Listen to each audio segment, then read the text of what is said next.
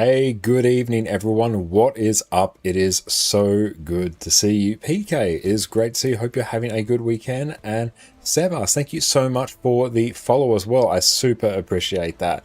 We're back again today with some more Guild Wars 2, diving into a bit of World versus World for the first time in a hot minute. Because, well, not so much in a hot minute, but the first time we've been somewhat doing it recently because we are in need of many gifts of battle. So this is the continuation of our journey to go and get them, and it's good we've managed to find a tag back here that we can follow along with, which is good. We just hopped on our Vindicator setup so we can try and give as many boons, as much healing as possible. Having a good time. But I hope everyone's had a wonderful weekend. That's down under a different time system. Are you missing something? Oh, it's Mother's Day here in Australia tomorrow, so I won't be streaming tomorrow evening to make sure Jess and I can just have enough time to chill out with her family tomorrow. So we're shifting tomorrow's stream to today.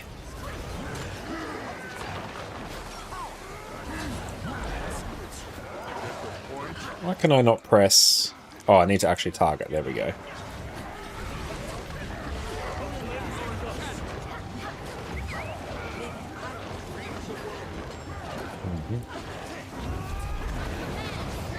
It's good. It means we get to have a bit more of a concerted focus on some World vs. World tonight. And a bunch of other stuff we actually need to get various Legendaries done and dusted. Because yeah, I still need at least 130 odd more Spirit Shards before I can even craft my next Legendary, which is going to be a huge source of our gold generation for the next while.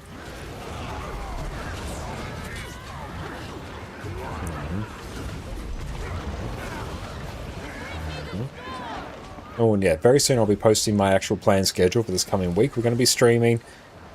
It'll fully encompass our normal time, but we're going to be starting a bit earlier than what we have done in past ones. So whereas on previous, patch drops would have started around 1 PM my time instead of 5 PM or 6 PM, we're now going to be starting at 8 AM my time. And then sort of continuing on through our normal time.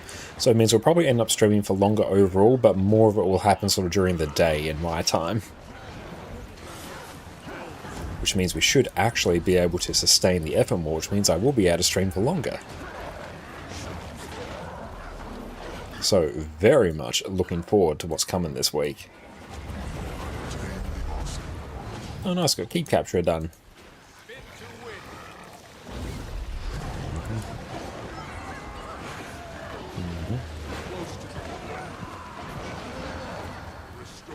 It'd be good if we could actually get an invite to this squad, but I think it's a closed or a private squad, so I'm going to have to sort of just wander around and see if we get an invite eventually. But yeah, World vs. World is going quite good for our team right now.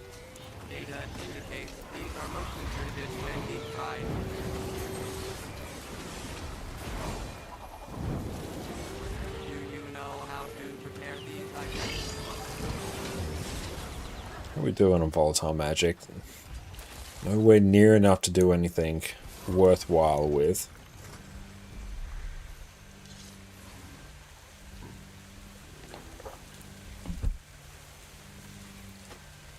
Let's just process some of that whilst we wait. 4 gold, not too bad. Oh, I can actually open a bunch of these. Sparse, what's up, mate? Great to see you. Hope you're having a good one.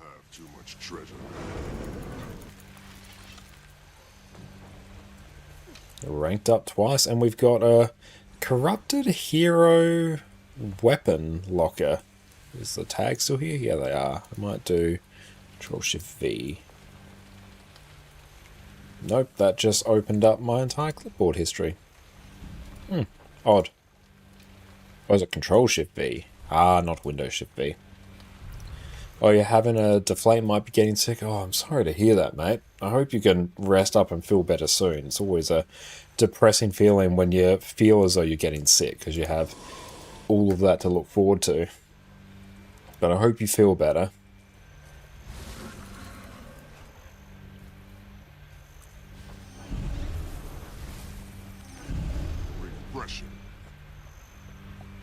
When you got the late sleeping. Oh, I'm sorry to hear that.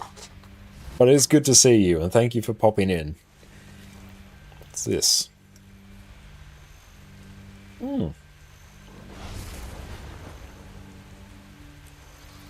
Yeah, pretty cool. Looks like a purple dragon. Like Barney.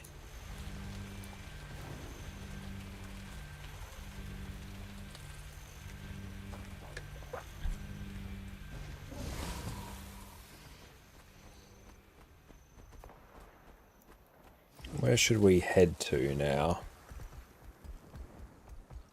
There might just be AFK for a smidge. How is that going? Almost halfway. Should I get some heroic boosters? Everybody's deflate.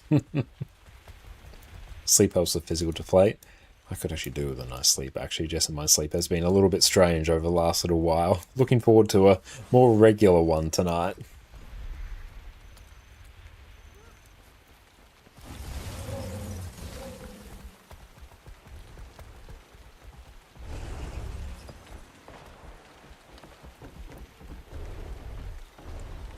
But yeah, just look at this world versus world split. We are red.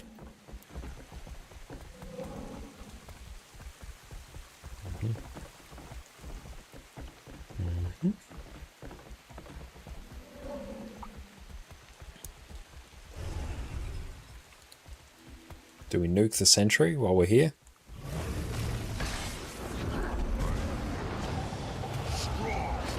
Nah, prob's not. Sven, what's up? Great to see you, mate. How you been?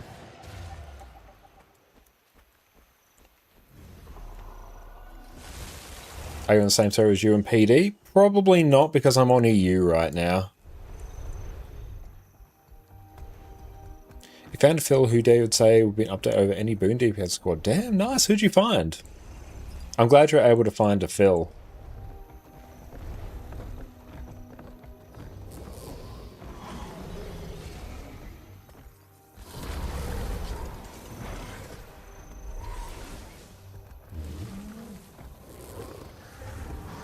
Top Weaver on Ceres LCM and top contender for URSM.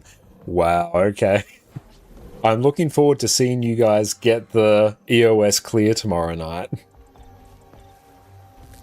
I have complete faith and total expectations.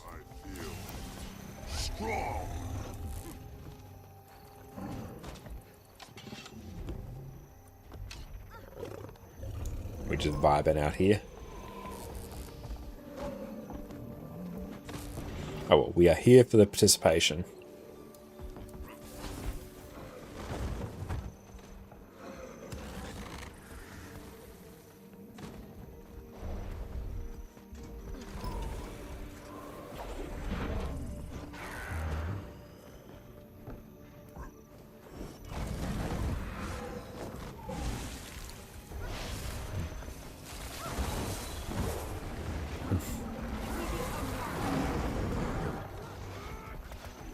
At the moment, he's top URSM as well. Nice. Very, very good. Casualties is K. That is amazing. And ranked up again. Hooray! More tomes. We need many, many more tomes.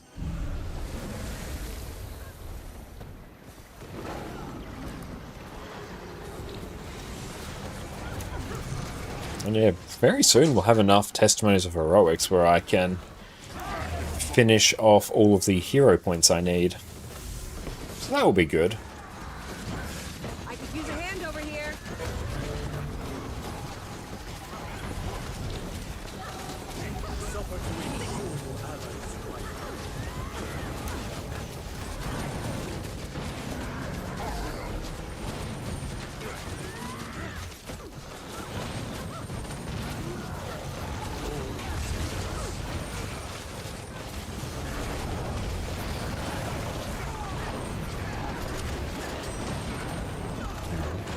Oh, they got wrecked.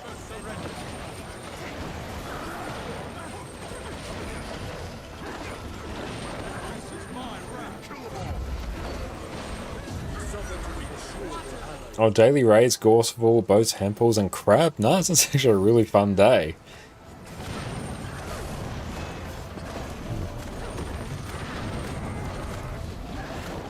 I found crab clears have been much easier lately as well. That's been really nice.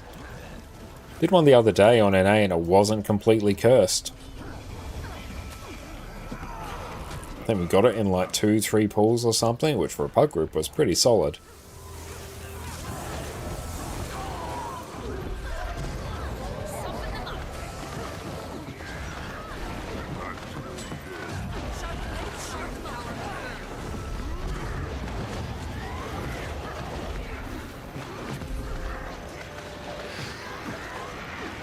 Locked in.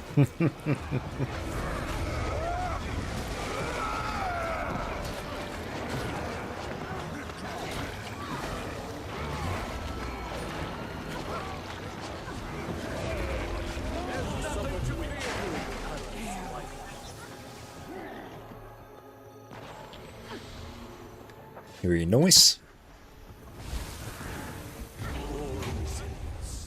Saying the true ham being heal like Mirage.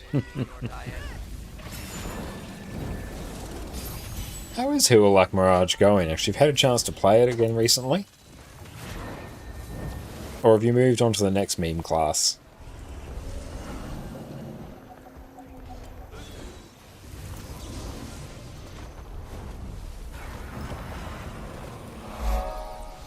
Hey Paul, thank you for the follow, mate. I appreciate that.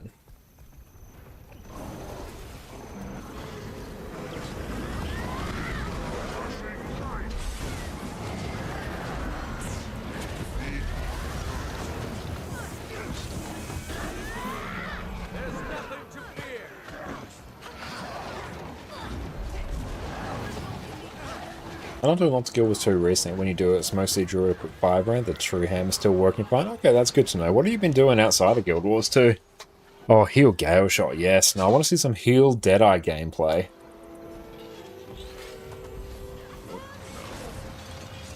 The true degen classes. I started Baldur's Gate 3. You're actually nice. I really do want to play Baldur's Gate 3 eventually. In my off time, I have been having some good fun doing Pokemon Emerald Hardcore Nuzlockes. They've been very, very fun.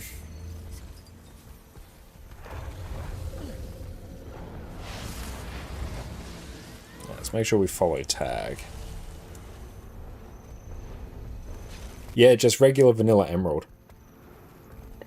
It's really interesting. I think those games, when you're playing like the hardcore Nuzlocke rules, which is like the no over-leveling next gym, no items in battle, set mode, all that good stuff, it actually is a, at least for some of the gym fights, it's a healthy enough challenge where it's still engaging, and it has enough sort of encounter variety where things don't necessarily always end up the same. And you find some really wild stuff that works really well, like Golduck is low-key insanely hype. As you do Swagger on any Pokemon that doesn't have any physical attacks. Do that 3 times, then you Psych Up, steal their boosts, and then you're fast enough with a reasonable nature and stats that you just basically sweep the entire Elite Four. It's great. Oh, and Linoon also sweeps the entire Elite Four. It's wild.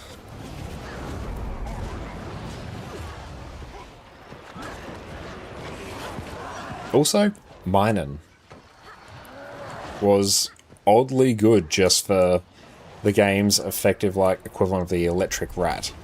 That thing carried really hard. And Garth, welcome in. It's great to see you. Yeah, we're shifting Sunday stream to today because I'm not going to be available tomorrow.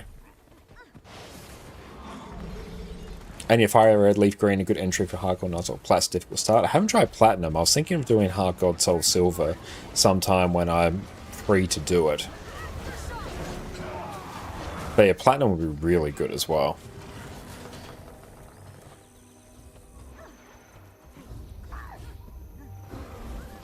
I'm working through Fire Red right now on Switch. Love Nostalgia. Oh, I love the fact that they re-released Fire Red, Leaf Green, and the Switch. Just wait until they eventually decide they haven't got enough money and decide to re-release things like Emerald on there.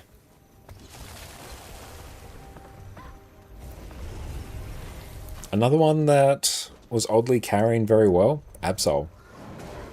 Bailed me out of quite a few things, particularly just with Perish Song. Give me a new Gold Silver remake, please. That would be really nice, I find, especially if they could fix a lot of the level curve issues with Heart Gold and Soul Silver. I was doing a good amount of Pokemon Infinite Fusion, back basically Fire Red, Leaf Green, and Johto in as well. Nice! Finished Hard Mode in Elite Four a while ago, paused a moment. May go for E4 Round 2 some point after finishing Johto. That sounds really fun. I haven't played Infinite Fusion. A while ago I played... Did I finish? I played Pokemon Unbound. I'm not sure if I finished it. I played that when Jess and I went to Sydney. And the Pokemon Legacy like ROM hacks as well. I had a really, really good time in. But I've had a really good time playing Emerald lately as well. It's just been nice. The region's cool. It's a decent enough challenge. If you have level caps, Elite Four can actually be surprisingly difficult. Had a much easier time the first few times I did it when I took Swampert. Swampert kind of just carries insanely hard, but as soon as you get rid of Swampert, it actually makes the rest of the game a lot more difficult. Any thought on Pokemon Champions? Thought about picking it up, but I know I used to play a lot of competitive VGC back in the day. Like, I would obsessively play that, to the point where I did the international tournament in Sydney a couple of years back and managed to get into the top 32, but the amount of time and mental energy that I invested in that, I sort of just got burnt out on after a while. But since 2014 was when I played Pokemon VGC competitively, and it's just more so I haven't so much thought about having the time to dedicate to it.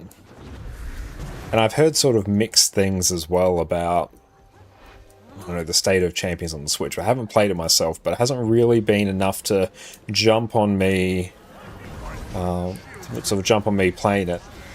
Well, don't know Jimothy, definitely know Wolfie though. Always love their content.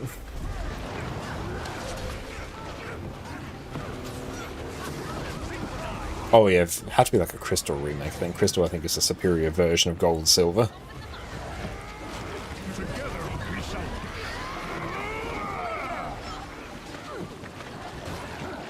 Been some other things. Oh yeah, Gyarados goes insanely hard, even though it's before the physical special split, so it gets like really no good stab moves, but you just give it Return, Earthquake, Dragon Dance, and Taunt, and you basically set up on the entire Elite Four.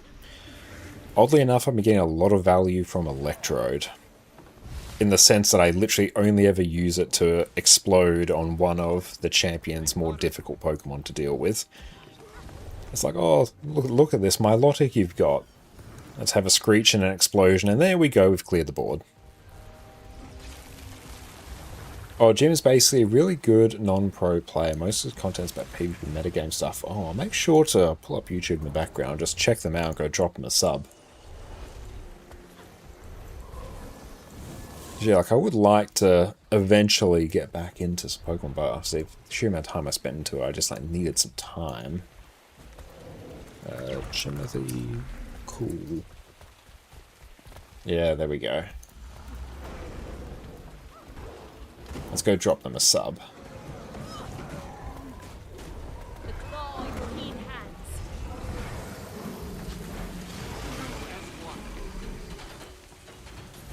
I don't know, have you had any experience or any thoughts on Pokemon Champions? Because as far as I understand it, that's sort of meant to be the hub for where, you know, that's where their competitive metagame, competitive aspect is meant to be.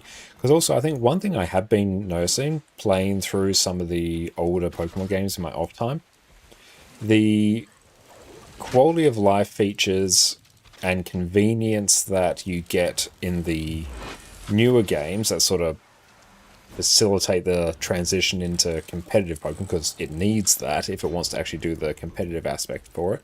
I think it actually hinders its enjoyment status as like a standalone game, whereas oddly enough I'm finding particularly things like non-reusable TMs in Gen 3, I'm finding it, I mean, I'm having to be quite strategic about, you know, where I'm investing these, as opposed to just, oh, everyone gets them. So there's a bit more of a trade-off to it, especially when it's combined with Nuzlocke rules. That's what I'm finding.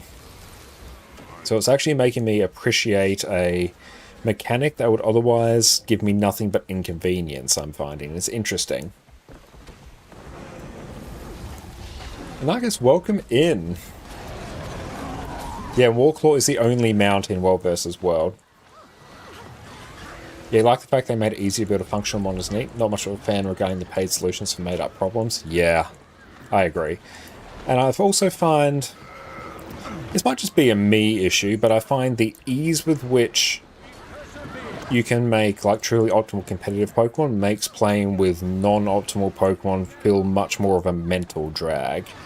Whereas I find that's less of a problem in the older games where it's just like not practical to do it. It's a bit of a self-imposed issue and restriction, but it's just something I can't quite shake.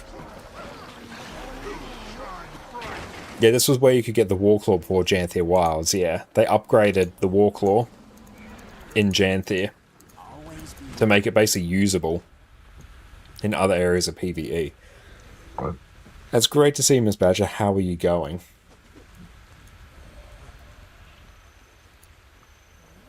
I still use Showdown over any Nintendo PvP platform. Oh yeah, Showdown's where I would do like all of my practice and the like. Oh, where is Letag?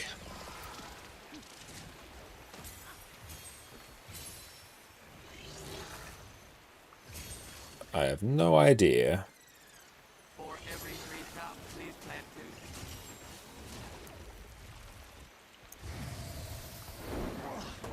Some extreme laziness, unmotivation has played you. Oh, I'm sorry to hear that. But you know what? Sometimes it's okay to not be motivated. Sometimes you need those days.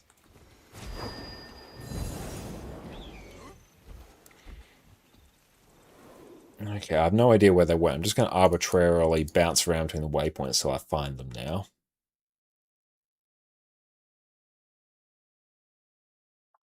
But yeah, I'd basically practice on Showdown before playing on Nintendo's official thing for whatever reason or whatever thing I was working towards, because obviously the speed with which the flexibility you can test is just unfathomable. Again, your last get to battle, you died a few times trying to land from high place on your Warclaw. That was, unironically, since I've dived back into World vs. World because I need a bunch of gifts of battle. The first time in like the last week, I jumped into World vs. World. The first time in quite a while. One of the very first things I did was kill myself to full damage with the Warclaw. Just instantly. One of the very first things.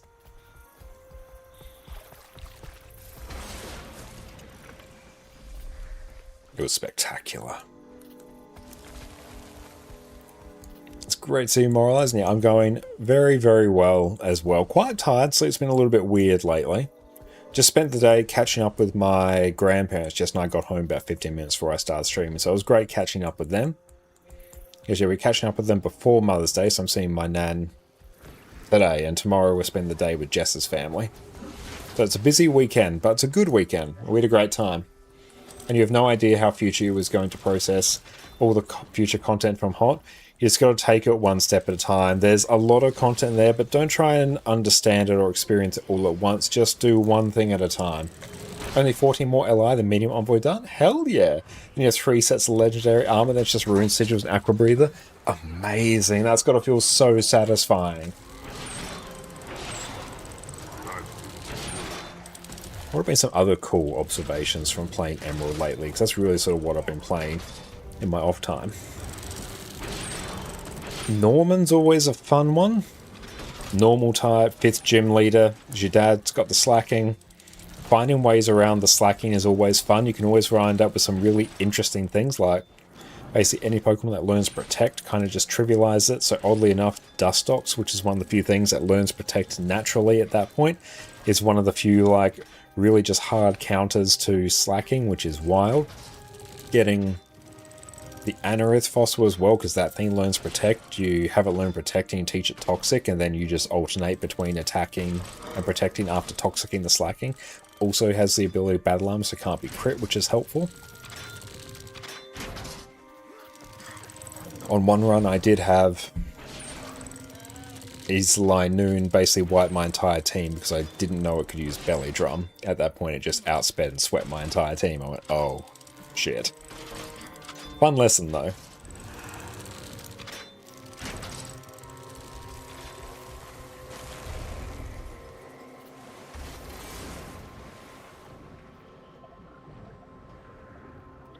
need to equip underwater weapons or skills. I don't know, just many skills. There we go. Won't think too hard about them. They are just there.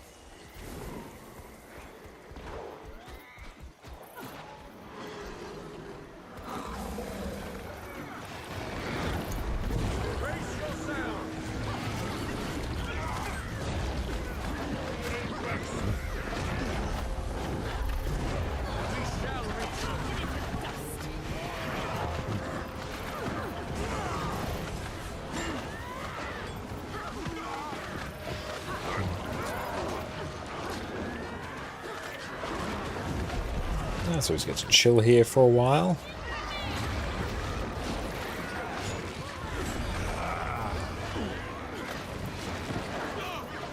Where's my arc DPS? Why does it think nothing is installed? I'll restart it later because I told it to update arc DPS, but I believe it seems to have uninstalled everything. That's fun. I'm just saying because I felt really high ping there for a moment, and I wasn't wrong. I think 1300 does constitute high ping, as does 2100.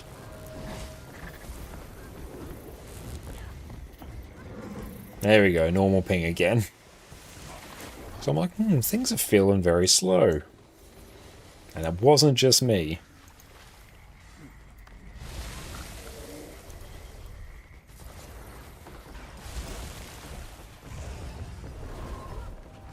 So it'll just be them sharks attacking the undersea cables again.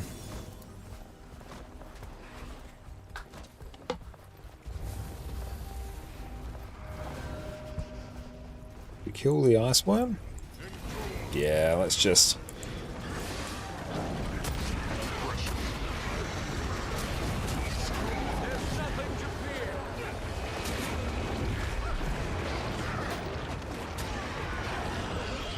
to get some extra experience.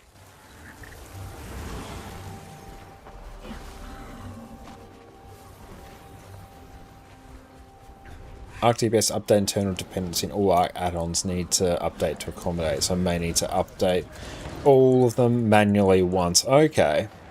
I'll go through and I'll do that. It's just weird because Arc DPS itself says it's uninstalled. So yeah, it's not just like Arc DPS sounds like the boon table and the squad rolls add-on and things like that. It's literally Arc DPS itself, which is just strange. I can do it, but I might restart my game once and then figure it out. It's not pressing for World vs. World. I don't really use it. The only thing I use it for is actually to monitor my ping to know if my high ping is just my perception or if it's actually reality.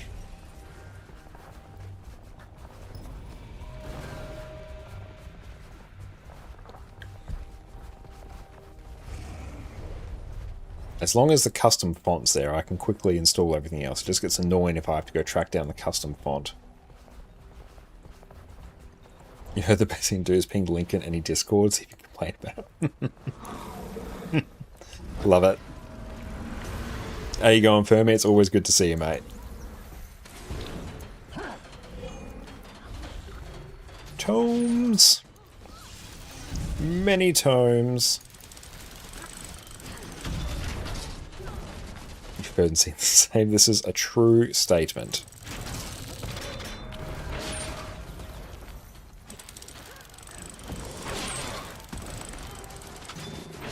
Oh, I hate that I've got the fractal boxes can't compact it. Very upsetting. Makes me very upsetty spaghetti. Hope you're all having a good weekend. I hope you are as well. And yeah, at least on mine, I've had a very good start to the weekend so far. I'm sure Linker will love it. Crafting. Let's just check to see how much we need for Incinerator. And I'll just tell that to constantly update. Then I can see the Spirit Shard number going down. It's going to cost me 15 gold to do it though, so that's cool. I literally need 82 Ectos and 125 Spirit Shards. And a Gift of Battle.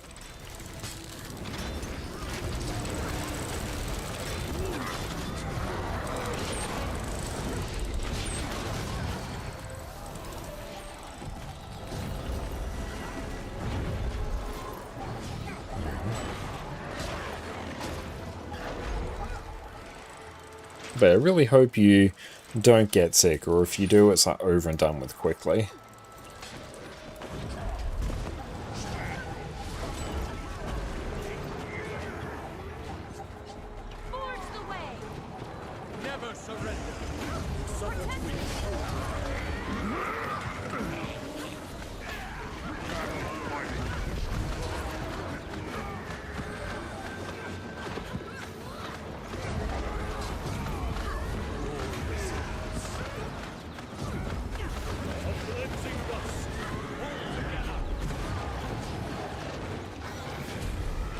Oh, missed so many dodges and Decimus him down like 4 times on the kill. Ouch. Yeah, that's a rough time.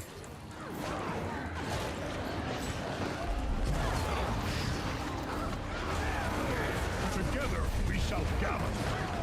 None may harm you while I am here.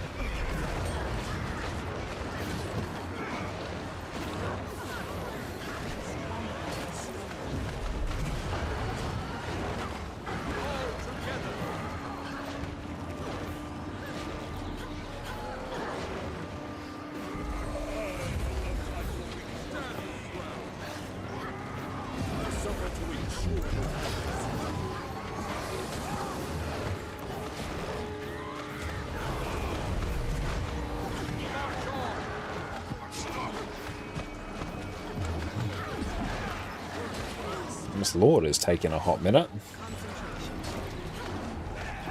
You're on road to God of World versus World. That would be an almighty long road.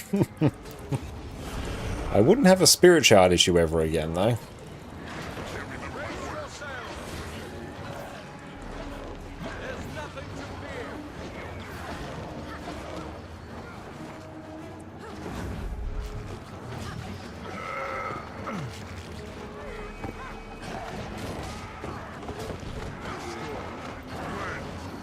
What is my ping?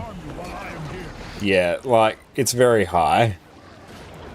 There's really not much point in me pressing skills.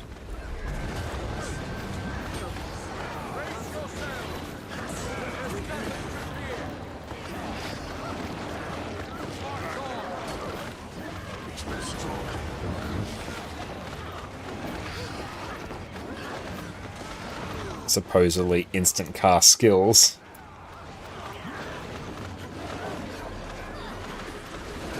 I can dodge though. Yeah, this button here basically doesn't do anything with this ping.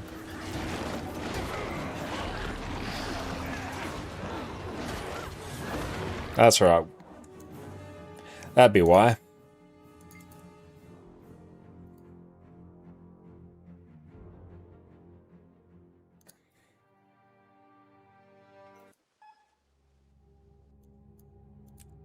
Yay. Got the invite.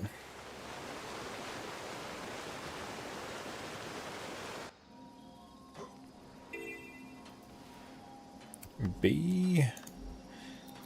I think it's this one.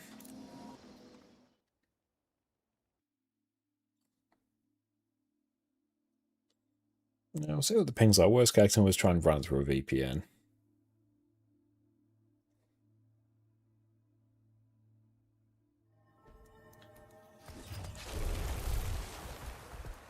Can we get up there? No, I can't.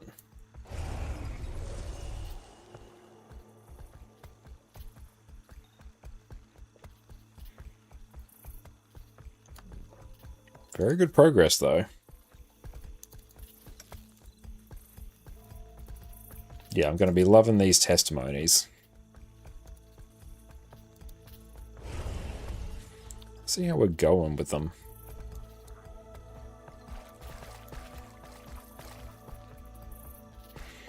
I think I actually do have enough now to insta-complete the core tier hero points on the character I will be doing map comp on again, so that's good. That took no time. It actually took basically half the time to do a reward track than it was for me to get those. So that is sweet.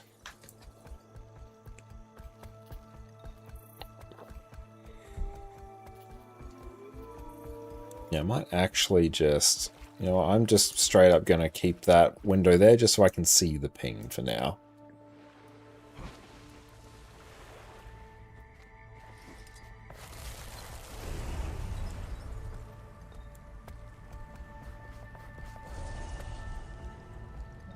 Okay, where are we off to?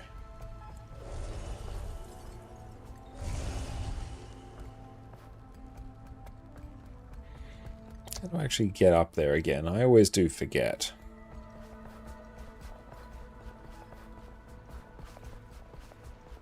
Oh, here's the commander down here. Yeah, let's go follow them.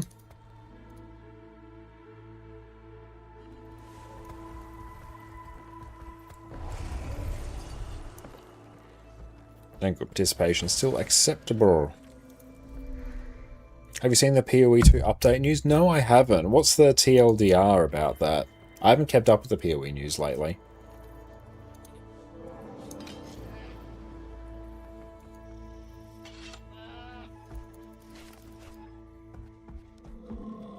Oh, I don't need those anymore. Hooray. Now I shall break you.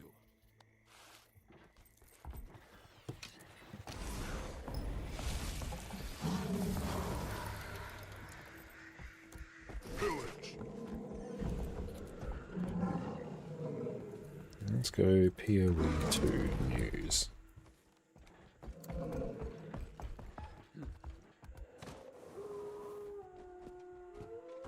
Oh, finally get an exciting release date update.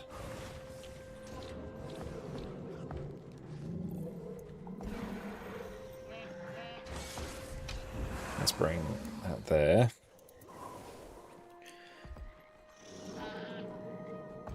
They have digital live stream detail latest patch. I'll just keep an eye on comm there.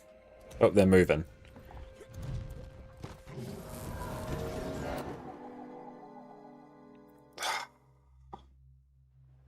Bloody nonsense. Back in. Just about, how about we just rework every league mechanic in game, help make it in-game more approachable while giving hardcore players better, more goals. How about just adding massive amounts of content? Amazing. That is great to hear. No, seriously, that is really cool. Okay, hang on. Let's get in there again. So, intention to launch the full game in 2026 after ExileCon. So after November 7th to 8th. Nice. That's actually really exciting. So I'm sort of holding out for when the official, full release of that is expected. So that is really good to know. And yes, they're going to be releasing massive amounts of content. Oh, it's going to be the last content update for 1.0, which they confirm will be soon after ExileCon in November. Excellent. That is great. Dirtbag, welcome in. Great to see you. And thanks for coming along for raids on Wednesday as well, mate. It's wonderful to have you there. How have you been?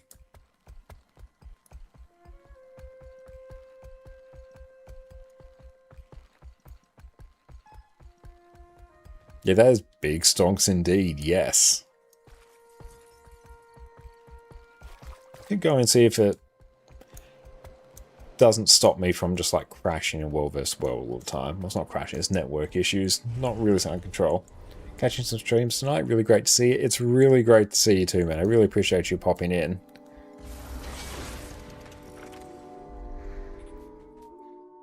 Let's just go do that. Why not? We are red, apparently. Oh, I could have literally just gone here. What am I doing? Keep forgetting that waypoint's there.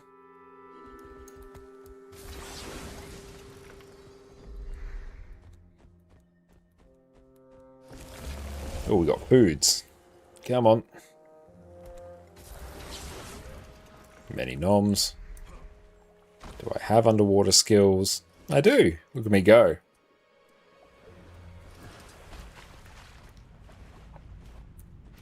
It's a really good time for ARPG players. Diablo 4 is really nice and enjoyable to play, and the PvE 2 patch just around the corner. Yeah, honestly, that's a great time for everyone involved.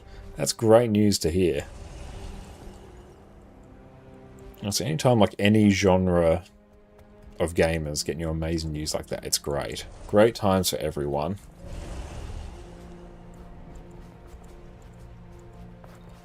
Dawn's Eerie, where are we going?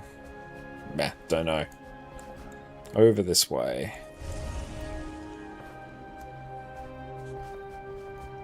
Ah! I'm gonna keep that there so I can keep an eye on the ping. Ah!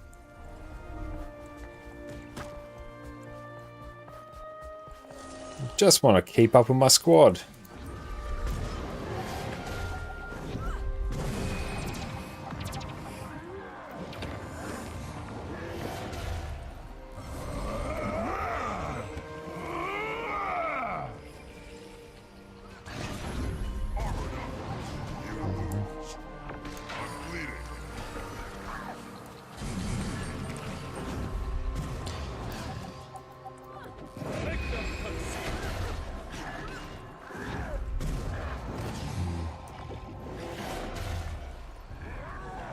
Like, I'm not going to be able to kill them. I'm in a heal build.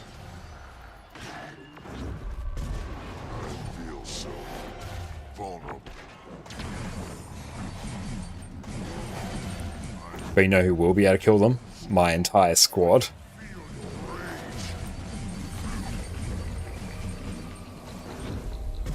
We must renew ourselves.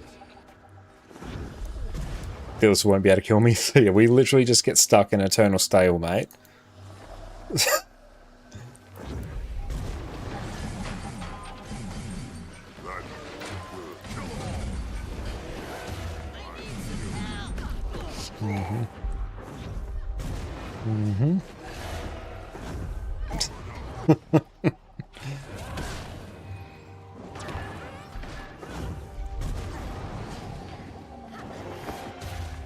Just running away from their shield. I can't remember what it's called. Tides of Time.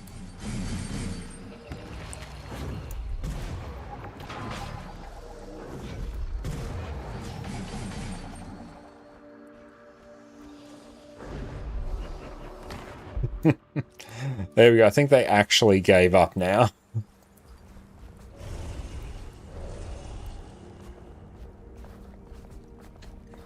That's good. That was just getting a bit ridiculous there.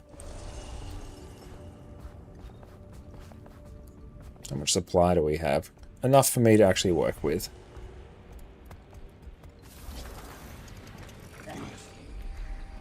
Yeah, actually going to have to work up my participation though.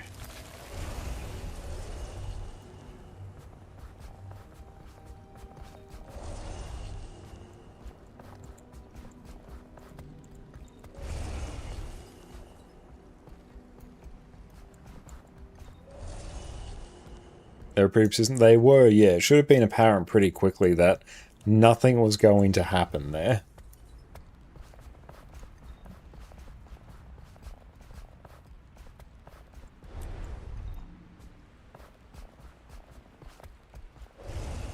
Who is whispering me? Is there anyone in the squad? I think they are actually my squad. Yeah.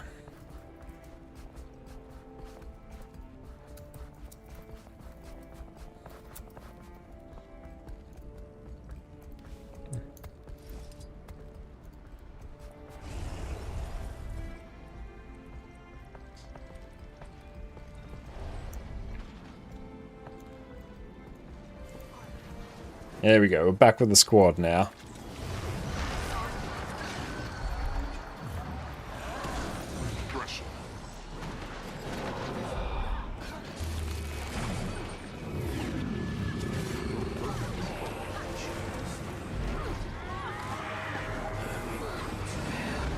Ah!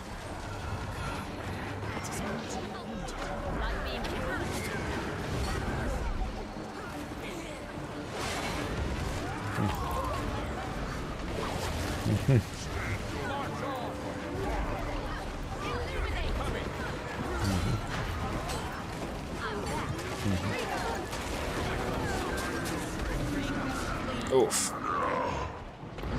Might be able to rally off someone.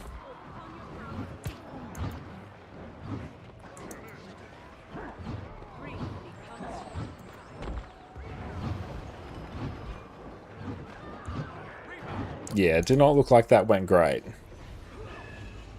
Let's go back here.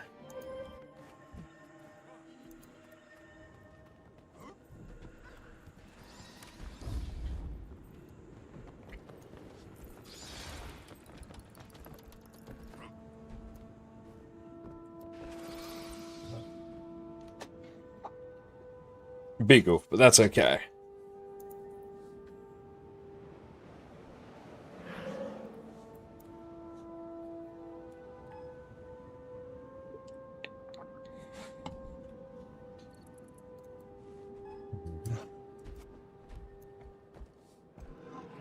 Cool, 121 Spirit Shards now. We're actually getting through these at a pretty decent rate.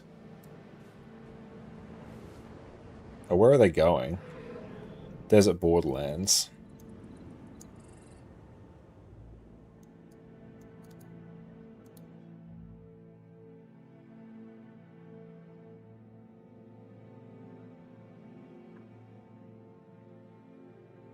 Need to pay attention to that a little bit quicker.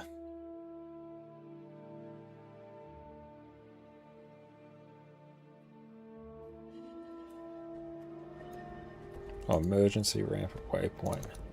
Contested, can't get there. Oh well, back we go. Find something.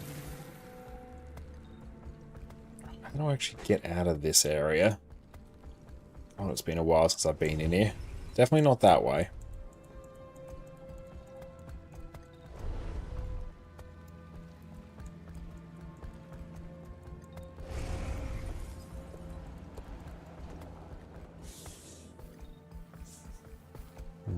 Which way?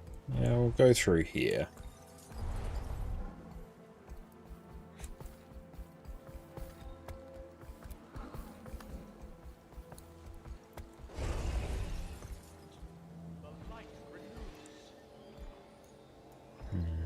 Can I make this? Oh, I can certainly make this bigger. There we go.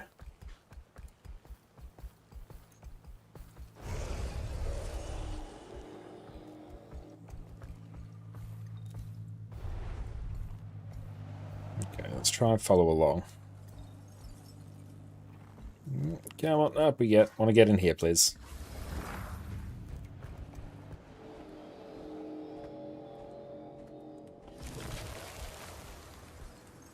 Yeah, let's go through here and then follow along. And it's very hyped for the weekend. It's been a great weekend so far here. How's yours been, Zez?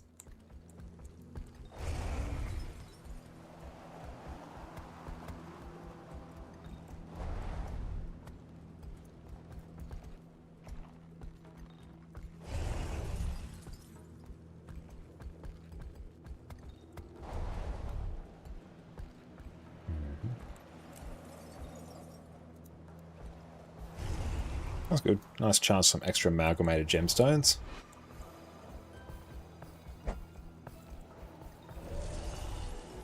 Oh, where are we going now?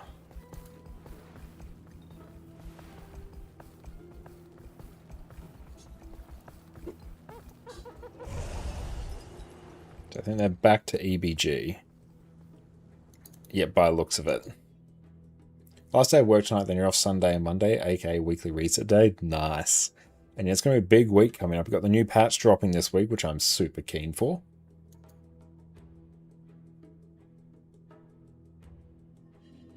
Okay, now we're down here. Okay, I'm not too far behind now. That's good. Yeah, it's this week.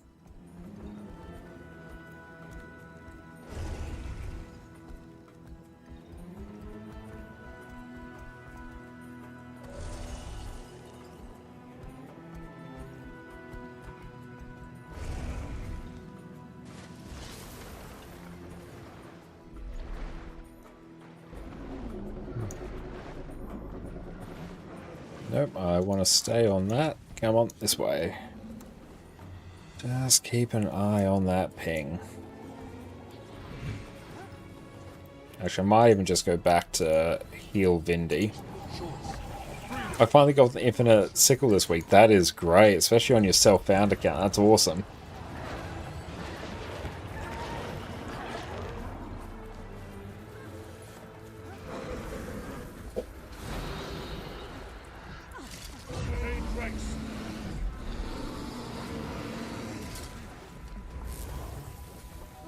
Three statuettes left. Yeah, you're so close to that. That is great.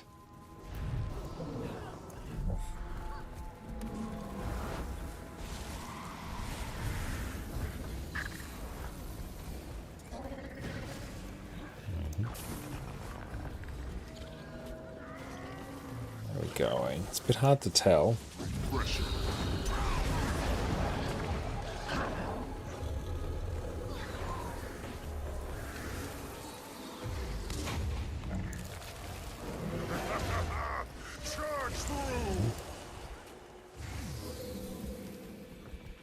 Did you run around 10 or chuck of sickles in your inventory too? Oh, it's going to be so good once you finally have that taken care of. Clarity and grace. Fire. Health. Vigor. Recovery.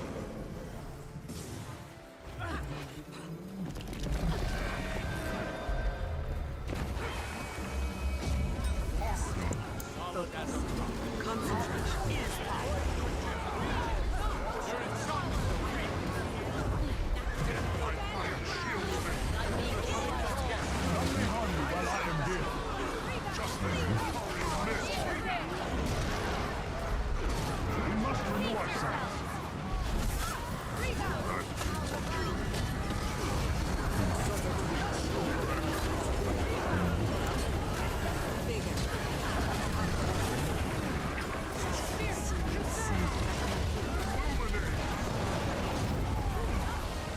Annie, what's up? Great to see you. Hope you're having a good one. Just diving into a bit of world versus world now because we need some more gifts of battle. I need to shatter that real quick. Oof. Should have been a bit careful with the St. Victor's urn there.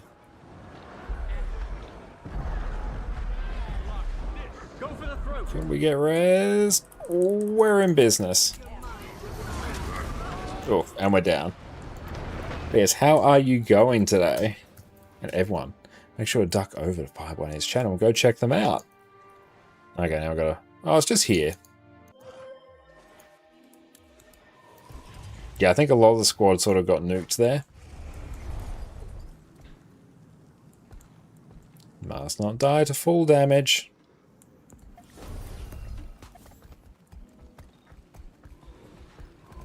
Let's grab ourselves the shout out. Not shout out, the... Well, yes, the shout out, but also the food.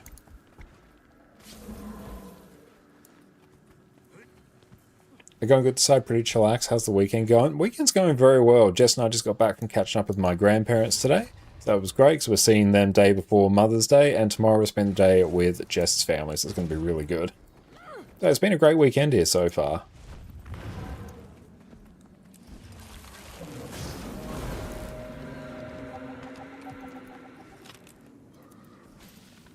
That's good. I need a lot more testimonies of heroics. So I use them to complete the hero points for Corteria.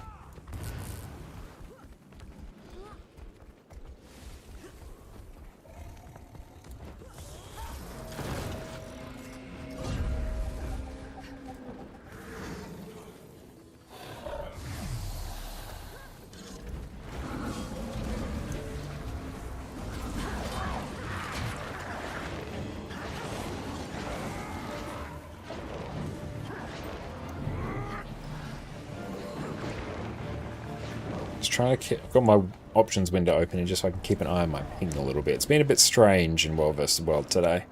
It's occasional like 2k ping spike, which is always dicey.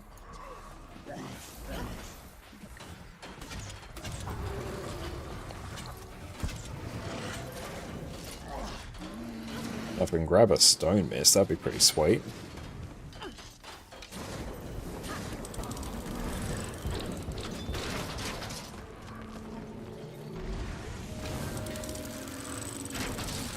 Super VG, it's been a bit since you played Guild Wars 2. Well, now's as good a time as any to come on back. There'll be such content for you to catch up on and enjoy. How's the game doing? How's the new expansion? Game's doing really, really well. We're in the realm of annual expansions now, so we're in the third of the annual expansions. So since End of Dragons, and we shifted to annual. So then we had Secrets of the Obscure, Janthia Wars, now we're in Visions of Eternity. And this coming week, we're getting a major content update patch for Visions of Eternity. So the way it works is every year you get the expansion release, then every 3 months after that, for the next 3 months up until the next expansion, you get like big updates for that expansion. Haven't played since Hot. Oh yeah, like you've got so much to catch up on. Yeah, might as well be a leak for the name of the next X-Pack. Oh, that's interesting. I haven't seen any of that. Any news of a new expansion is good news.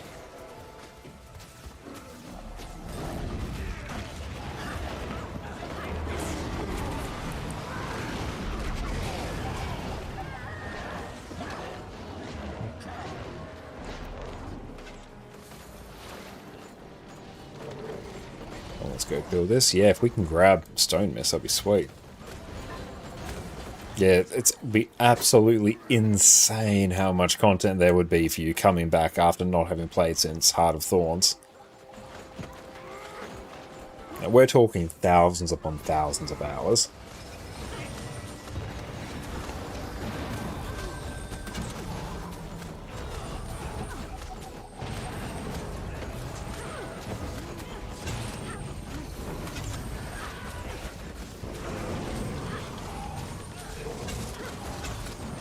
Gates gradually going down. What do you think the class will get from it? New weapon, another elite spec, maybe a shared elite spec for all classes?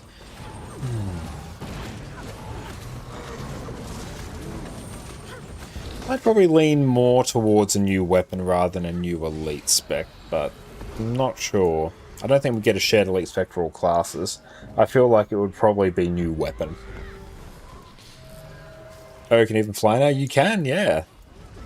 Yep, you can unlock Sky Scale and a whole bunch of other mounts. Yeah, mounts will be an entirely new thing for you since Heart of Thorns. And they spend the next 3 weeks deciding on what to play. That's why you just make one of everything and then just bounce around between all the classes depending on what you want.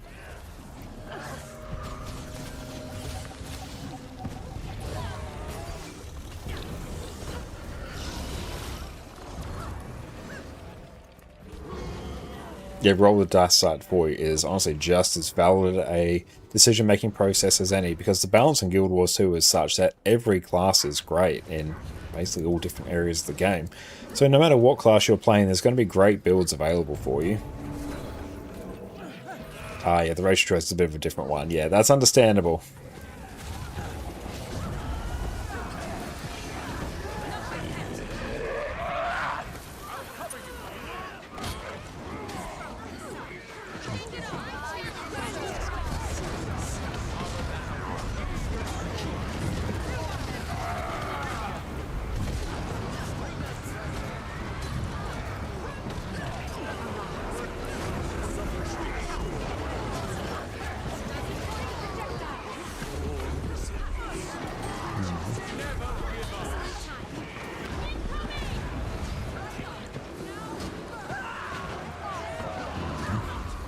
Very nice. Just mowed through this Zerg. As I just get completely ruffle stomped there.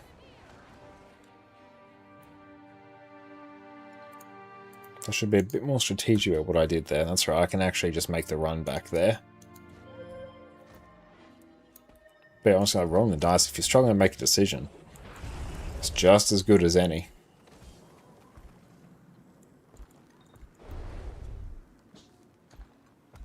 Grab that. More claim tickets, which is sweet. How many keys did I get? Oh no, those lockboxes I got.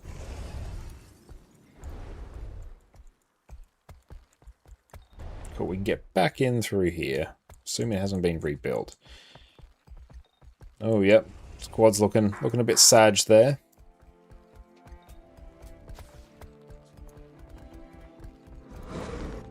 might even go back, because I presume the commanders, yeah, they're respawning here. Slash, yeah, let's type here, /D, AFK, few minutes. But cool, we're going to take a quick break, go stretch our legs, be back in a bit.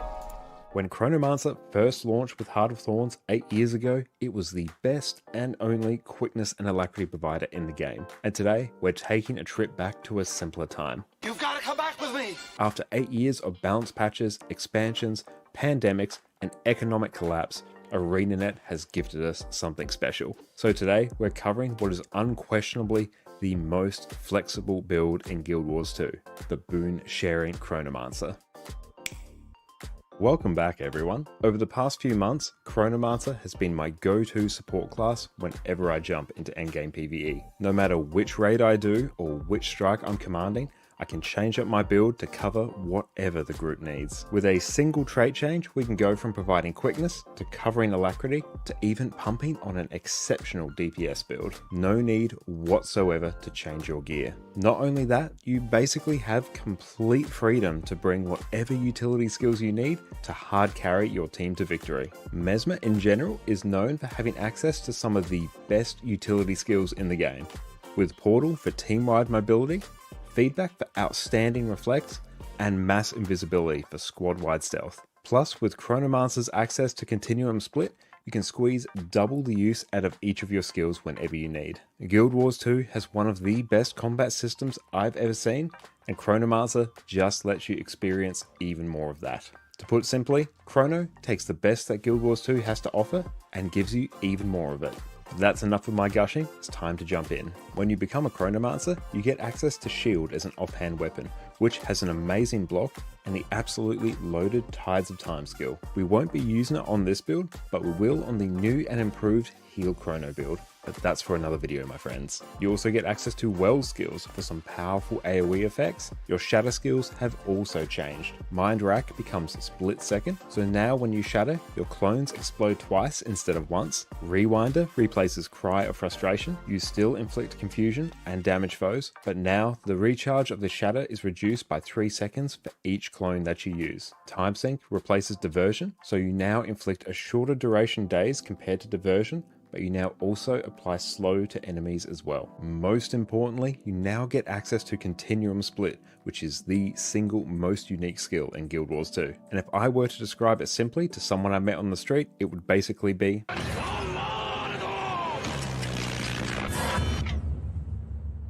you activate it to save your current health, position, and current cooldowns. While it's active, you can use whatever skills you want. It will last longer the more clones that you shatter, and when it runs out, you're reset to your starting position with your health and cooldowns intact. You're then free to cast your skills again straight away. It basically lets you travel back in time and use your skills twice. And we're back, welcome back, and thank you Bingy for the follow. I really appreciate that, my friend. Probably put a video on for you, the joys of the randomized videos, but honestly, like, I assume that was a Chronomancer video, maybe a Virtuoso video, but yes, you definitely should play Mesmer.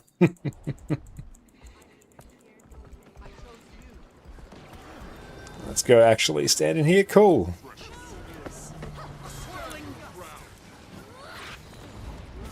Where are we? Let's go stack here.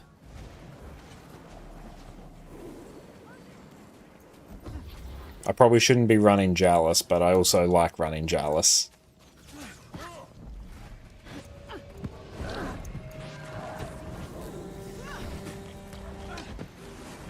Let's go!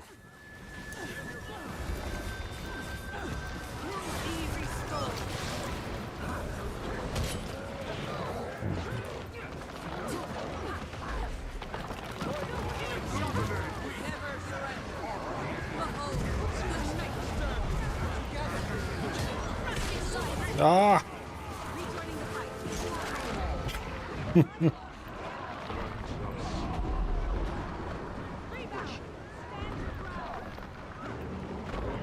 No, in that case, I really just need to roll on in.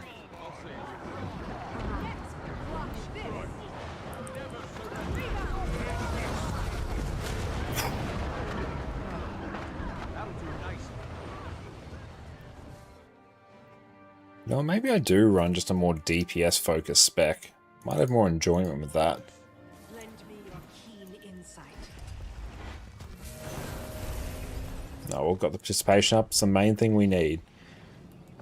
Lock and load. Make sure I glide here properly. And yeah, let's run actual Ventari.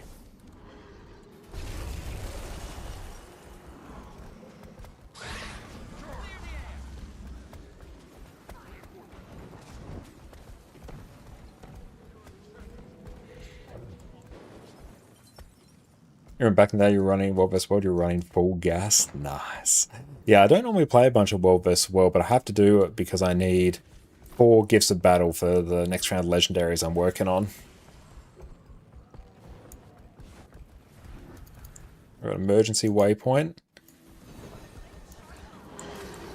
Yeah. Rejoining the figure. Recover.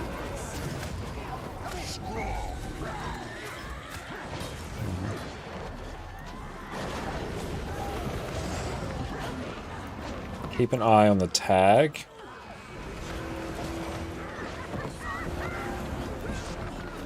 Together we shall. Oof. History is mine.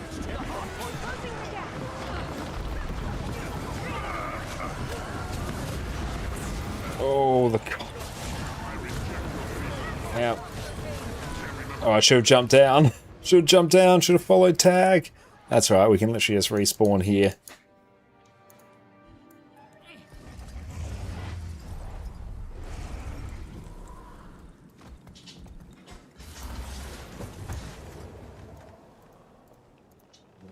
Very nice.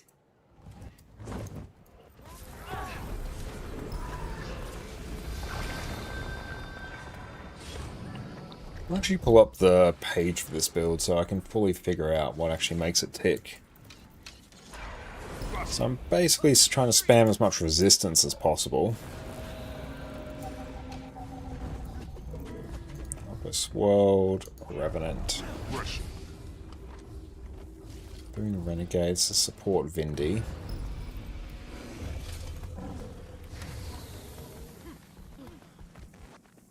Are there any big World vs. World mains in chat that would answer swapping to guilds over service has improved or worsened the community feeling? That is a good question.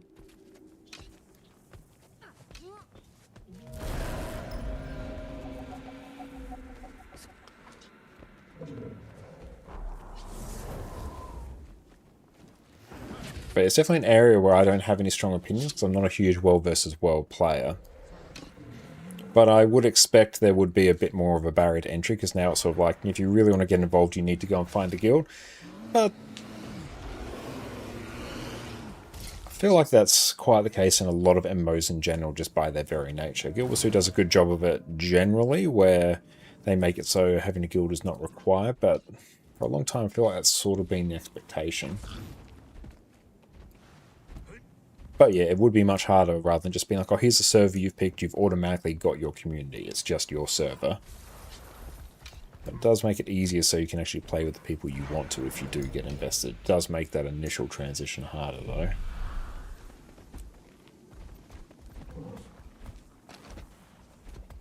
Swap stances off cooldown below 10 energy.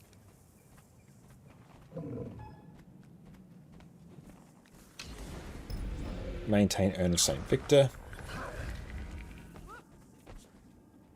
Okay, and make sure I deactivate Urn of St. Victor once things start getting dangerous. I use my heal once everyone needs a bit of burst healing. Buster. Nope, squad has dipped. That's alright. Off we trot. Let's go. Let's bounce around between different regions now, see if it's not a tag. Before it was just you were part of Baruch Bay, whatever, and every time you join World vs. World, you're part of the same group no matter how long your breaks are, but now if you don't have a guild, you'll just randomly place each time. Yeah, so if you're not actively involved in World vs. World, it really does reduce that community feeling, as it were.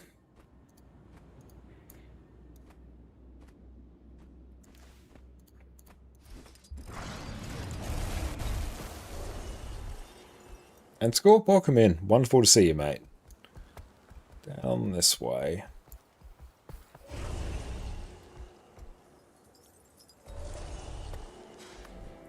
How we going? 28 now? That's good. Blasting through it pretty well. Centaur stance.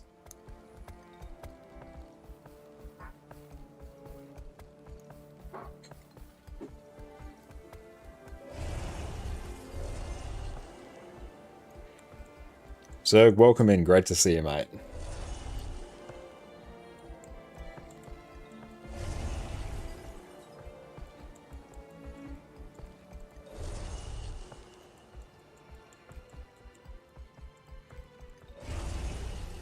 Now, keep an eye if any other tags pop up.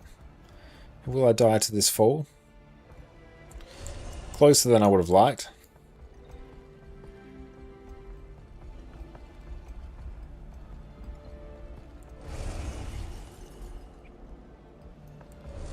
One bad thing about Desert Borderlands, because the map is just so large and so windy, it is very difficult to catch up to people once they've got a bit of a head start.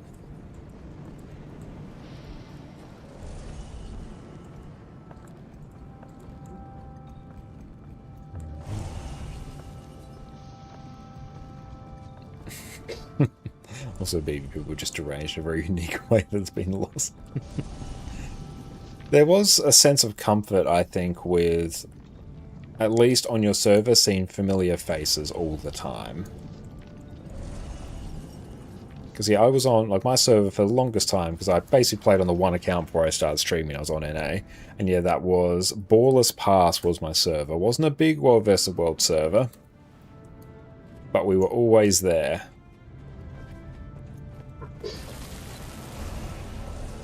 And yeah, you'd start to just recognize people that were there as well. So that was always quite fun. No, I'm going to just go capture this camp. Yeah, I'll dip from this squad and we'll see what's happening elsewhere.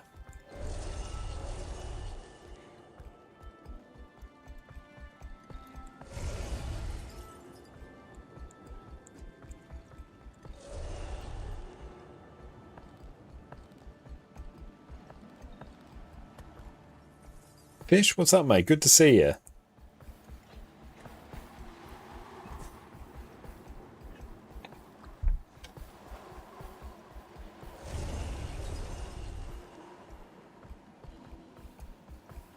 Let's just make sure I'm on the right set.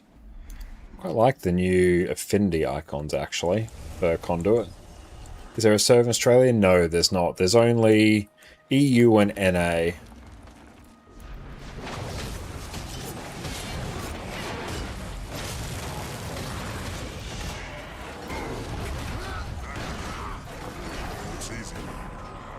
Oh, nice.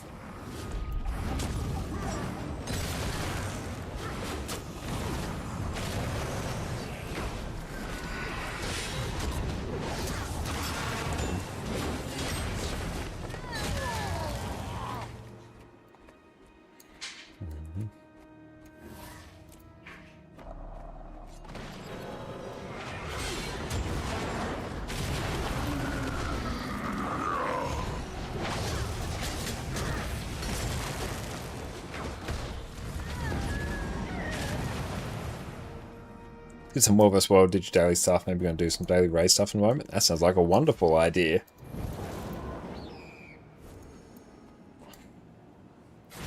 More tomes, always here for it.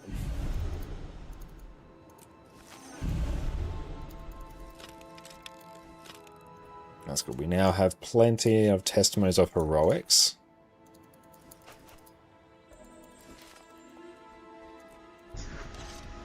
Okay, so they're taken care of now. Let's just maybe jump back into EBG and just see if another squad is formed. We still need 217 LI. Sizable amount, but it will... is that one full? Yeah, I'll queue up for EBG, why not? Sizable amount, but it will happen quicker than you expect. Especially with the number of different ways you can get LI now. Legendary insights.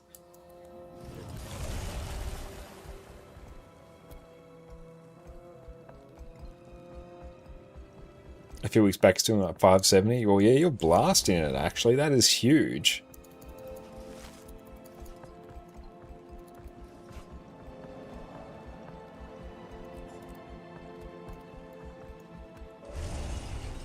Also, grab that. We'll just flip objectives while we're waiting for our queue to fill. It looks like, given the map is full, there is probably a tag up in there. It's usually what it means.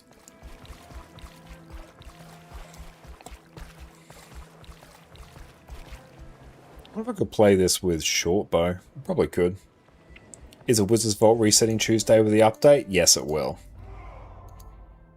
So yeah, if you make gold from the Wizard's Vault, as you should, it's going to be fantastic.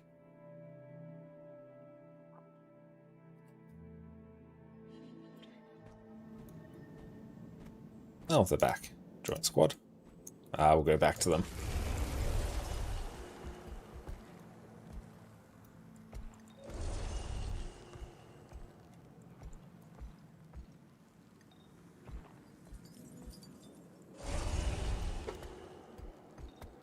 So where are they? Just down there. Let's go follow them.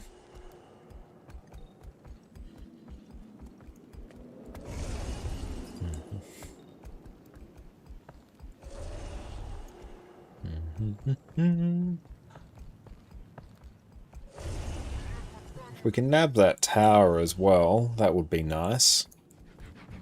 Don't know if I'll get there in time. We'll try and capture the camp. Let's see how we go.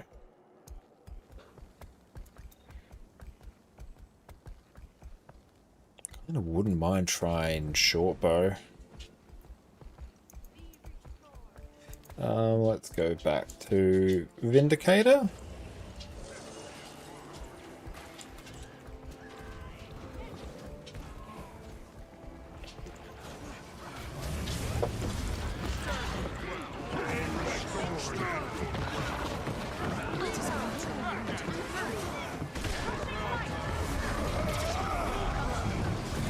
Oh, that's gonna hurt.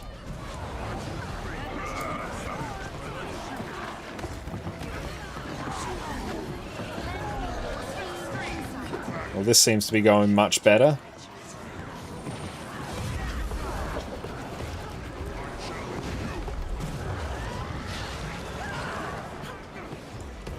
Yes, that's going way better.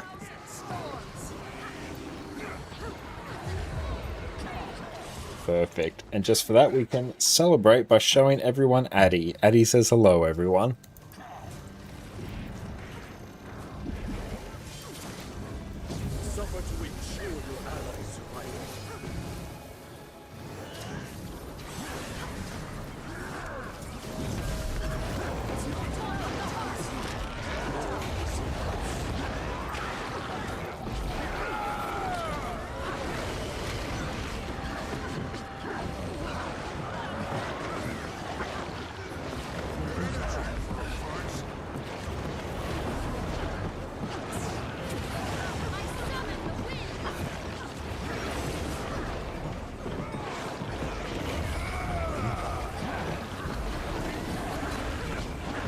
Just try and burn through as much energy as possible. Oh, here they come.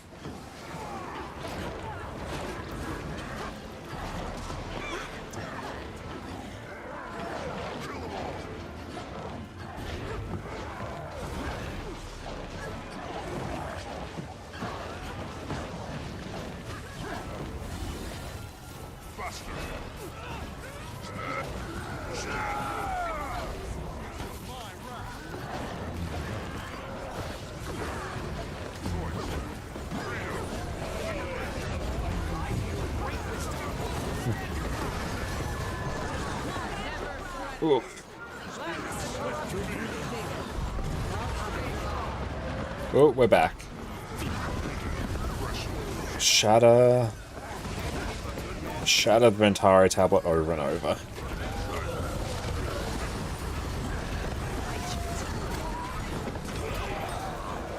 Nice.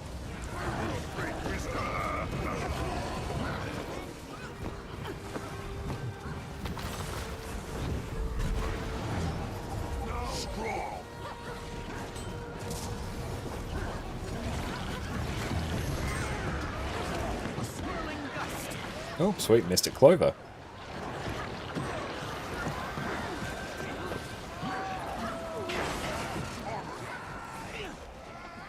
So yeah, a bunch of World vs. World currency. Even if you're not doing World vs. World, it's actually particularly useful. You can buy Mystic Clovers with it, you can buy gear with it. I've seen World vs. World for Legendaries. So spend some time in there is super useful.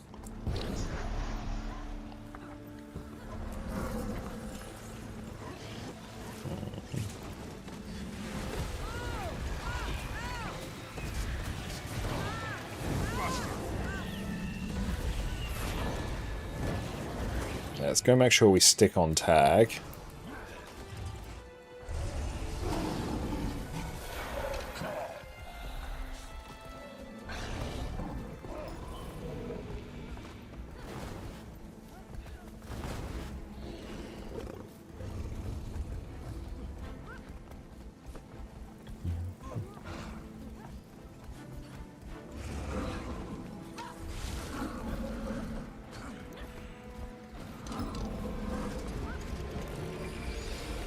Go and start building.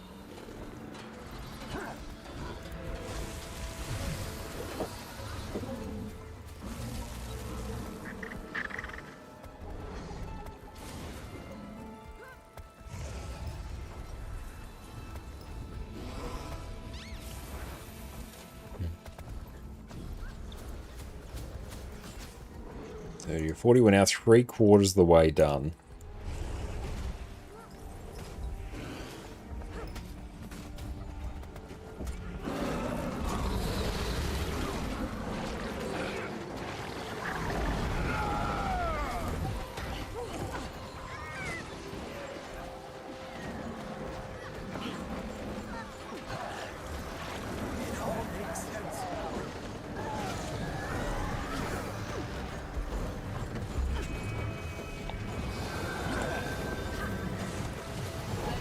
Let's try and build a little bit.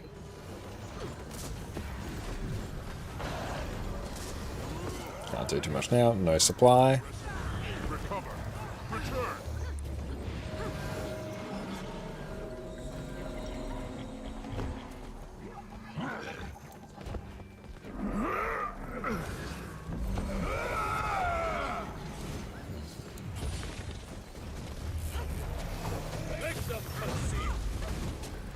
Where are we going? What are we doing?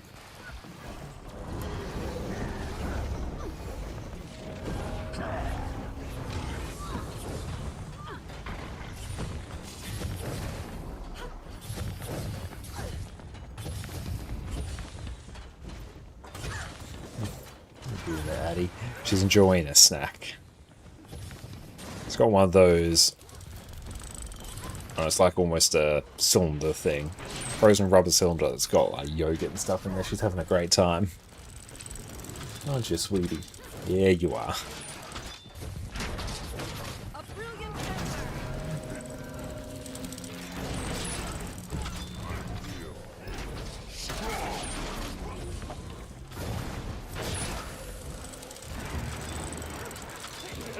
The lightning new.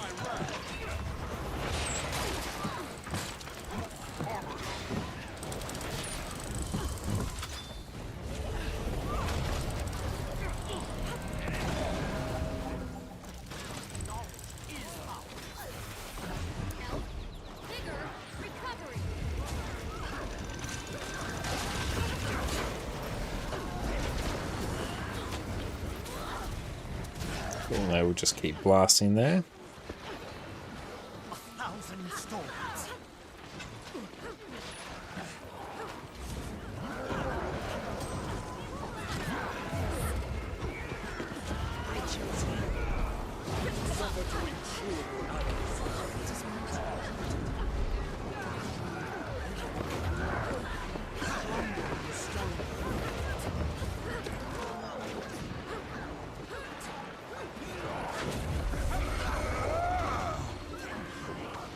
Just keep resummoning my tablet and moving it on the group.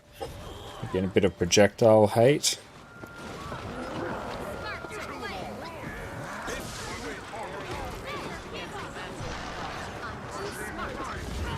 I'm gonna move around the outside of the group with the Urn of Saint Victor so I don't get completely nuked. Shatter it, now I'm low on energy. Blow it on a tablet on the group for stability. There we go. Who's the commander there? Bit hard to tell because I'm not in the squad and it's a private one, but if I... There we go. That is the commander right there.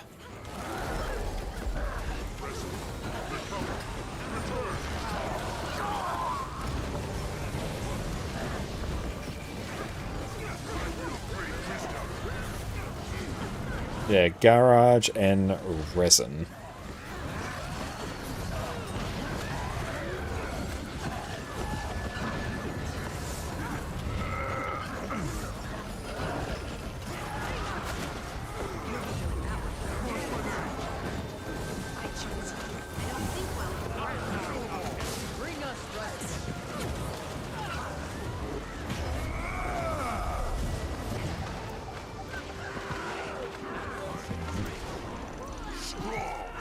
Just keep an eye on them.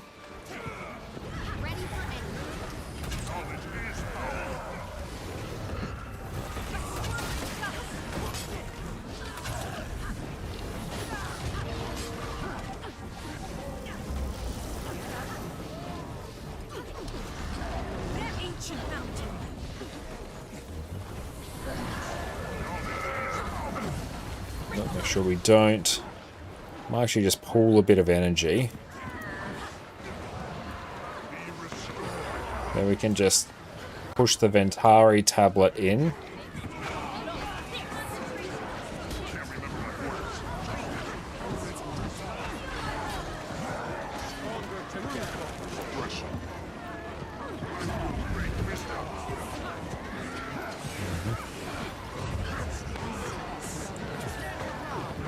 Shatter it.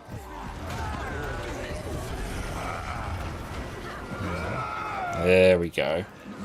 Oh, Adia dropped it. Try and keep an eye on tag.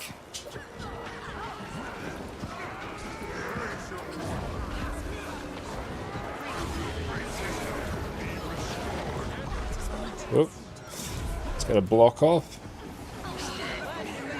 Cryptic, welcome in, mate.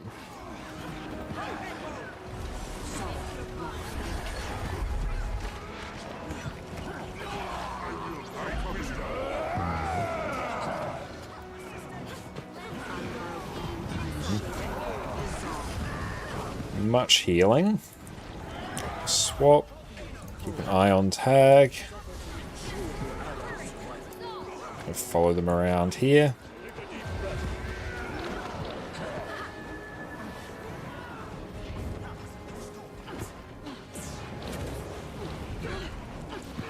Make sure I don't preemptively run in.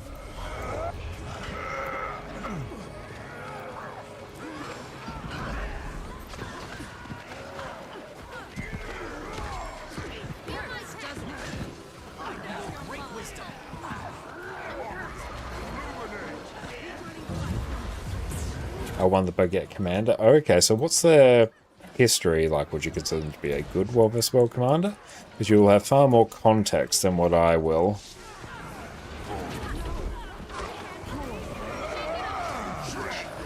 Ah.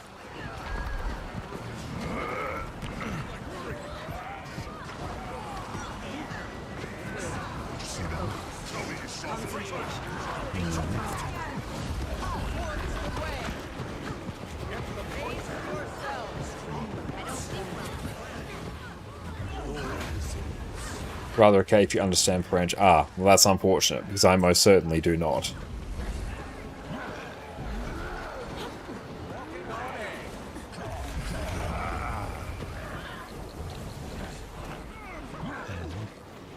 But overall, it's going well.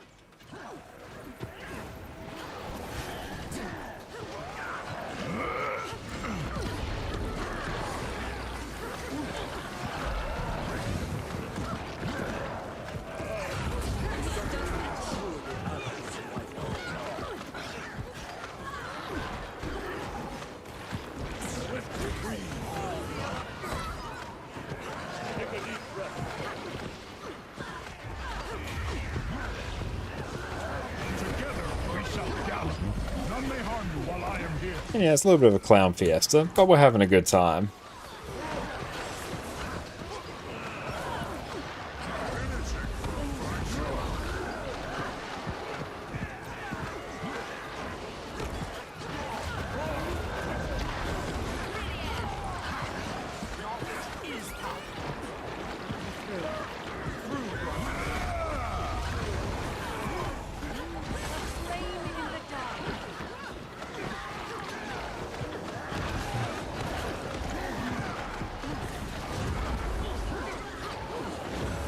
Servant of mine, walk this land. Oh, we've got another little coming in.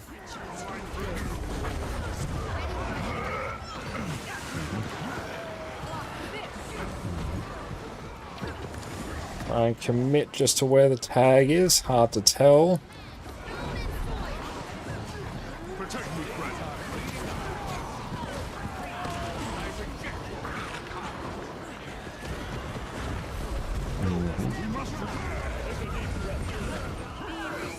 Let's keep this up for a little bit. Shatter it.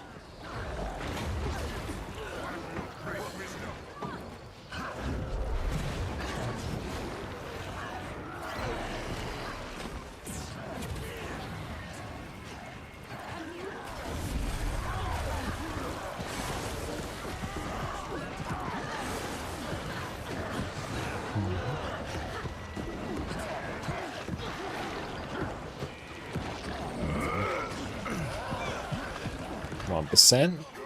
Cool, we'll probably capture this just fine.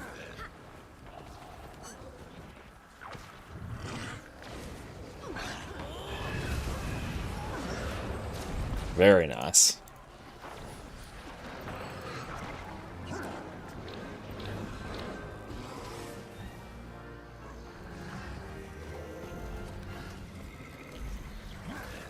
Load up on more and more of those.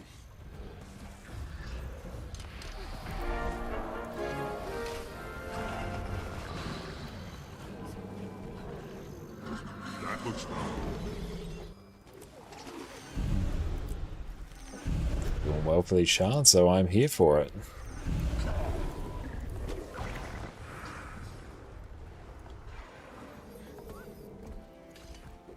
Slowly getting used to heal Vindicator though. It's a good time.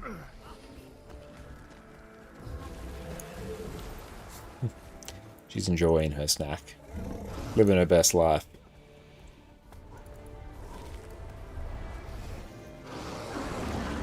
$32.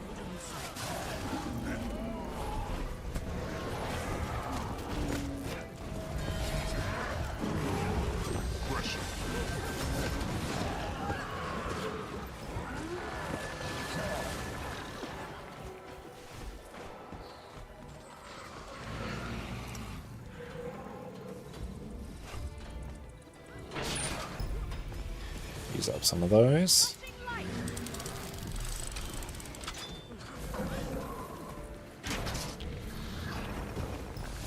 That one's Hydromancy, that can go. Power flow at 30%. So we need to load up on some more Ectos. 116 Spirit Shards left.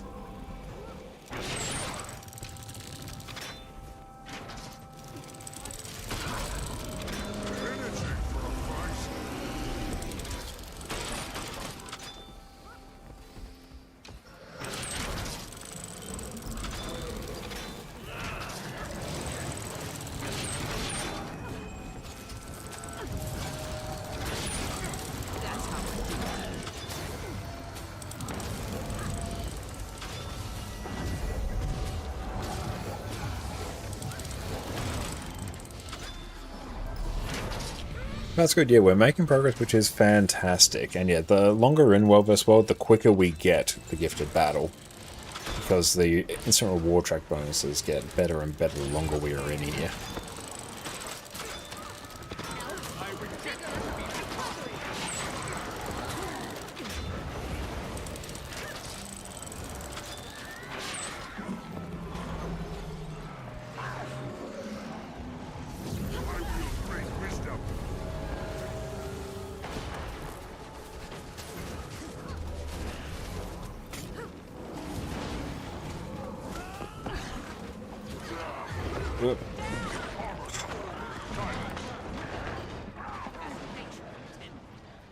Got completely bombed.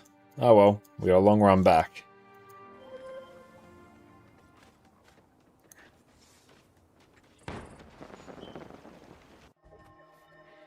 So I think I won't start with... Urn of St. Victor, because honestly it's just putting me in too much of a vulnerable position. Barracone, how's it going? Great to see you. Whereas I can swap to that skill once, you know, we've sort of done a single pass through the Zerg.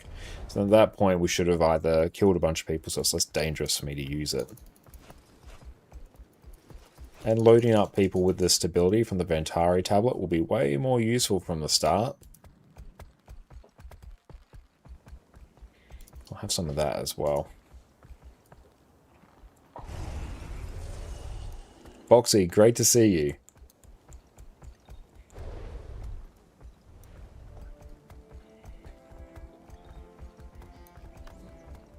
Three now, and yeah, once we get some more bronze done, it's even more.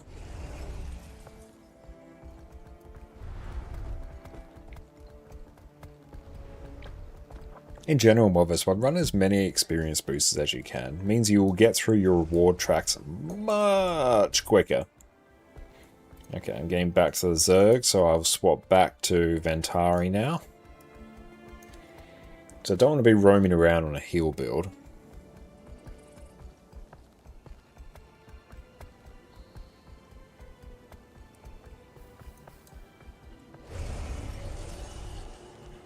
And yeah, so you hit your first level 80 a few days ago, finished the storyline, jumped into Path of Fire to get the Rock Gazelle. I presume you mean one of the other mounts, however you're struggling. You need a flying mount. What's your recommendation to do all this? Very good question. You have two options for getting the flying mount, Skyscale or Griffin. Griffin, in order to complete it, you... I'm going to die here.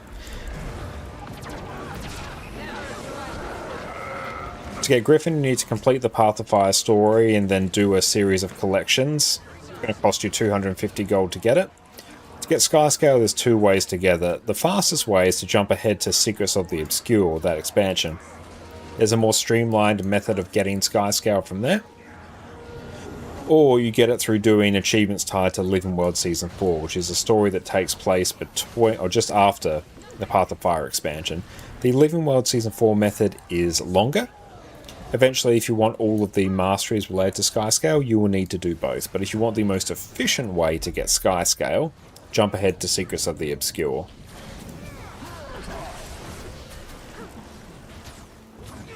But yeah, bear in mind, those mounts are a bit more of an investment compared to what you'd otherwise get. Like Skyscale in particular, that is the most investment-heavy mount to get. Griffin's just a bit of gold, like 250 gold. It's a good chunk, but it's not catastrophic amount. Raptor's basically free. Springer, Skimmer, Jackal, more or less free. Roller Beetle, not too much. But yeah, Skyscale is a bit. But if you want the easiest way to get it, Secrets of the Obscure. You struggled with gold. If you check out some of my gold making guides over my YouTube channel there, you'll probably find them really, really helpful, because there's more than enough gold just in the high value stuff in the Wizard's Vault where you should be able to just get yourself a Griffin without any issues.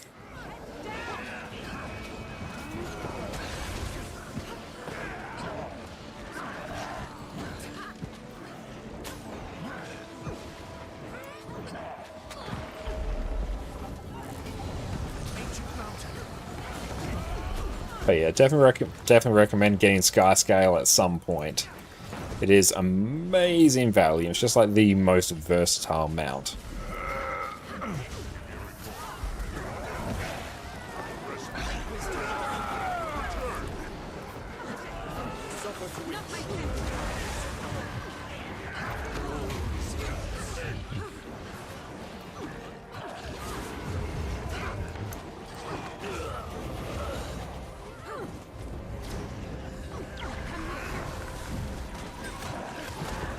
Just now you got kicked again by only virtual instructors from low DPS. I'm sorry to hear that, Boxy. That can be really frustrating and annoying when that happens.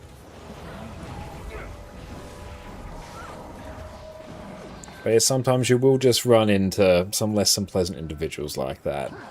Sorry to hear that.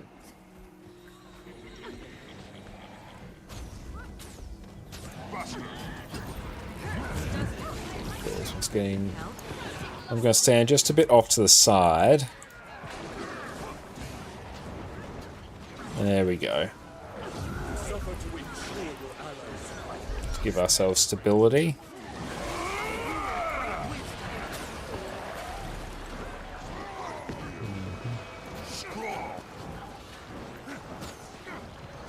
Now, if you are struggling a bit with DPS, if you've got some Arc DPS installed, you can always jump into the Special Forces training area to practice on the Golem for a bit. I've also got a guide on Power Virtuoso over my YouTube channel, which you might find helpful.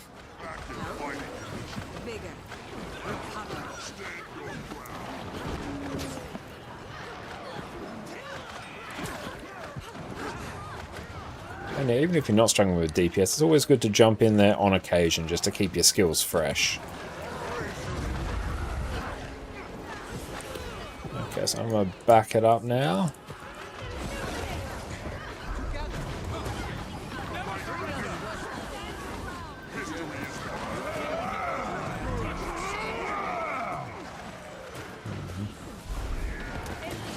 Ouch.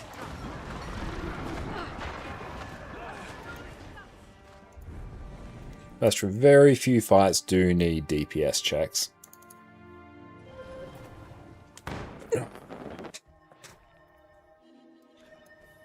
Destabilize real quick. Back we go. That's good. We can top up on that. Well, people are dying there. We're getting loot bags.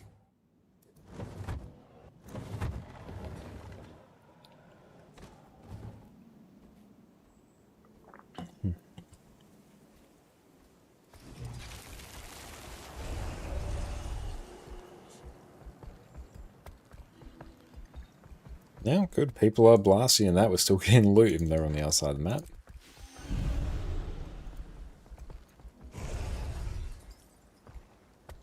Yeah, you don't necessarily need the flame mounts. They are uber convenient to get, though.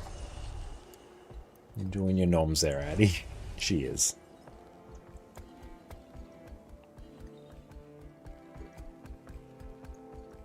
So I need 200 Spirit Shards. Only mate needs Warclaw. Warclaw is amazing value.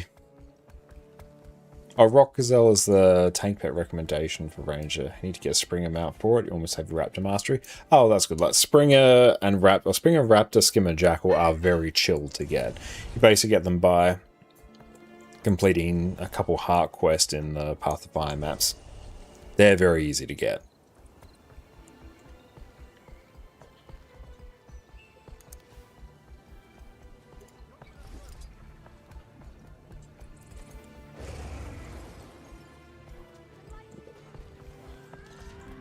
Well, we can't get back in now.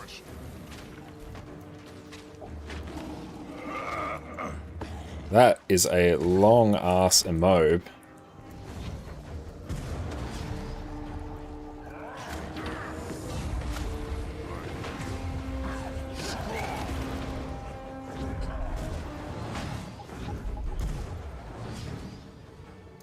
Okay, so we can't get in.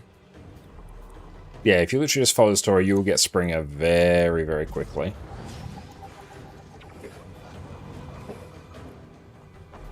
I took inspiration, finished map completion yesterday. Very nice. Well done. That is great. Yeah, how long did that take you?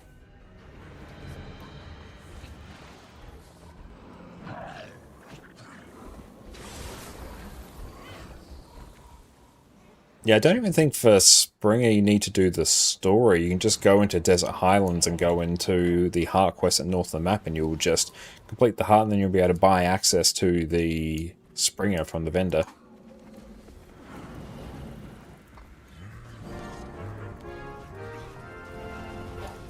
Half a day? Solid. That's great. How are we going? I will finish this next tier of bronze. We'll probably end up at 36 of 40. Afaro, great to see you, man. How you been? But yeah, Good. Springer is a very easy mount to get, but yeah, it's not... Doing the story will take you in its direction, but the story isn't required for it.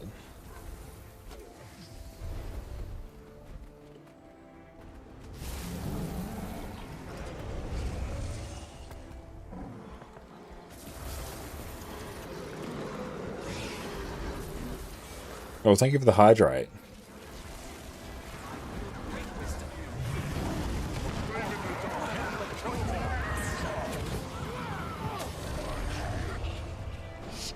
We'll make sure we do that right now.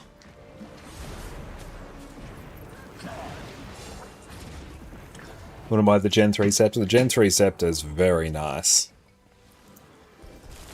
I reckon that is a very worthy goal.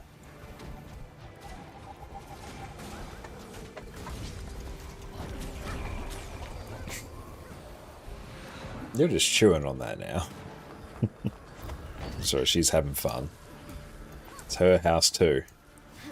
We're very much not a no dogs on the furniture house. It is Addie's couch as well.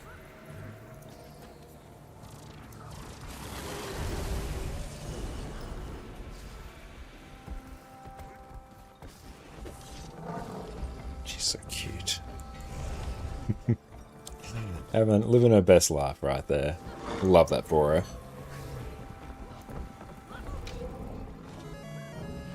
Oh.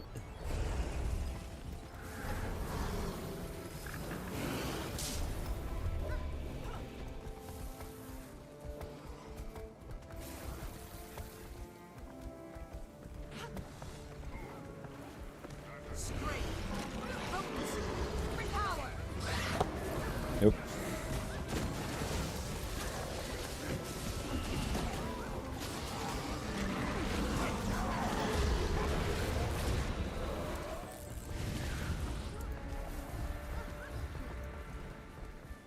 But we're getting very close to our next gift of battle, which means we can take another legendary soon. But yeah, we do need... I need at least 2 gifts of battle, because well, I need 4. But I've got 2 gifts exploration, so that equates to 2 gifts of battle.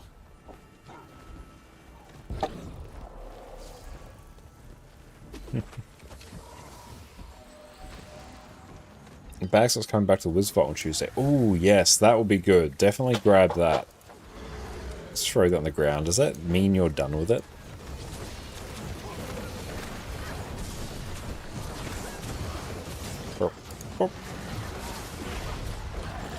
That gets us to 36.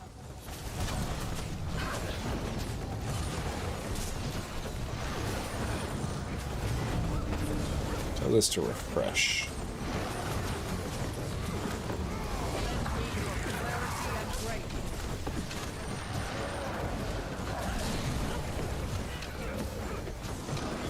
I have 92, so I need 108.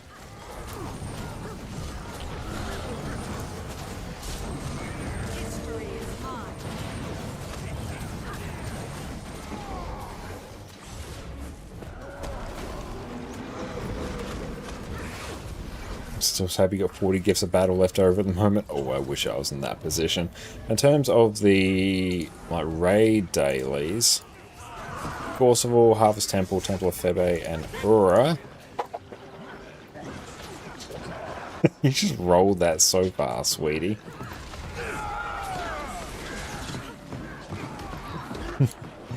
Thank you so much. Jess just made us a wonderful dinner of soup and homemade sourdough crackers. These are amazing. Oh, I love the little pattern she's cut into the side of them as well. I'll show that off. Jess has been really into sourdough lately, so she's made these. Hang on, can we do the thing?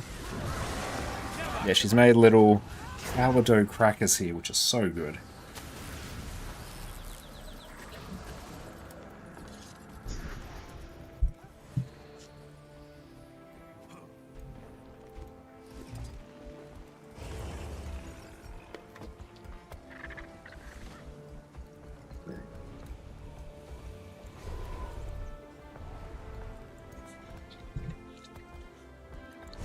Is ready to get the recipe of sourdough crackers. Have to keep an eye on Jess's website, ConnorConCarne.com. Still in the stage of like refining the recipes. It's sort of one of her new creations. But I'm sure it will end up there eventually. But yeah, Jess has been making a lot of sourdough lately, and every day you have to feed the sourdough, feed it with water and flour, so you end up with a lot of extra. So you either discard it, throw it away, or you make something with it.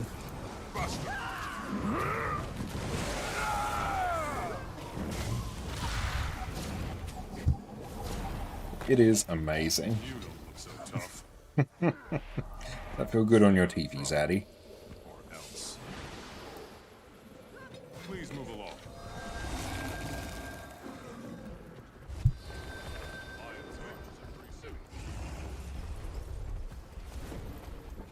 They taste like Subway Italian herb and cheese bread.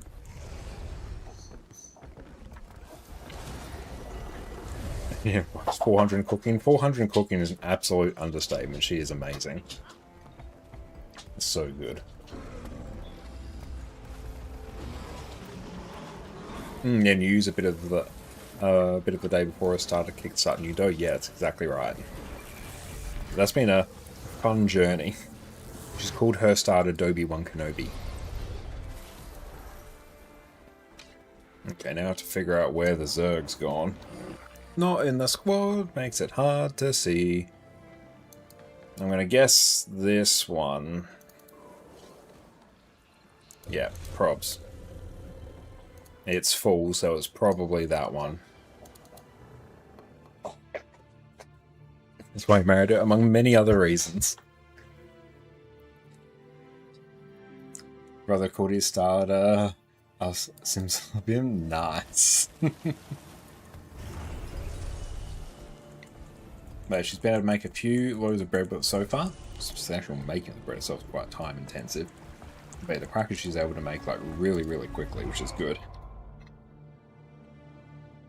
I sell my legendary weapons on Trading Post. I have sold them on the Overflow Discord before, but these days I just can't be bothered waiting around for someone to PM me on Discord to jump in game and sell.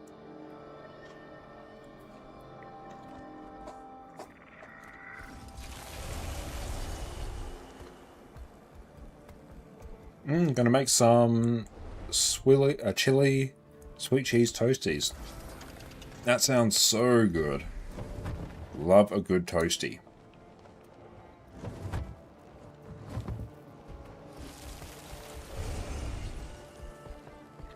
Man, homemade soup as well. These are amazing.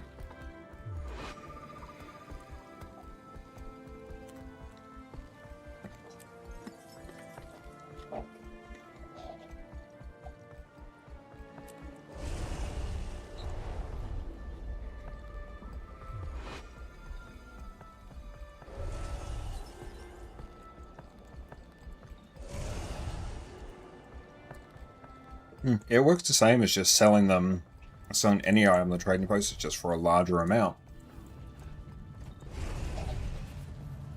Quite often I will actually just sell them instantly on Trading Post if the difference is not too big. Because it can save you just getting undercut and having to wait around for ages or relist them.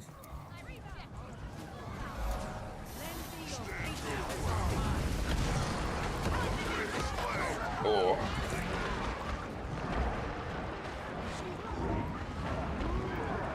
I might be able to just chill here, actually. Yeah, I might be able to. Need some help.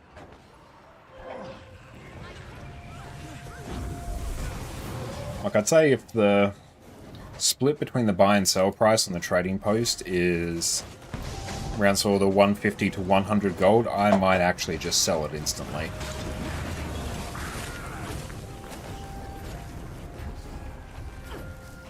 Because that trade of 100 to 150 gold is, in my mind, well worth it for avoiding the need to wait. Ones I've listed, they usually sell within about a week or so, but it's the kind of thing you do tend to monitor very closely. You've got such a big sum of gold, and it's demoralizing when you invariably get undercut. Someone lists the same legendary for 1 copper less and you have to wait for that to sell. Super annoying. I'd often just rather not wait for that. Let's take a look. We look at, I don't know, Crossfang. That one, I could insta-sell it for 1600. They're going back to EBG, I think. That one's sort of in the realm where I might start considering it. Hey, Lexi, thank you so much for the raid. Welcome, welcome in, Raiders. My name is Connor, or ConnorConCarne, and you may also know me from my YouTube channel, where we've got a bunch of Guild Wars 2. Guys, everyone go check out the wonderful Lexi Law over on Twitch. Lexi, what'd you guys get up to today? Tell us all about it. Right now, we are blasting through some World versus World, because we are, well, we're in need of many gifts of battle, and we're very close to one. You're doing some HTCM prog. Very exciting. How is your HTCM prog going? What role are you doing on it? Very chill stream. It sounds like a chill stream. I love HTCM. Or you always keep them yourself once they're done. Totally valid thing to do. But I personally find them they're a very efficient way to make gold in large quantities. Portalvert, that was my exact role on HTCM as well. How are you enjoying your newfound responsibility?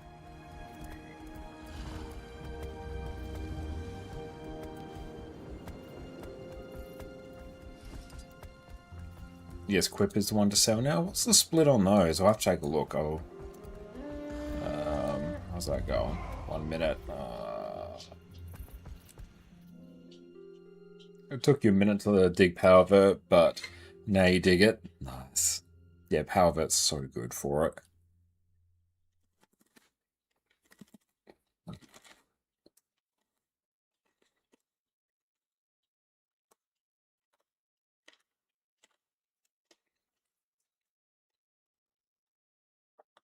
Just hasn't done any of the veggie doge yet.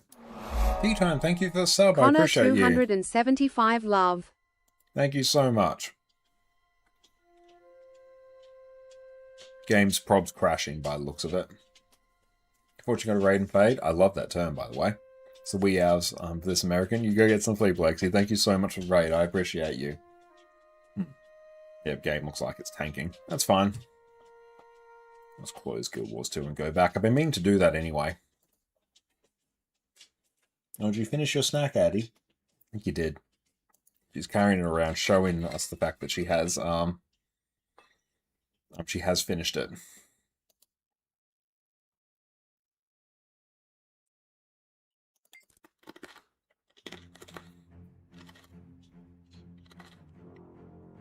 Let's see, is it loading? There we go, it's loading.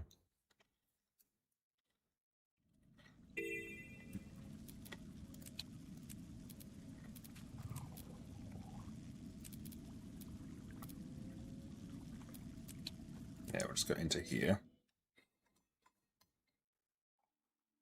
I need to ask still, what happened to your headset? Oh, I snapped it. It's here. It's got like electrical tape on there and glue at the moment, but like I completely snapped the aluminium on it. It's on Jess and mine's list to try and fix before maybe investing in a new one if we're unable to fix it. But it just sits a bit awkwardly on my head with the tape right now, so yeah, using these. I mean, I've had them for 9 years, so it is rough, but we're going to try and fix it. We just need to dedicate a bit of time to it. We've just been busy. Quip. Yeah, Quip would be a pretty good one to sell at that price, actually. Or in need of new pads for your headset? Nice. Well, not nice, but nice. That's an easy thing to fix. I've done that swap a few times on my Bose headphones, and it's great every time. Even the top headband I swapped over. So not nice you need to fix it, but at least it's a fixable problem. Yeah, what model do you have?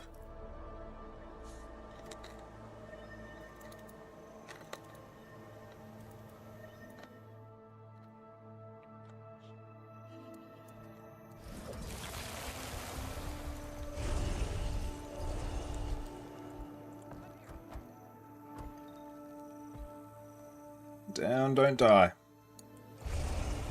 Oh, the SteelSeries Arctic Pro Wireless easy swappable. That's good. I'm glad they're easily swappable.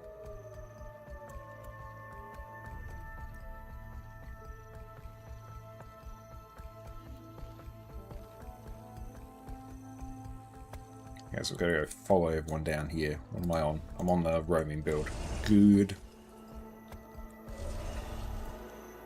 But yeah, it'll be a bit of a tricky one, because I've already tried to like glue it back together and sort of clamp the side little clips in place, but let's go here. But it hasn't held.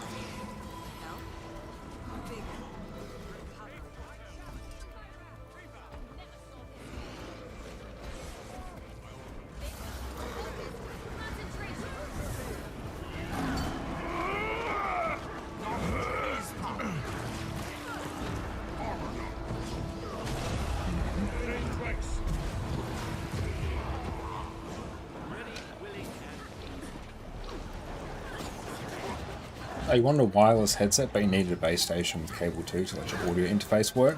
I'm in a similar boat to you. Like, I appreciate the ease of having wireless, but I've transitioned basically everything I've had over to wired, because I was just running into all manner of weird issues where like wireless mouse would stop working, headphones would cut out, might be an issue with my motherboard or something. The issue is not there whenever I have wired. I just find it to be much more reliable. So yeah, if I do end up buying a new set, sort of got my eye on, it's the Rode NTH 100 monitoring ones. I've heard very good things about them. Yeah, it's an issue I was never able to diagnose, but now that my mouse is wired, headphones are wired, literally everything's wired, things are much more stable. Could never pinpoint what the issue was. Of course, the headphones that you like, that's great. Yeah, absolutely love the Bose. I got the QC 25s or 35s. I think they're 35s. But yeah, had them literally 9 years. Batteries still rock solid, which is wild. It's just literally, I snapped it because I took them off a bit too rough one time. They've lasted almost a decade now. I was pretty happy you found the Exosuit Warclaw skin on the Gem Store. Reminds you of the Inquest. Yeah, that's a very, very cool one. Good taste.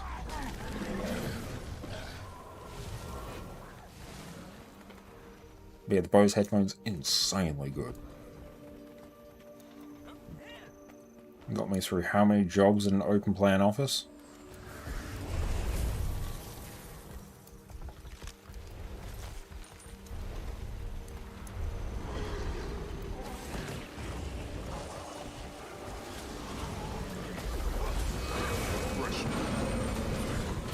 Loot is amazing, thank you, Jess.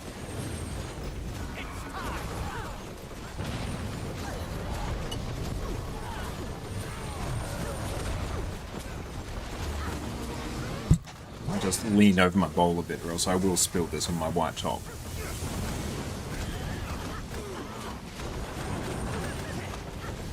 I'm just waiting for this gem store. Anything handy? Not really. Shares. Mounted doctrine stuff is pretty cool. I don't think there's any... I don't know. I don't think I need any skins right now. I think it's a Hydrate Fire.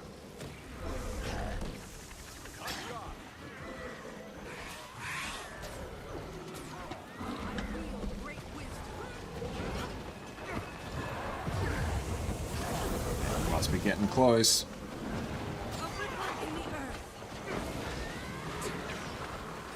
I think it's probably because we didn't swap maps before we came back into World vs. World.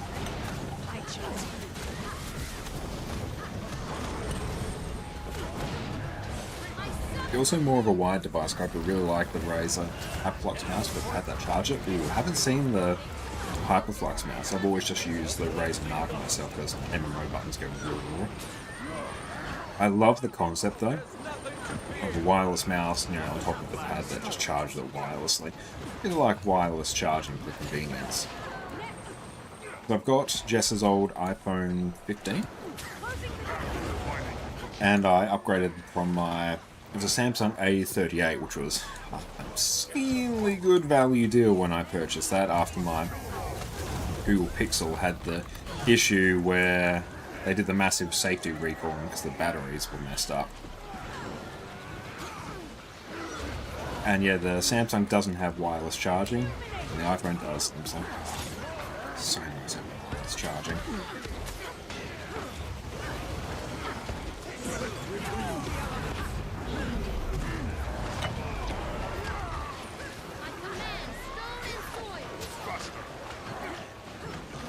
Nope.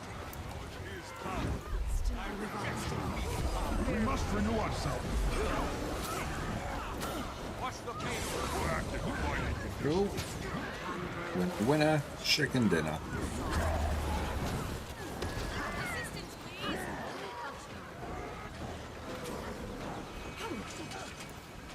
But just the reliability of wired devices has been so good. I think particularly for our setup where, you know, especially for this coming week where we're going to be doing well over 12-hour streams for multiple days, that reliability is insanely important.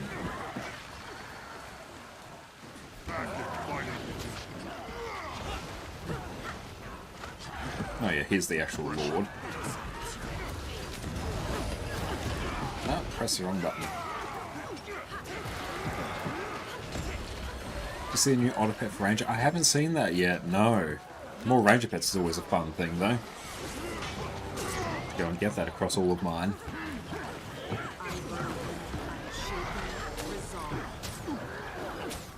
But otters are inherently a top-tier animal.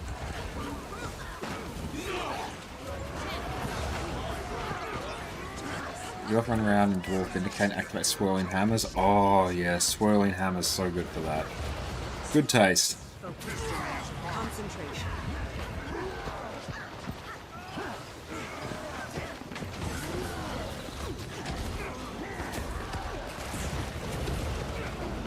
Mock-up did a short on YouTube. Oh, we'll have to check that out. Haven't had much of a chance to look at YouTube today.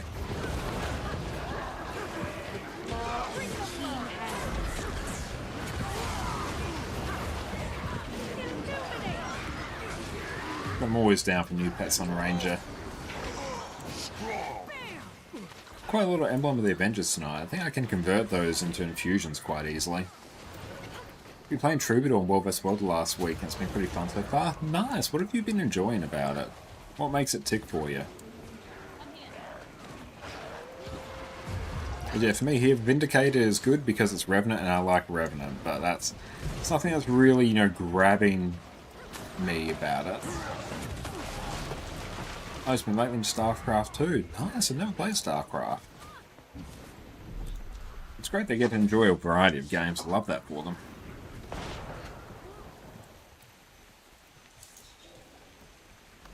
$37. Hooray! Where are they going?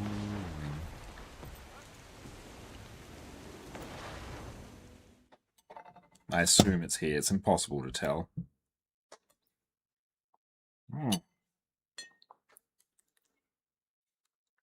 That happened.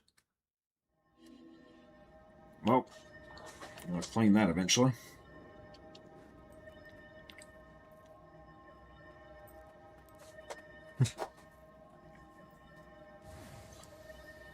Can you sell the items from the crafting bag? If so, how? Yeah, you should just be able to sell them directly on the trading post. That should be pretty chill. Now let's go down here.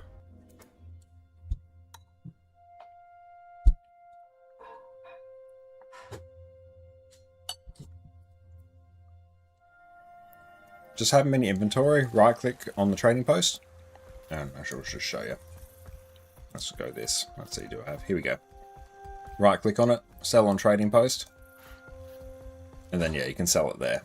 Should work for basically anything you can sell on the trading post, or you can open up the trading post interface here, trading post, and just go sell items, and it will show you inventory there, and you can sort by price, low to high, see what's worth selling, what's not. 3,000 skirmish tickets. That is a lot. As many tickets. No, can we get it? I'm coming for you. No. Ah. Yes.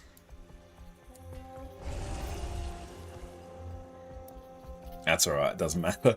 Just need to keep participation high. After that, everything falls into place. Yeah, I might run around on this. Looks like it's going to be with a smaller group on this one. Oh, I think they died. Let's go back that way.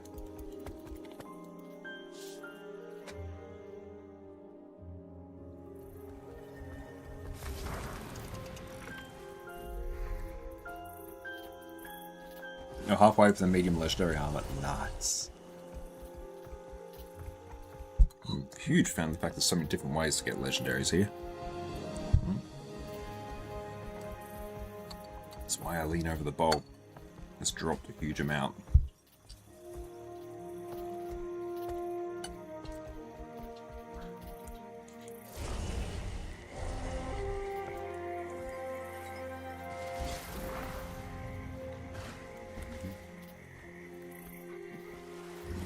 Yeah, it'll be interesting to see what's needed for the new World vs. World Legendary.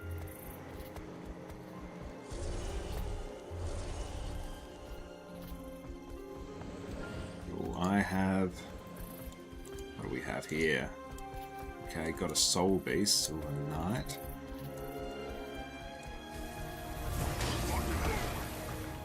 That's how I do it. Not enough energy.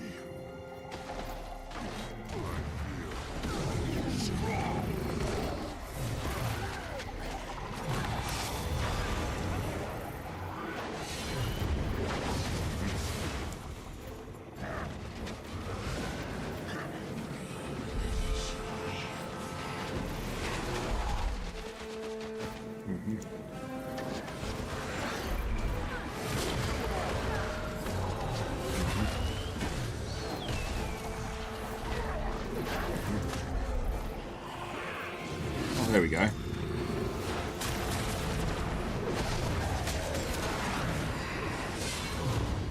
Nice. Alka, what's up, mate? Great to see you. Just gonna nuke everything down here.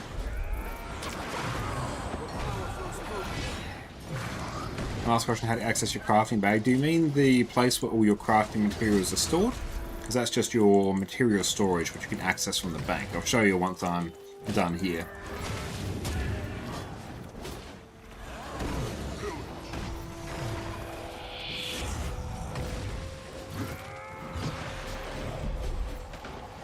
Oh.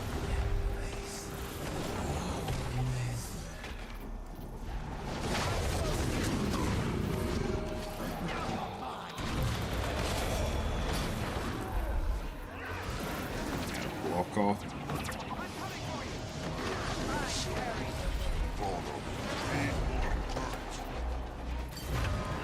Oh. Gonna start hurting. Yep.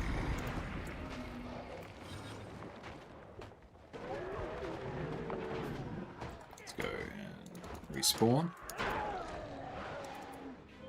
Yeah, you can access it anywhere there's a material storage or crafting station. I'll show you. I've got the permanent access. So here it is, permanent bank access. So yeah, down here on the left, you've got your material storage there.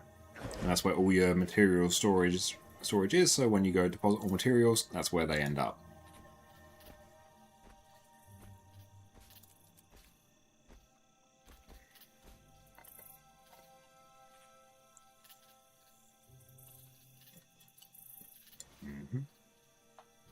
Some more noms while we respawn, regroup.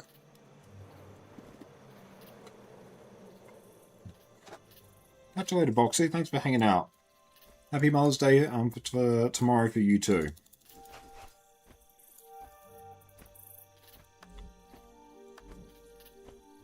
A 38 or 40. We love it.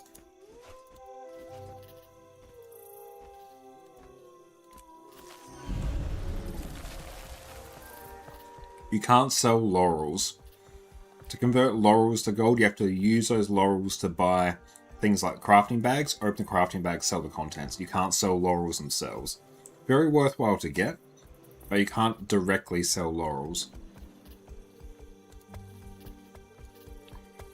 Laurels, they are a currency, so if you open up inventory, come down to the bottom left there, that's where you can see how many laurels you have. Currency works differently than materials. What we got here? Gale Shot. It's going to be a bit tricky dealing with this.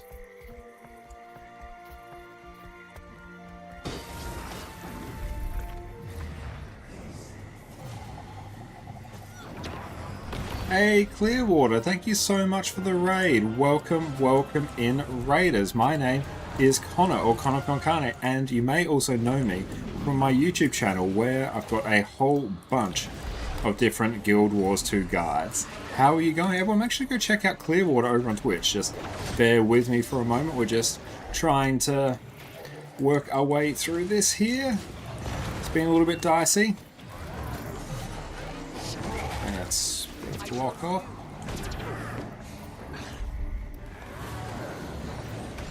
Some resistance.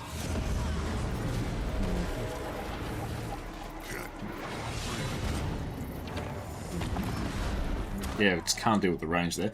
Clearwater, how are you going? What did you guys get up to on your stream? Thank you so much for raiding, for trusting us with your community. Really, really appreciate that.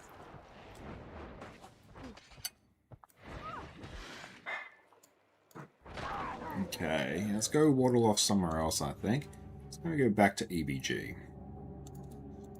See what's vibing out there.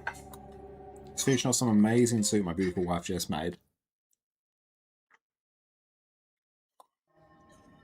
And thank you, Jess. It's amazing. I'm trying to see where there's a tag is. Where there is a tag. All red specs are in a weird state for roaming. Why is that?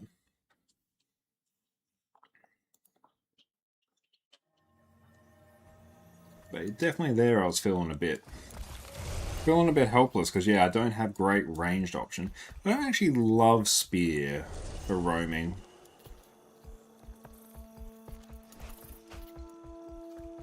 And the ground targeting I'm finding just isn't it. Feels like I'm having to work very hard. I could swap that for short bow.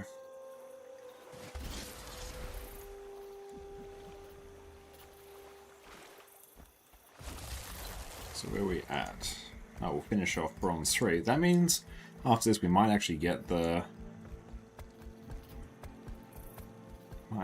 gift of battle right now. No, we'll get it on the next tick. 39. It's good. We're all taken care of for them, which is great.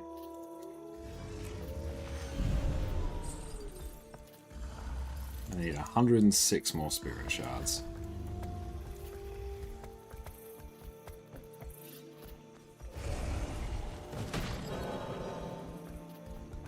Come here.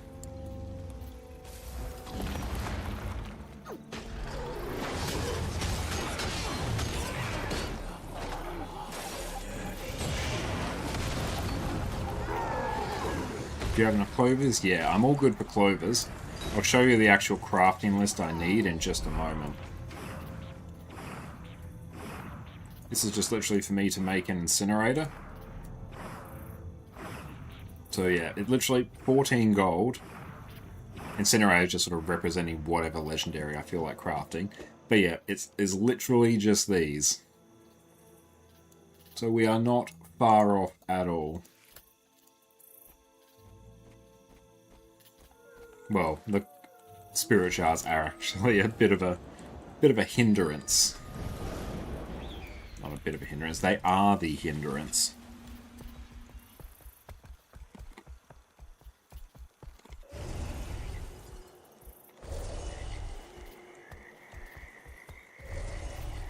But when my focus is honestly basically just making legendaries, they're always going to be the hindrance.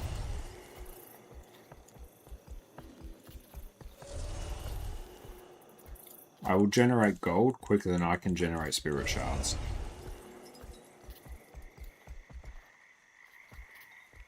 I'm a victim of my own success.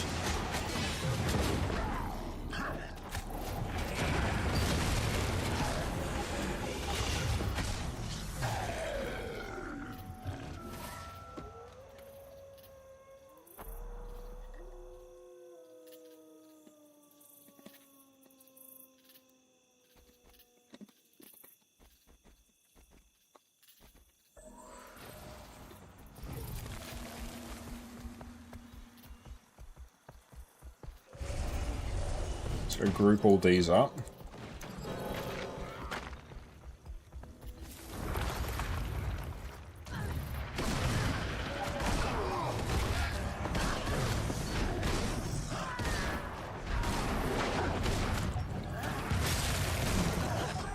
Where is the veteran supervisor?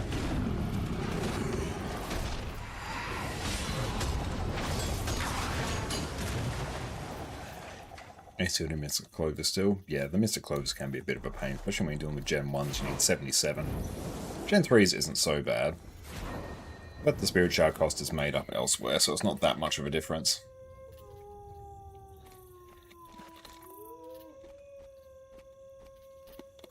Oh.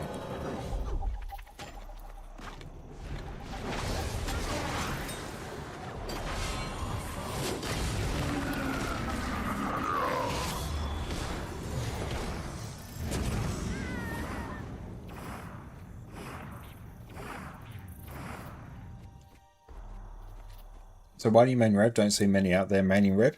I just always loved the design style and aesthetic and play style of the class. I like the fact that you have access to I like that you have access to utility bars at the same time, gives you a lot of flexibility that you can customize for different encounters. The main reason I really sort of picked up Rev back in the day was the old Lord Hyzen Immortal Condi Herald build, back when you had Runes of Tormenting in their previous form, where you just heal yourself whenever you apply Torment in any form. And because you'd applied so much Torment, you were functionally immortal. It was a fantastic build, so much fun.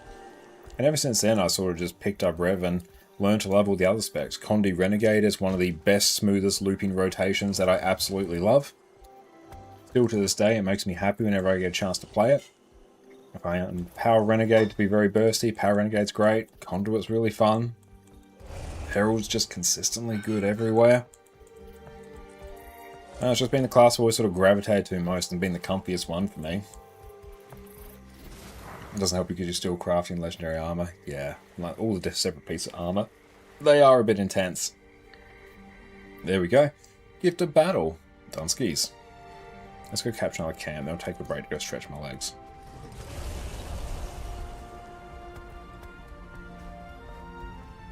I did see that announcement. Afara PK pointed out to me earlier in the stream. They're getting a huge amount of content updates and potential release sometime after a full release. Sometime after ExileCon in November. That's awesome. And Mobit, thank you for the follow, mate. Plus, I love the sort of, I don't know, edgelord aesthetic of Revenant. I enjoy it.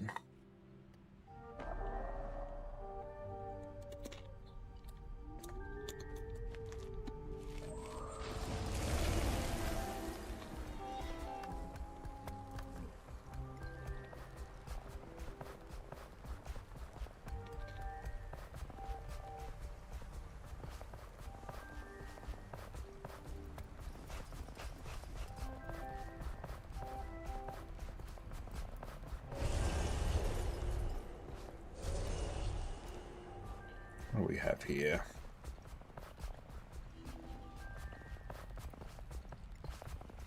Let's just go run in. So we can group them all up.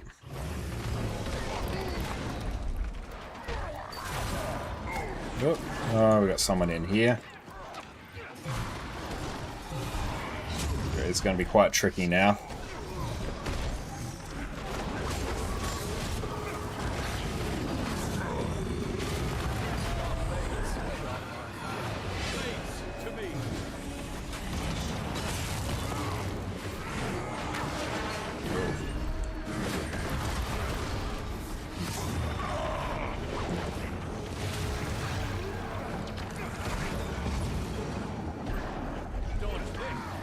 Bit tricky there. Hi, Hattie. That's right, we'll go respawn and I'm going to take a break. Very cool. Back in a few minutes, team. Sit tight. Burning Rage will cause your Sunspot, a skill that automatically triggers whenever you swap to fire, to inflict burning. It will give it a larger radius and grant you extra condition damage. Persisting flames will cause your fire fields generated by your weapons to last longer, and whenever your fire fields hit a target, you'll gain a stack of persisting flames, which will cause you to deal extra strike damage for each stack. This caps out at an extra 10% strike damage. In Earth, serrated stones will cause the bleeding you inflict to be more dangerous, and you'll deal 5% more damage to bleeding foes. Strength of Stone will give you extra condition damage based on your toughness, and inflict bleeding whenever you immobilize a foe. Written in Stone is an absolute banger of a trait. You'll grant yourself an aura whenever you cast a signet, which procs the trait Tempestuous Aria and Tempest, and causes your signets to still grant their passive effects after you use them. So you can still heal yourself whenever you cast a spell, Signet of Restoration, and we have the extra damage reduction from Earth, although instead of the 10% damage reduction, it's currently bugged and gives you 180 extra toughness. Not a big deal, but keep that in mind if your tank is running irresponsibly low levels of toughness. In Tempest, Unstable Conduit will make it so whenever you overload, you'll get an aura based on your attunement. Like Written in Stone, this pairs very well with our next trait. Tempestuous Aria will cause you to grant allies might whenever you use a shout, which isn't hugely relevant here, but it will grant you 10% extra damage and 5% extra condition damage for 5 seconds whenever you grant someone an aura. So you want to be applying auras very frequently here. Hardy Conduit will cause your overloads to grant protection and make protection be 20% more effective on you. An incredibly useful trait that makes this build really tanky, especially for a DPS build. Transcendent Tempest will reduce the time you need to spend in each element before you can overload, and after you complete an overload, you'll deal an extra 25% damage for 7 seconds, which is a huge damage modifier. For our weapons, like we said before, we're going to be rocking Pistol and Warhorn. In Fire Attunement, Scorching Shot will simply burn your foe and deal some damage. Raging Ricochet will fire a bullet that bounces to nearby enemies and you'll gain might for each target struck. And if you have a fire bullet, you can consume it, which will increase your outgoing condition damage for a while. This is going to be the main skill we want to enhance while we're in Fire Attunement, so keep that in mind. Searing Salvo will fire a shot that explodes into fragments of fire whenever it hits the ground. And if you do have a fire bullet stocked, you will then consume it to grant yourself a fire aura. For our rotation today, we'll want to be using Pistol 3 first, so then we can buff our Pistol 2 for the extra condi damage. Heatsink will give yourself stacks of might, and then will allow you to spread any might and fury that you have to nearby allies. A very useful supportive skill. Feel free just to use this whenever you are in fire. Wildfire is going to leave a long-lasting fire AoE on the ground that will deal damage and burn nearby targets. Our overload in fire will cause us to spin, leave a damaging AoE that will also inflict burning and grant might. It's also a world finisher, so we're going to want to use this in our Warhorn 5 to apply extra burning. In water, Soothing Splash will fire a bullet and heal you for each condition on the enemy. Frigid Flurry will fire a volley of icy bullets that will inflict bleeding, and if you have an ice bullet, you will instead heal for each strike. Frozen Fusillade will fire a shot that will freeze the ground underneath it and will also grant a movement speed increase to nearby allies, while slowing the enemy. And if you have an ice bullet stocked, you'll deal extra damage as well as inflict 5 stacks of bleeding, which is incredible value for you as a condition damage build. This is the skill that you're going to want to buff when you're in water with Pistol 2. Tidal Surge will send out a wave that will apply regeneration and heal allies as well as knock enemies back, so a good bit of Defiance bar damage. Water Globe will fire out a watery orb that will heal allies as it travels along.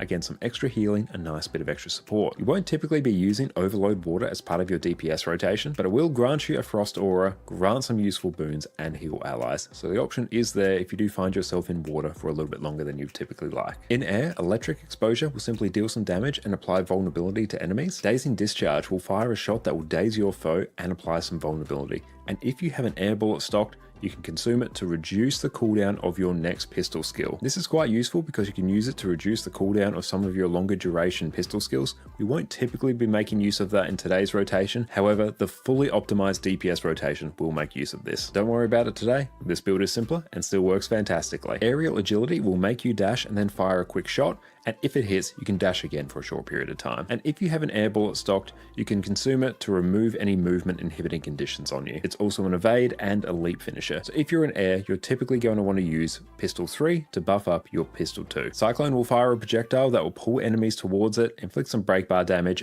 and grant some swiftness. Most of your break bar damage is going to come from using Cyclone in air, and Tidal Surge while you're in water. Lightning Orb will simply launch an orb that will fire projectiles at nearby foes, as well as granting some vulnerability. We won't typically be overloading air with today's rotation, but you'll summon down lightning strikes to target nearby enemies, and when it's complete you will apply a shocking aura, which will let you stun nearby foes whenever they attack you, apply some vulnerability, and grant some protection. Now Earth Attunement along with fire is where most of our damage is going to come from. Piercing Pebble will deal damage and inflict bleeding. Shattering Stone will deal some damage.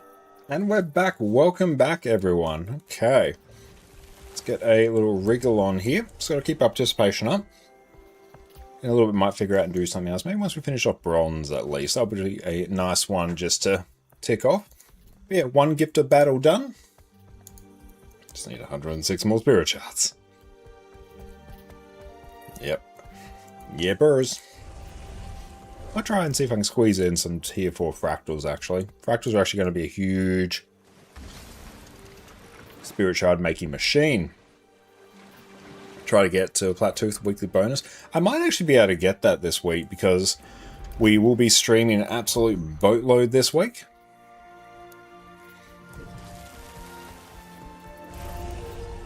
Sam, welcome in. How do I usually make Spirit Shards? Usually raiding. Getting as many tomes of knowledge as I can from like various sources. Let's just go deal with these. Griffin Adventures. I have characters parked at basically every Griffin Adventure in the game. Now I'd log in, do the Griffin Adventure on them, which gives me a bit less than a Spirit Shard per. Raids are very good for experience as well, so I'll do a bunch of raiding. But yeah, I think fractals are among the better areas for getting Spirit Shards. World vs. World's obviously great for as well, but I don't do a bunch of World vs. World. Open World's great, I don't do a bunch of Open World. So I can instant boost, bit of gold, up to 150 skirmish checks, and a weapon skin from World vs. World. Oh, I did see, like, the bonus looked pretty sweet.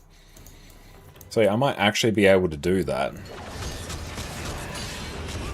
So if I can do that, that will be sweet. It won't be something I'll be able to do consistently every week. I literally just don't have the time.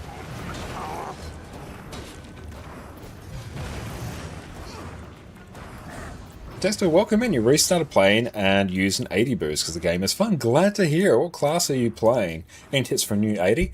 I'd recommend continuing following through your story in chronological order. As I mention regularly to people, the story is a very, very good thing for new players to focus on. One, it's going to introduce you to the game in a much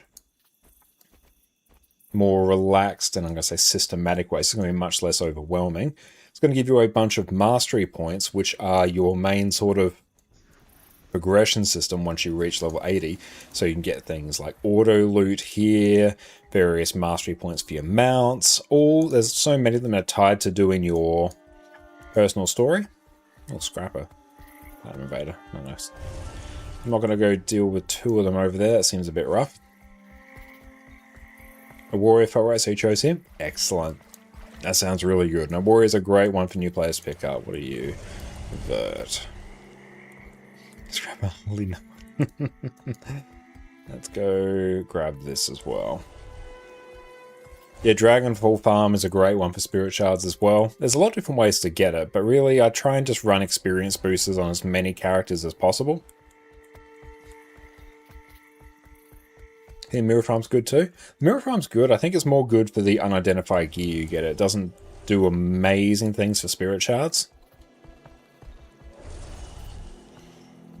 But World vs. World is very good for Spirit Shards as well, because all the tomes of knowledge you get.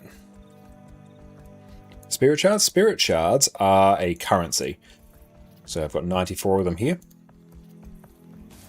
Basically, instead of leveling up once you reach level 80, when your experience bar fills, you get a Spirit Shard. And they're a currency that are used in basically every legendary piece of gear in the game. And you need quite a few of them. If you don't make a lot of legendaries and you play Guild Wars 2 for a while, you'll probably find that, oh, I've got many legendaries and I'm many Spirit Shards and I'm happy about it. Whereas if you make legendaries quite often, like me, Spirit Shards actually become the gate.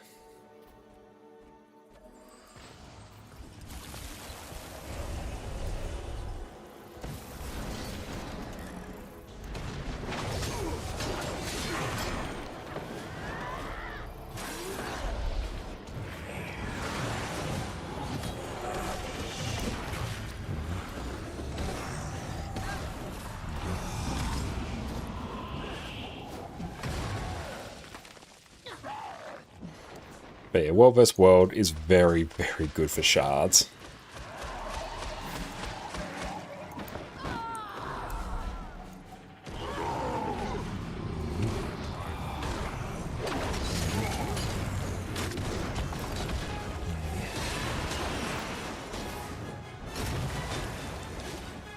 I almost wonder if I go something like short bow.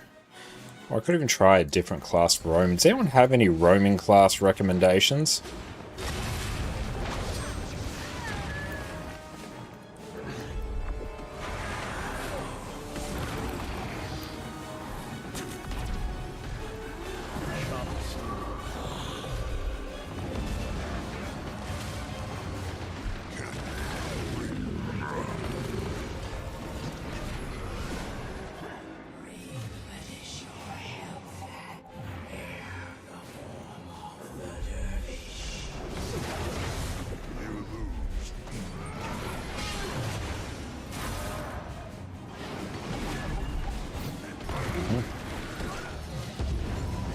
Struggling against the vert here. Yeah, we just don't have the range to compete. Warblades, welcome in. Harbinger. Harbinger could be a good shout.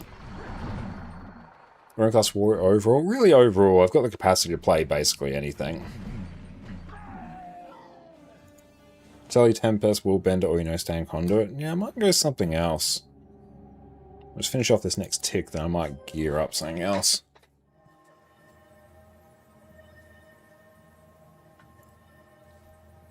We'll tidy this up. I'll dump that gift of battle in the bank.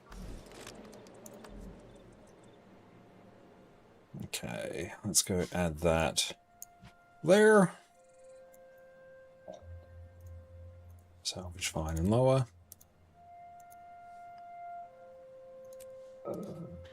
Reaper's your favorite for open world roaming? Okay, that's interesting. Nice. That. Oh, we got copper done as well. Yeah, good times. Good vibes. Alright, what do we not have? Just arbitrarily get those, don't think too hard.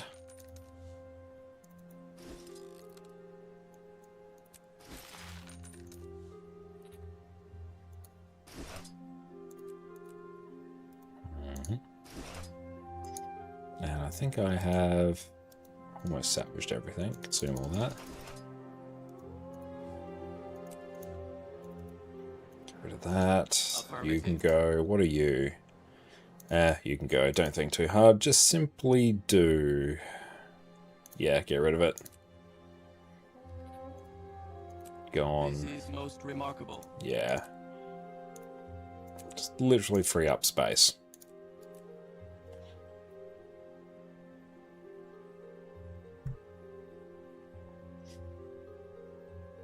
Focus use core necro. Okay. Here's all. How are we doing here?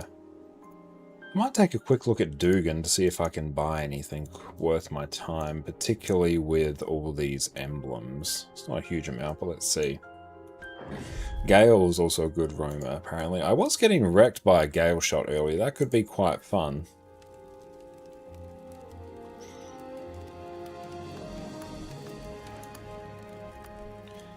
Ooh.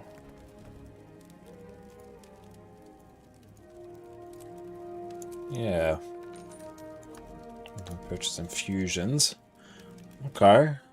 So I can buy infusions by doing that. With the Emblem of Conqueror. Okay.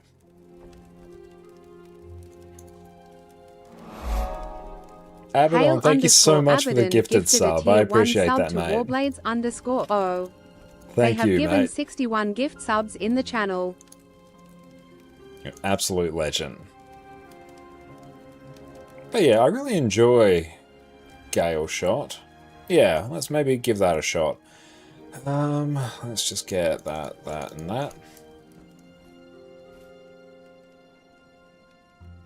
Yeah. That's good. Okay, let's take a look. Now, I just need to... Do I even have enough? I can go on... Yeah, I can go on this one. I should have enough build templates where I can make it work. Okay, let's find a build.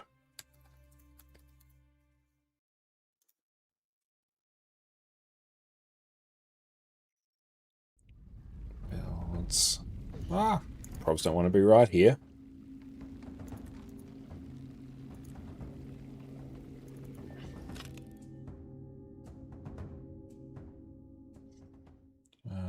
Builds. WvW.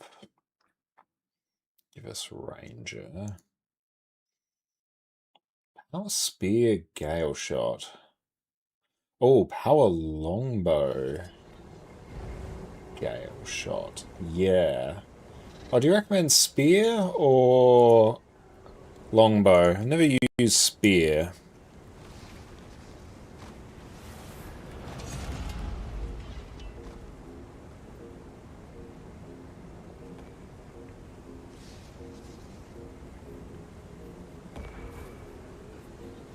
Stealth and Grunt Super Speed. Okay. You know what? Maybe we learn Spear.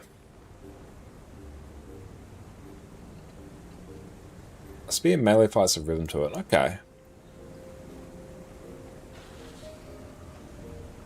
Still watch the reflex. I can always bounce around between both depending on my mood.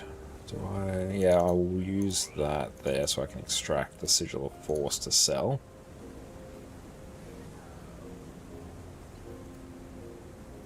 Also using hammer, okay.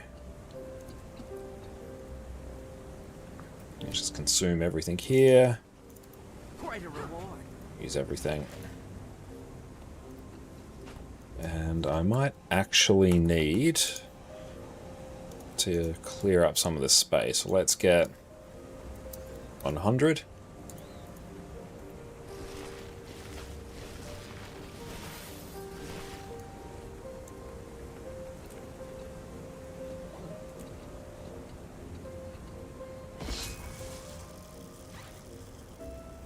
I knew I'd achieve this. There we go. Bit more space to work with. And I will just tidy up the remaining exotics while I'm here. So we took you into raids the other day. Cool. Let's see. I can do Legendary Spear, I have Legendary Sword, need a Warhorn. Dragons and Marauder gear? Yeah, actually, let's use Spear. Well, how do you make it so your bags only show one bag versus separate bags? Phenomenal question. You come down to your inventory, options here, and then toggle between show bags and hide bags. What I use to salvage the exotics, I use the Silverfed Salvage-O-Matic. When I don't care about the upgrade, I'll use a Blackline Salvage Kit if I want to get the rune out of it. Alright. Got Gale Shot here. Let's do actually Spear and Sword Warhorn, just for something a bit different. Yeah, got Spear here, gonna pop a Sword here. I need a Warhorn, preferably a Dragon's one. Do I have one? And I've got a Berserker's one, that's close enough. Again, we mustn't think too hard about it, I'll hurt myself. Okay. Dragons. And this is Scholar. Legendary I don't have on this account at least. Yeah, we're working on getting all the Aurine Legendaries on this one. But we're not there yet. How are you doing, Abaddon? It's great to see you.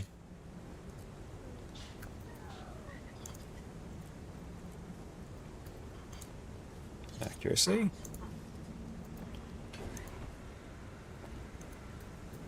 Dragons. Energy.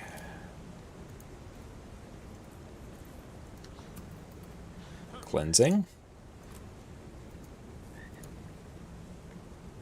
Do I even have the Relic of Mossin? I can never spell Marauder on the first try. It's not possible.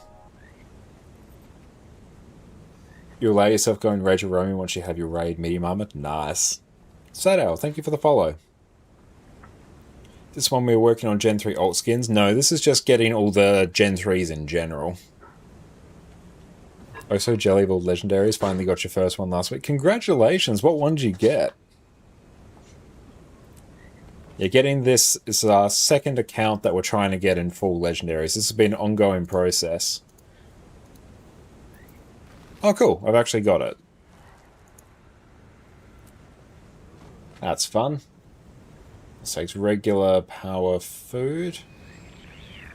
Alright, I have no idea what the spear skills do. Alka, thanks for the hydrate, mate. And that's alright, grinding the gold just buy a legendary is a valid way to get them. That would actually probably be a quicker way for me to get them. And PK done switching to the new monitor. Hell yeah, what monitor did you upgrade to? Okay, let's look at the actual... Give us the traits. Give us Gale Shot. Wilderness Survival and Skirt Machine. So we will take, when you evade an attack, gain Vigor. Open PvE, grinding, Clobian Spear, and you think you're there, sweet. Hell yeah! That's your first foray into OLED. Hell yeah, I'm going to take a look. Grab that.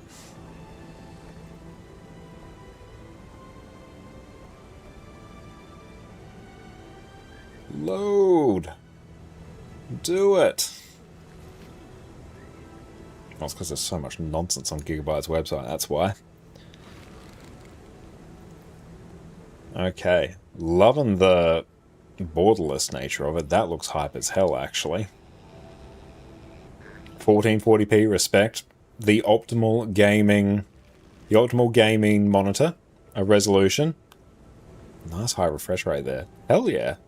Solid choice. I approve. The old monitor started throwing DisplayPort errors. Yeah, it's fair enough to get a new one at that point. Quick question. Should you get the Aurine Scepter next or Aurine Sword? Mind you, you have 2 legendary swords already. Get the Scepter. Realistically, I don't think you need any more than 2 swords. It becomes a very, very niche application of it. Get the Scepter. That one I can quite confidently just say. I lived for almost 8 years at your main monitor. You can't complain. That's a solid innings there. Yeah, monitors are good like that. They're one of the things that I find they don't tend to fail, as evidenced by my last engineering job, where their IT department were funny buggers. Because yeah, I did a bunch of CAD stuff there, so they had like an absolute banging laptop. Like we're talking just hideously overspec laptop, but it was a square monitor. A square, like 15-year-old monitor, some cursed resolution, and that was the monitor they gave me. And I just went, no. Can you not be insane? I wouldn't be able to tell you what the resolution is. It's not 720, it's not 1080, it's not even that. As like HP ZBook had, it might have been something like that. The laptop itself had like a 4K monitor or something. It was like wild, hideously overspec, but they spent all their budget on that and nothing on the monitors. No. And saying you're farming World vs. World, gifts a battle. I need 4 of them. I just wish you bought the Aurine Sword first, but you have Bolt and the Shining Blade. Those are what I have on my NA account. Great choice. It's a solid combo, Bolt and Shining Blade. Look very flashy. I love it. Unipet gain power. That's just pure damage modifiers. Create muddy terrain when you use a heal skill. Increase outgoing strike damage and reduce incoming damage when above the health threshold. Cool. Survival skills grant Fury remove conditions. Squalls remove movement impairing conditions. Restore arrows when you disable. Cloud burst for boons. Back at your old job, you had a Surface Book back when they were kind of solid. Your boss put a 32-inch 4K monitor in front of you and you hated it. You much prefer 27-inch 1440p. I definitely prefer 1440p as well. It's just not my personal preference, but even like 32-inch monitor, that's like big. I can't remember what was the spec of the monitor I had. It was some like ridiculous. It could have been a Dell. It might not have been a Dell. At the previous company I was, they had Dell ones and they were solid. Whereas this one I'm like, what is this? This is insane. Okay. Where's my skills? Oh, all these ones. Okay. We use big chunk of skill there. For CC, we use that. I literally had no idea what some of these skills are. Lightning Reflexes is our survival skill for Condi removal, Quickening Zephyr, and whatever this skill is, Whirlwind. Launch yourself forward with a powerful gust of wind. Whee! Saving up for a 2k OLED? Good choice. Okay, that build should mostly be set up. We've got a sizable chunk of health. What is the combo here? What are we doing? How's this work? So we do like Warhorn, 5-4 swap for a bit of damage. Then we do Spear. I literally don't know what the Spear skills do. Spear 3. And then... hang on, I might even just go on the Golem so I can check. Oh yeah, when you're going from high refresh rate down to 60 Hz, that can feel really rough.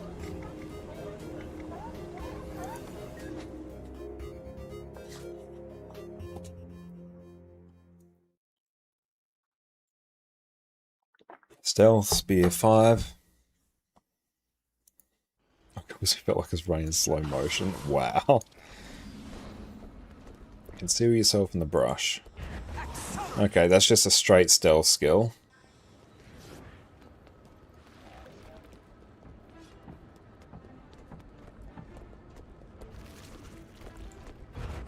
And throw a net. Oh, that's cool. So you can use stealth attack even if revealed. Throw out a net, damage and immobilizing enemies on impact. So it's cripple, immobilize, your pet gets super speed. Okay.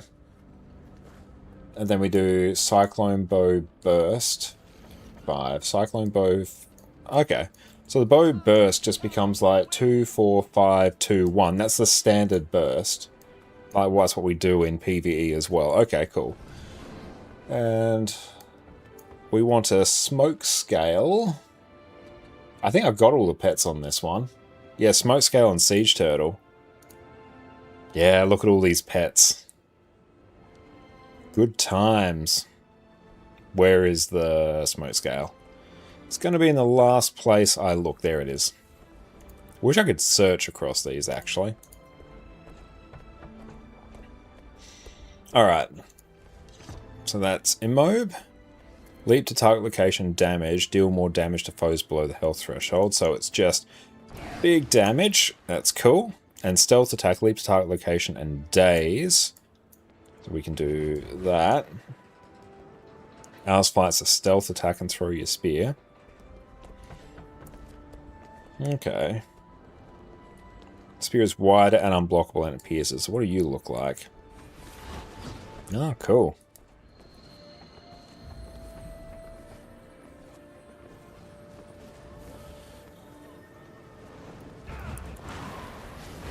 Big skill. Okay. Swipe at enemies in front of you, cleaving them.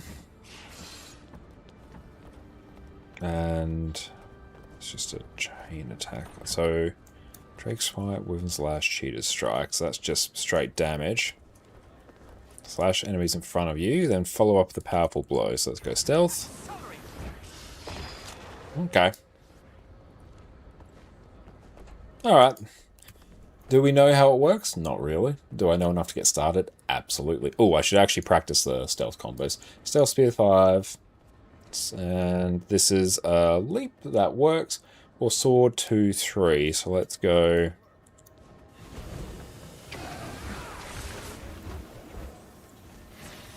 Okay, so we can stack stealth with that. Cool, it's basically like dagger, pistol, thief. Yep, make it happen, team. I also need some candy corn.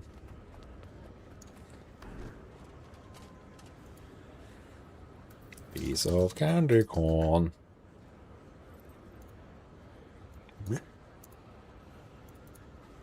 Why am I buying candy corn, you ask? It's because I have the candy corn gobbler tied up in my wizard's gobbler here, because I can consume all of those, and that is going to give me a bunch of boosters, namely almost 7 hours of the experience booster there, which is going to be very important for world versus world. Let's go, I know, just roam around a bit.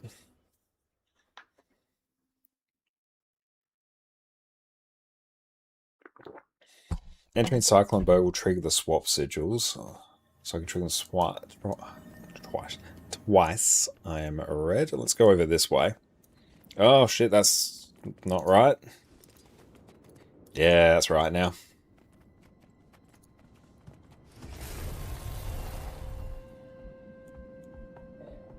I'm getting close to Gen 3 Dagger, since you have Incinerator. You think you'll sell it? And that's worth it to do as well. Like, the sheer amount of gold you're going to get from that is going to be insane. Ooh, what we might do, little trick, thank you Afari for telling me this. Go into one map in World vs. World, then go to your targeted map. That way you get credit for the first tick, unless that's changed since Afari told me. So we've done that, so I'm going to go back here. So you go to Obsidian Sanctum first, then go to your map. Means you get credit on the first tick rather than you skipping it. Let's test that out and make sure it works, so I'm not telling fibs. Big leap! Oh, such mobility, many wow.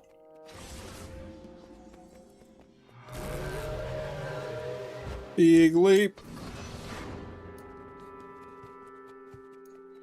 So we get Condi Cleanse.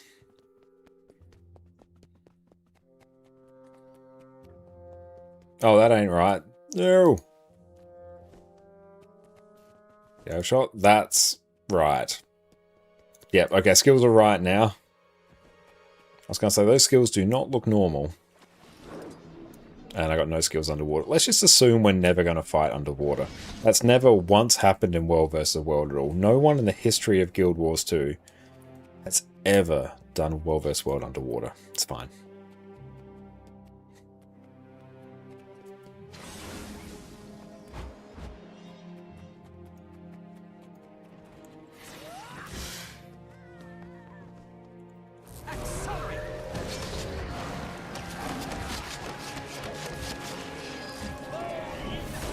Hee. That was fun. Granted, they were very much not in a good position, but we'll take those. This is my camp now.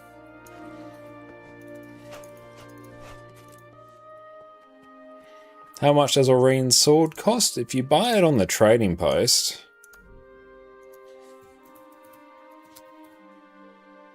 2,000 gold. If you craft it, probably in the realm of like 1,400, 1,500. Ah! Got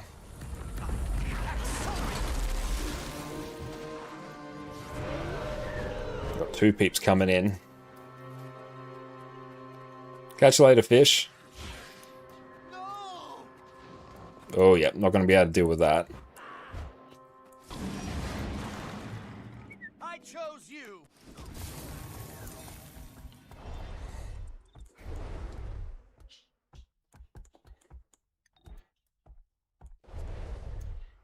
In your old World vs. World guild, they would check underwater gear for every guild raid.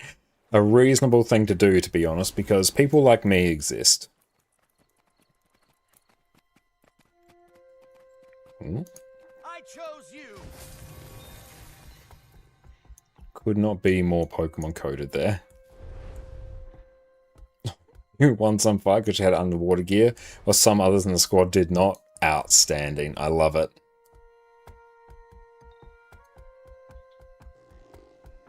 Okay, Spear 3, 5, 5, Cyclone Bow Burst. So we want to immobilize people before we do our Cyclone Bow Burst. So what's special about Spear 3? That cripples them first. And it just flings themselves to range. Okay, so 3, 5, 5. Aureen Spear would be very high.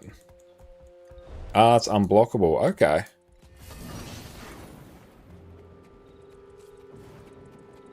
Man, I swear I could hear someone behind me. I chose you.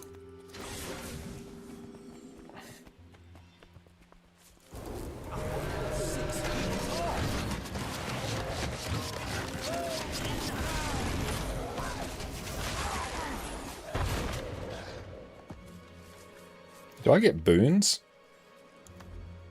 I do. Good for me.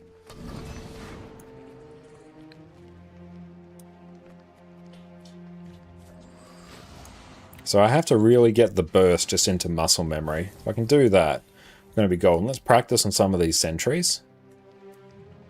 I didn't even pay attention if I got the next world vs. world tick. Impossible to know.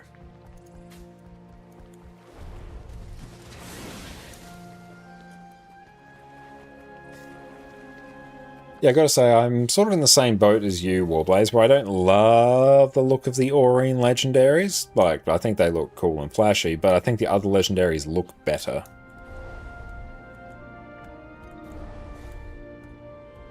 But I'm choosing to get all of them because I can.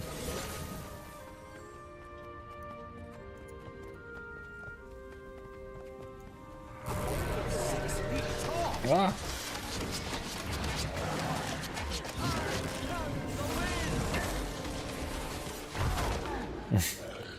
It's very good at this.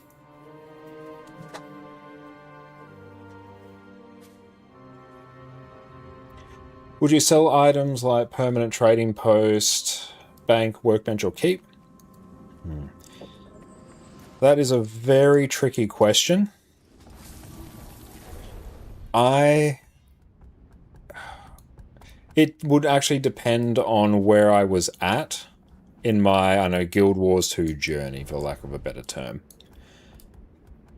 If I was a new player starting out, if I got high roll, something like the permanent bank access or the permanent crafting station, I would probably sell it, because the gold you're going to get from that is going to be worth way more than the utility of having, you know, the permanent bank access. But if you're a more established player, I actually went out of my way and bought this. This was like 6k gold or something. It's insane utility and I love having it. It's one of my best purchases I made. But if I was early on, I'd probably sell it. Okay.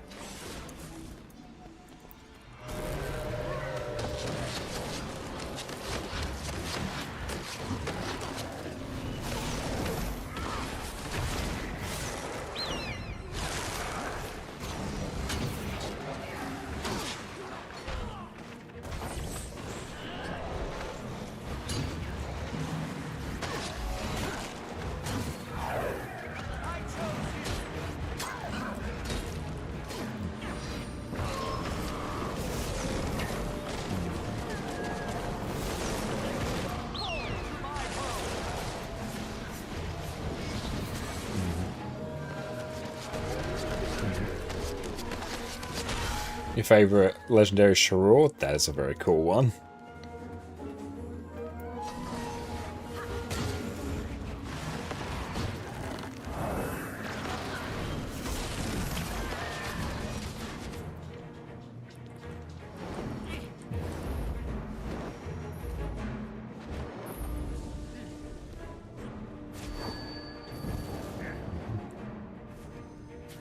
And what do we got here? Got a Dragon Hunter.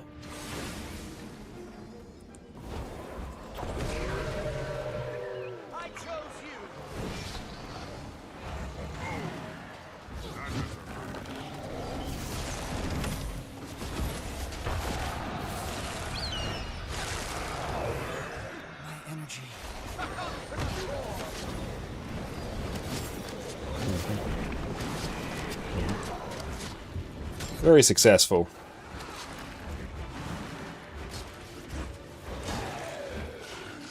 Oh, this ranger not even have... I think this ranger doesn't even have stuff equipped in World vs. World team. Oh, that's not good. It's very not good at all. Yep, there we go.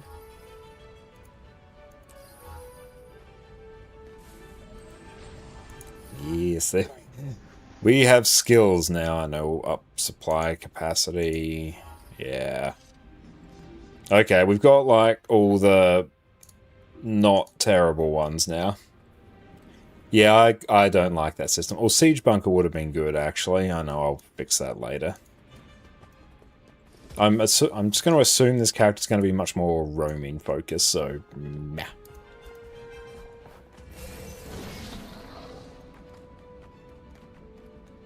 So I have to get more used to what my spear skills are. Understand what sword does. Very happy about it. So this one is basically short range shenanigans. This is the range one. This is the CC one. So I basically want to stealth. So I want to use that to stealth. And then I can move around. Will I get super speed if I go into stealth? Is that a thing? I don't know. But okay, I want to do that, keep myself alive. And then I can do... Actually, what we can do is this. So we can do that and have a good couple seconds of stealth.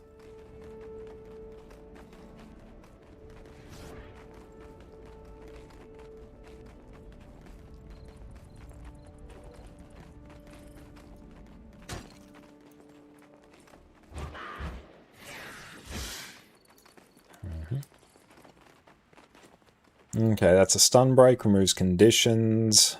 That grants me super speed and some quickness. This is probably for... Okay, yeah, that's my stun break.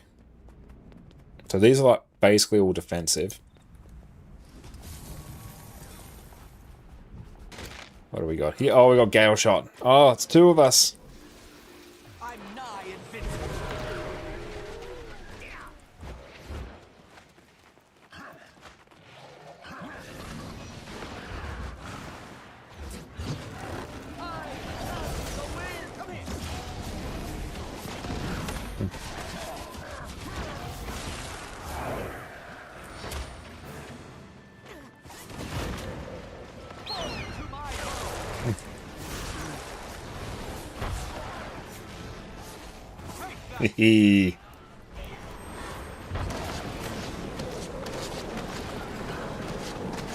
Yeah, buddy. No notes.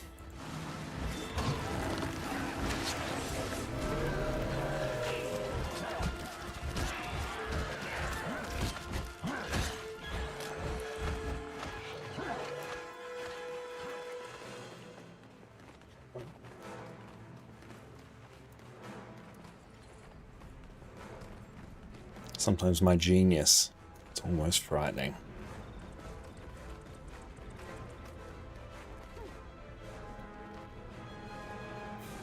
Definitely not Abaddon, no. Not at all, no. Alright. Let's go target this one down.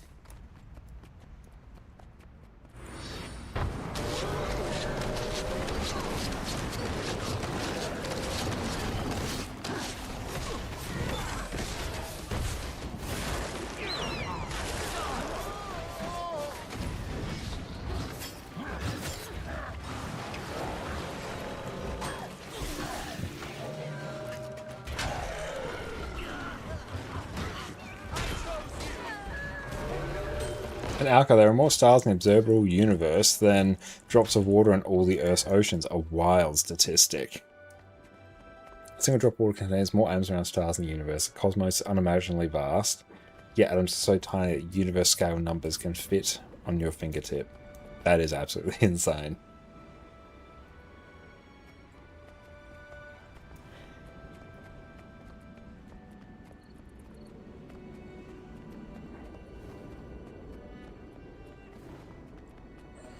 Girl.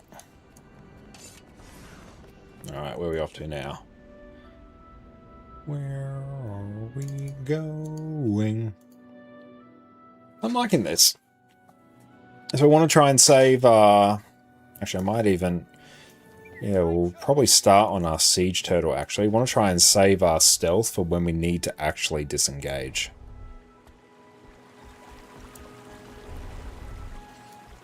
How are we doing on this? Oh, we're up to silver. Go me.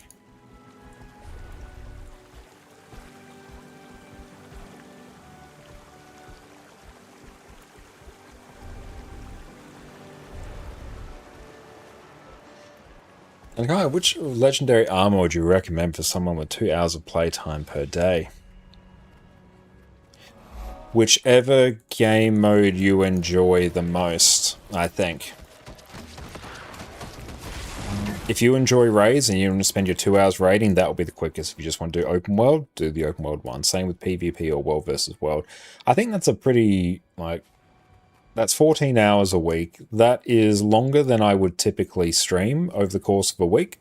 And I've been able to get various, well, I'm basically almost full legendary outside of weapons on this account. I have 3 sets of armor and all that good stuff. So I think your amount of time that you have there isn't really a constraint. What's more important for you is what do you enjoy the most? Do you enjoy world vs. world? Do you enjoy raids, PvP, open world? And if you know that, then that's probably the one that you should be doing.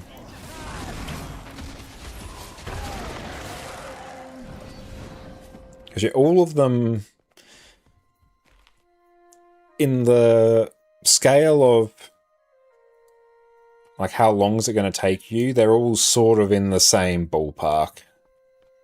Some might take a bit longer, some might be a bit shorter, but that depends on how much you do a particular game mode. Like say for me, World vs. World armor would take an absolute boatload of time because I don't do a lot of World vs. World. Raid armor for me, I'm extremely quick because I do a lot of raiding, so me getting the currencies is very, very easy. Whereas for other people, it might take longer, it might be the reverse. Your raids and open world and your favorite things to do plus crafting. See there, you could honestly go for like maybe get like a set of the World vs. World, a set of the raid and the like. Can you get legendary armor and weapons from PvP? World vs. World, can you get weapons? No, you can get armor from things like PvP and the like. Yeah, armor you can get from each game mode. You can get an amulet from PvP. You can, at the moment, it's going to change the upcoming, not expansion, upcoming patch. You're going to be able to get another accessory, I think, from World vs. World. Yeah, there's PvP legendary armor.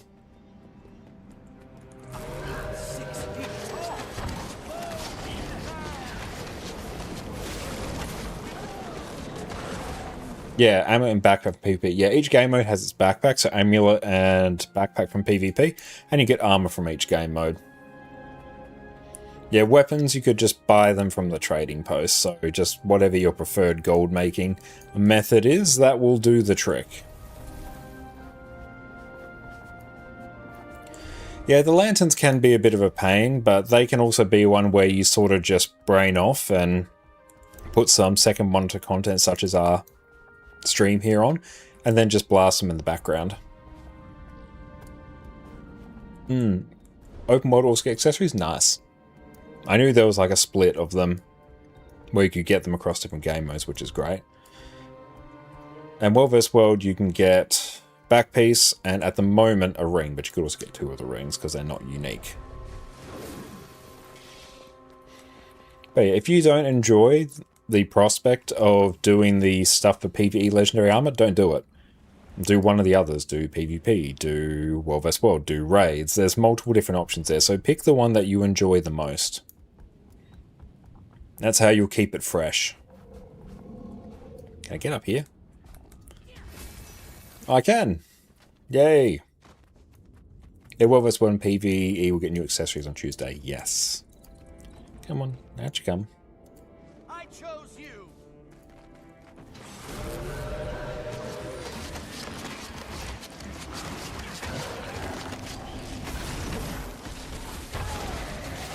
Dies before I complete my burst. Nice. It's a good chance for me to actually do my burst.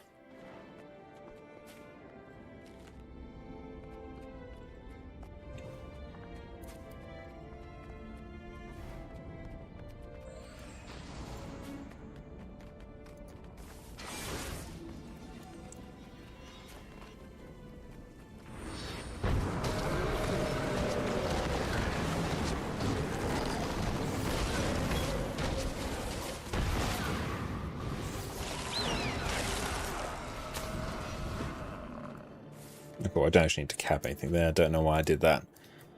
Let's not think too hard about my words and deeds here.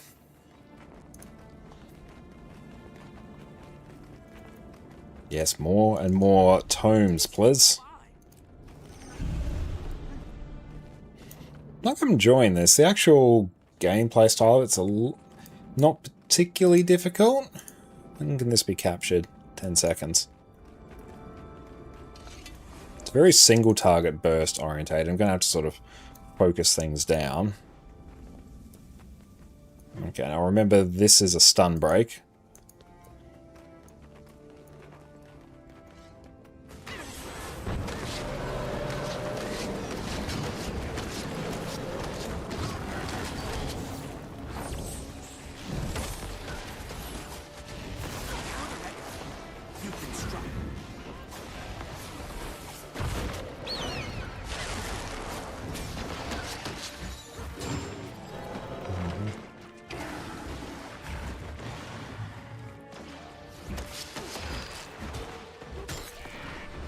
I chose you.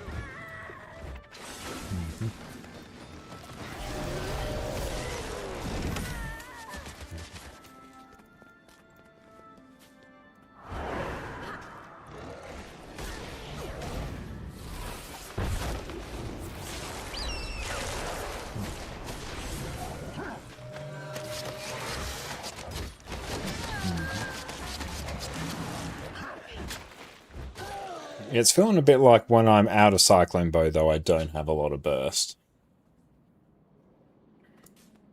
Whereas in situations like this, it makes me really kind of miss Conduit, because I can really just group everything up and burst it down, because the AoE damage is exceptional.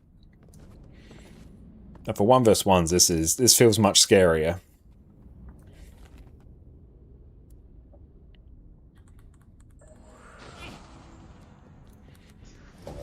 I should definitely get a World vs World infusion, though. Else I'm just leaving points on the table.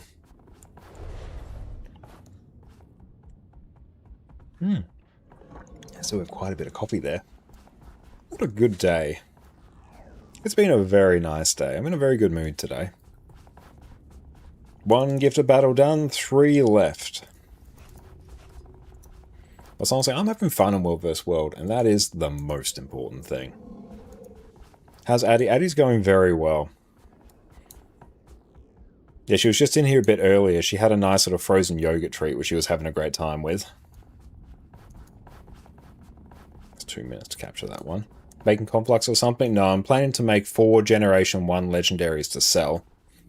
Because I have all this stuff here from the various Legendary starter kits that I need to cash out. So I'm going to be crafting those in the Legendaries and then selling them. Do you know about the Canis NPC in North Camp? No, I don't. What's their story?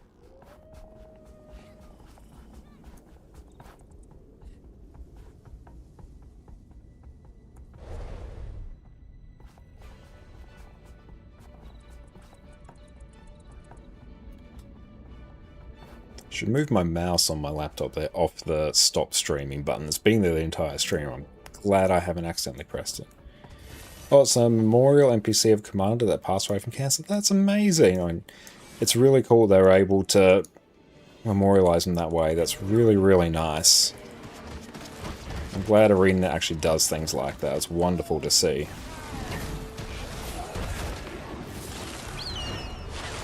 Remove those. That's in the North Camp. Is that on like this map here, or is that in like a different map? What map do they live in? Because that'd be cool to check out at some point.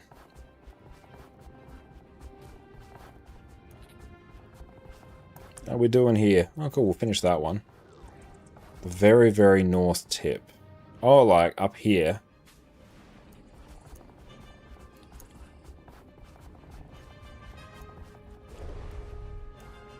Oh. That's really cool. That's nice.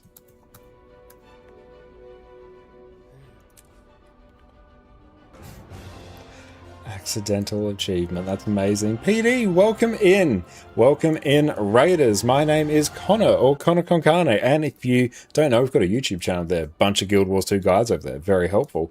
PD, what did you get up to on your stream? Tell us all about it. Everyone, make sure to jump over to PD's channel and go check him out. What did you get up to today, mate? We've been in a World versus World arc because I need many gifts of battle for my many legendaries. We did some conduit stuff earlier. We're now on Gale Shot having a good time. Ah, nice. Also World vs. World. How'd your World vs. World shenanigans go today?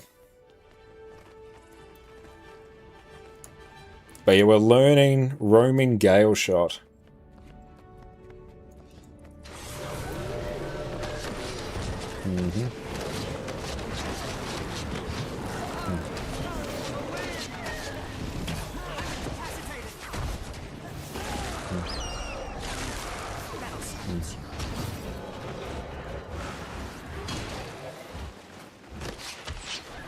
That was good. Lots of things taken with your small party. That's great. Yeah, so who was in your party today? Thank you so much for that, Annie. Really appreciate that. I carry the wind. You think it's better to wait until a new expansion is out because you miss one legendary ring and the amulet? I mean, there's lots of ways to get the various legendaries now. We've got all different methods, so like starting now is not a bad thing. Do the Gen 1 Legendary Starter Kit skip the exploration map completion? No, you still have to do that. They basically just give you 500 to 600 gold worth of value towards it. Let's go cap this. A Duckbutt, Sven, Cobra, and yourself? Nice, that sounds like a great evening. But we got one gift of battle so far today, so we're doing pretty well. Caught up with some family today, day before Mother's Day. Joys of Australia, everyone's located quite far apart, so we're sort of splitting things across the weekend. So I saw my grandparents today. Ooh, hello, big chest. Very fun. And we're seeing Jess's family tomorrow. You're doing the Alonia reward tracks in World vs. World to have to progress complex and vision at the same time. It's a good shout. Yeah, you can be quite strategic with the reward tracks you choose to progress multiple legendaries. What I was doing when I was doing Conflux, so I needed a bunch of time World vs. World. I was also doing Aurora and Vision at the same time. So I was doing all the Living World reward tracks because they will actually give you a bunch of achievement items and stuff that you would otherwise need to do achievements for. Very helpful. Might jump into EBG for a bit after this, and then we'll see if there's a commander going around. This might not be the best Zerg build. I'm gonna hazard a guess and say it's not, but you know what? I've done worse things for sketchier reasons.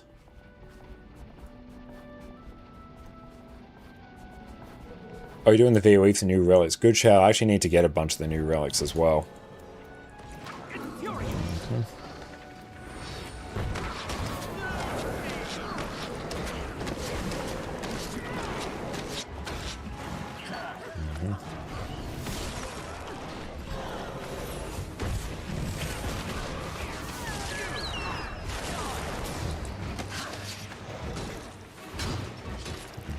There we go.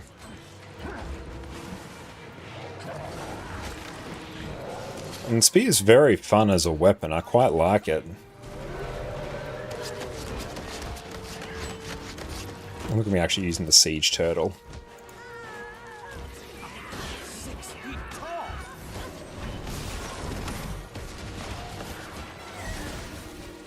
Hooray!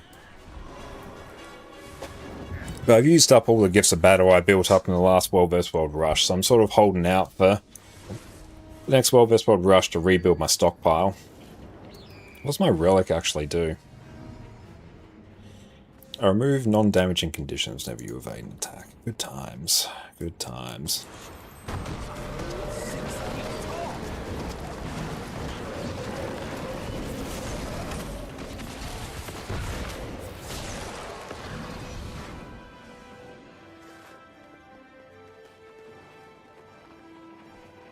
It's good I have done a lot of Gale Shot in PvE, so the Cyclone Bow kind of feels a bit intuitive, which is nice. It's very, very good.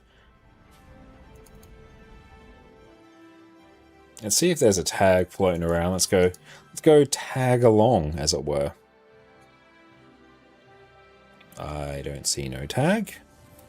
Could ask in map chat if there was a tag, or here's a better idea. I don't do that.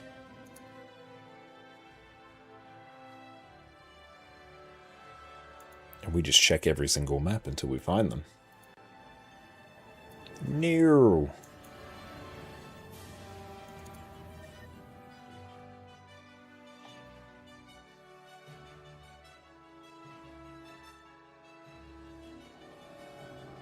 Also no tags. Also switch servers, join the most active one. Aha. You're a genius, Safari.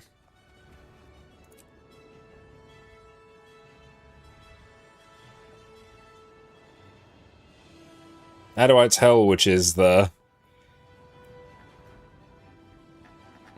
How do I tell which is the most active one? Is there a way I can do that? Yeah, this is giving me lots of information. All I can tell here is that 2 of my friends are on here. Hey, GW missiles. Okay, that's a good idea.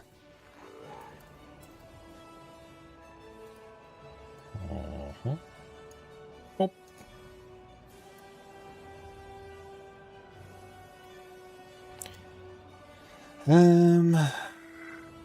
Alliance leaderboard, teams EU.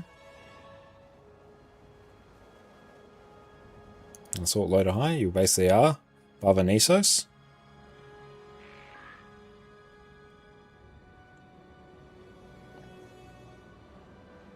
Other option is NA license Discord, look for OCX time get activity. Yeah, it's a interesting thing because I can bounce around between NA and EU quite easily. But yeah, let's go Barvanisos. Hooray!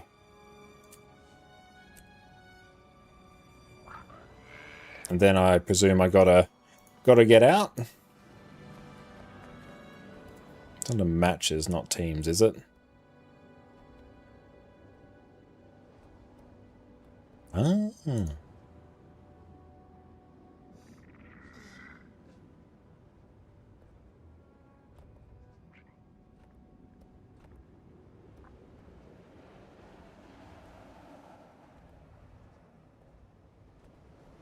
Oh, well, let's just try this.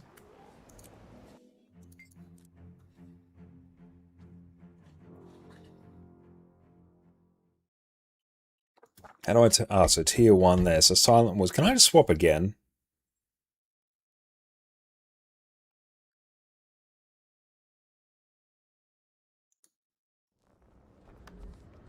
No, select team.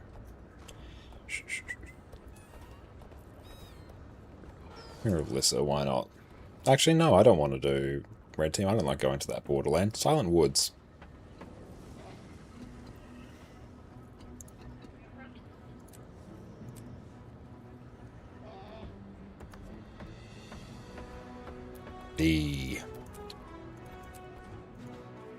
Good shout. I'll make sure to do that, because I've always wondered how to actually figure that out, as someone who does not do much World versus World.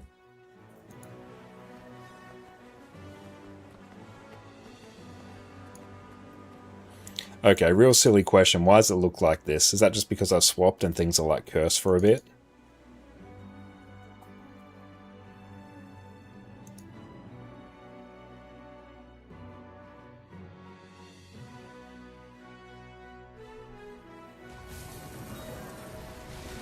Hey Kai, thank you so much for the donation, mate. I really, really appreciate that. Thank you. That's so kind of you. Oh, look. Peeps! You're not knowing the partners that I know? Yep. I really appreciate that, Akai. It's really, really kind of you.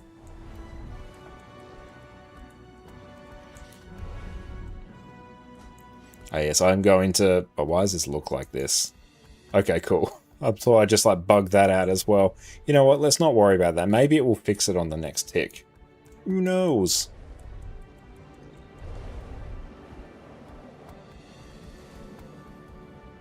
Oh no, there's another Gale shot in the group there. It's not just me.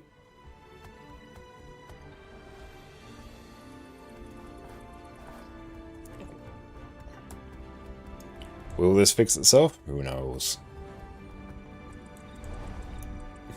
I can't tell what color anything is.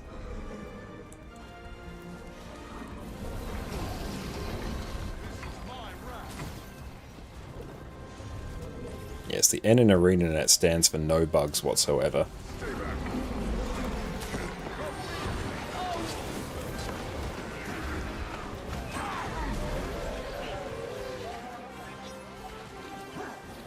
Where even is Letag? Come here. Good push. Good push. Oh, cool. It's fixed. I can see things, team. Oh, that's a lot of green. Am I green? I am green. We're winning. We are so good at World versus World, everyone. Oh, Relic of the Cruel Overseer. It's basically Zakros for Condi. Ooh, that is good. That's some good stuff right there. Yeah, both Gale shots. Like, oh, thank God. There's another one of us.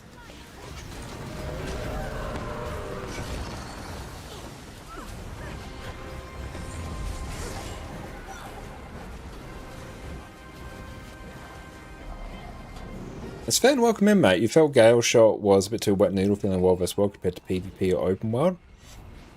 That's interesting, because yeah, I've just picked this up tonight, and in my very limited, very minimal experience, it's felt pretty solid and pretty chunky, but it definitely feels as though if you run out of your burst, you're sort of twiddling your thumbs and hiding in stealth for a while. And yes, everyone go check out Sven as well, over on their amazing Twitch channel. They are blasting their start as a Guild Wars 2 streamer.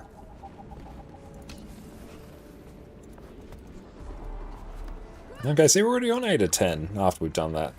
Relic of the Watch, immob you inflict last longer, we can focus on you and immob them. That could be a pretty nifty World vs. World one. Can you respec hero points after slotted? Yes.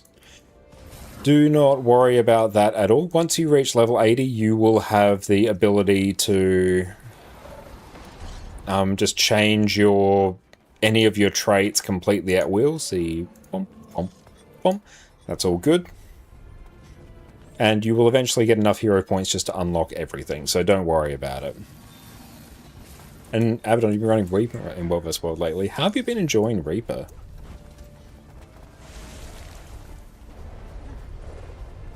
But yeah, do not worry about that, just unlock everything willy-nilly. You will have enough to be able to just do it. Oh, portal. Mystery port. And Relic of the Watch seems to be best for Ranger. Yeah, that one seems really cool.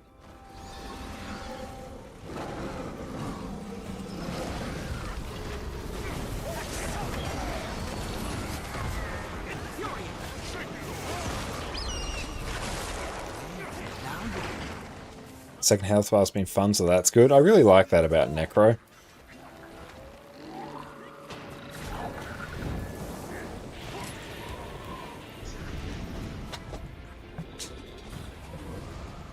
Yeah, Well of Corruption, World vs. World, that's a good time. I can see that. Not going to dispute that at all. It would be silly of me to do such a thing. Greatsword plus Axe Dagger Reaper is huge. Okay. Soren, welcome in, mate. I did really love doing map completion on Reaper the other week. I do love Necro. It may be my second favourite class. I think behind Revenant.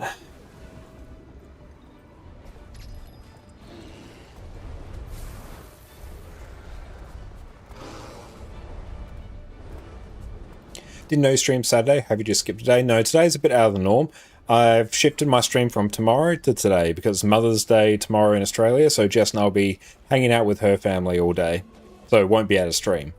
Or if I did, it would just put us in like a big rush and wouldn't be good vibes at all. It's actually Wednesday today. Yeah, we all have no concept of time here.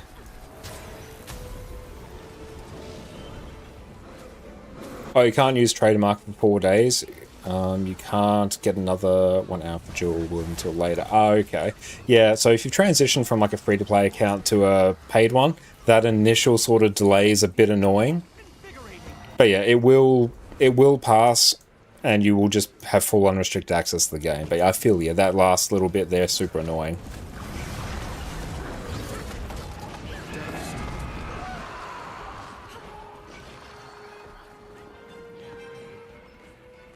And yeah, you could always craft one, or you may be able to find a vendor that could sell one. Oh yeah, you could go to the vendor in World vs. World, that would also do it.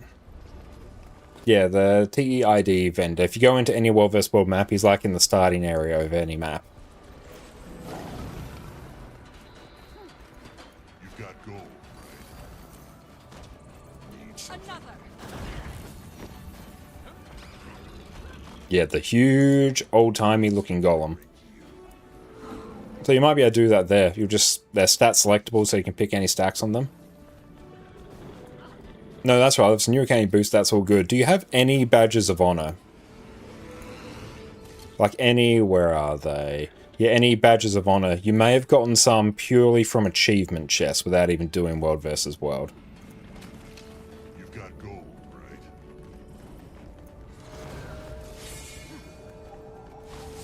No, yeah, okay. Well, in that case, do I have... I've got the button here. I've got a guide on gearing in Guild Wars 2, which is going to cover the best ways for you as a new player to gear. Still current as well. So everything I cover in there is going to be perfect for you. So I definitely recommend checking that out, or at least filing it away and checking it out later. But that's going to give you the best ways to gear yourself.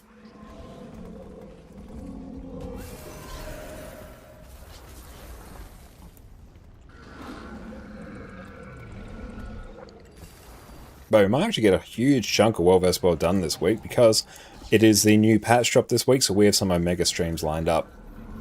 I'll post my actual schedule for that, but yeah, we're going to be basically every day except Saturday. We stream for over 12 hours. It's a big streaming times.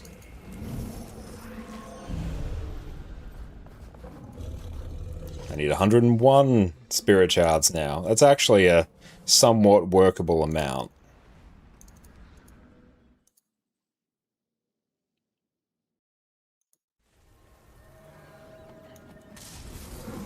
Hang on, where's the vendor? Where is he? There he is. That's him right there.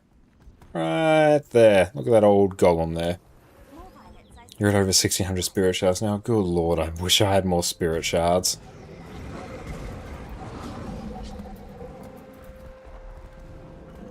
Auto run.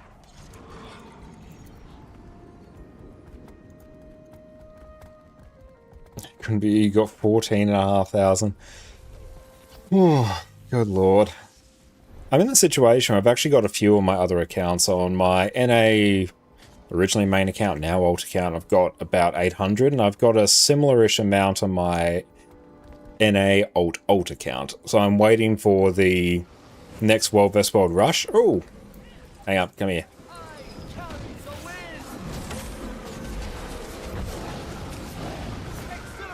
Wait for the next World vs. World rush to be able to do the World vs. World rush on a few accounts to farm up 2 or 3 gifts of battles on each, and then I can craft more legendaries to sell there. You're not crafting much either. They've not been playing much lately. Ah, okay. And have you been doing a bunch of Guild Wars 1 lately, or have I remembered that wrong, Sven?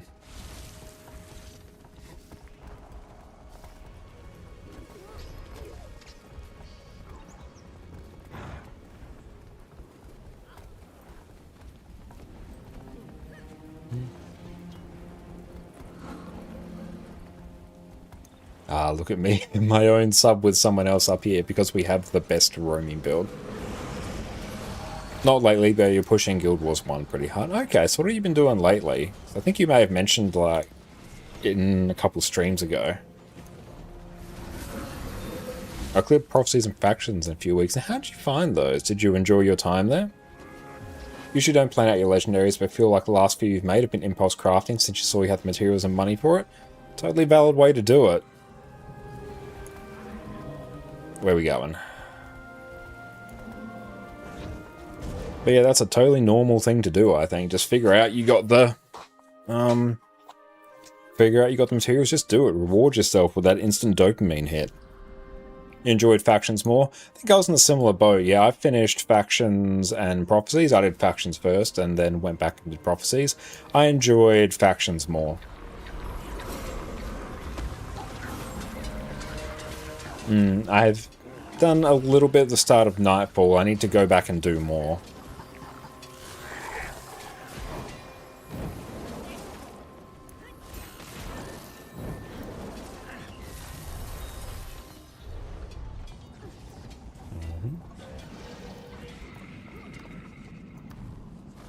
One good thing about World vs. World, or one thing that can sort of trap you in the game mode, is like every 15 minutes or so, you're going to be like one tick away from, you know, getting your next reward track item or getting your next tier chest, and it sort of just hooks you into the game mode. It's like, well, just one more tick, just one more tick.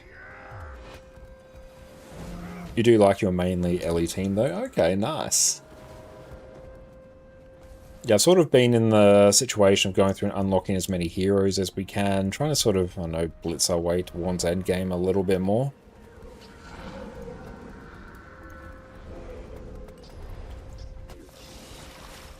I'm super looking forward to the mobile release of it, actually.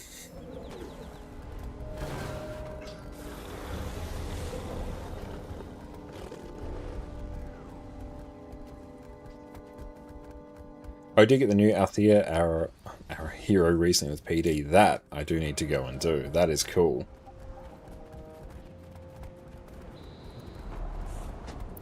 Probably tighten up my posture a bit there. There we go. Much more ergonomic.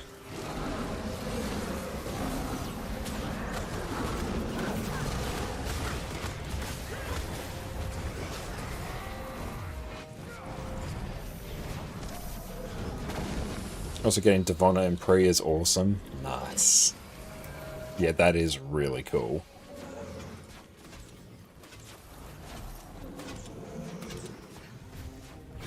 Now, what is that guy's fashion there? Utterly cursed.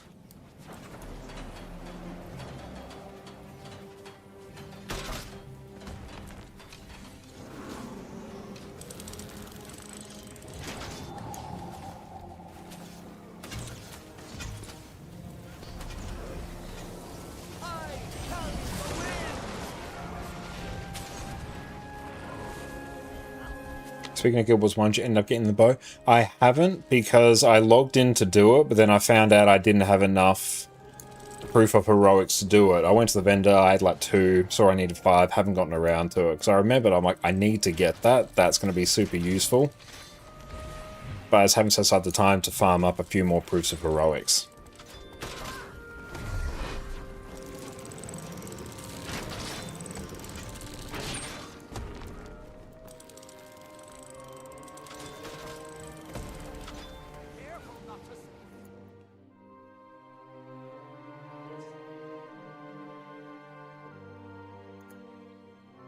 And the way I like to play World vs. World is I'll have generally a Zerg build and a roaming build.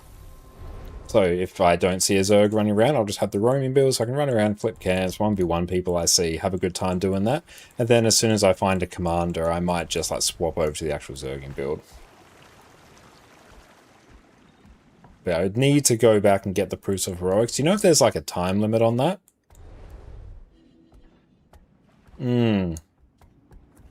Some missions are super fast, like the tutorial mission for Nightfall characters, or last mission was Shiro and factions. True, actually.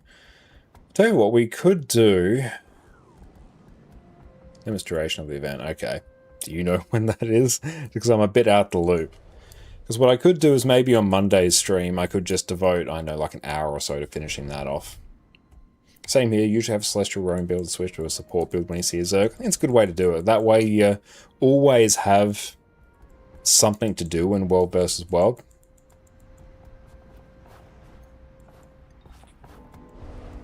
But yeah, I might see if I can pencil that in on Monday.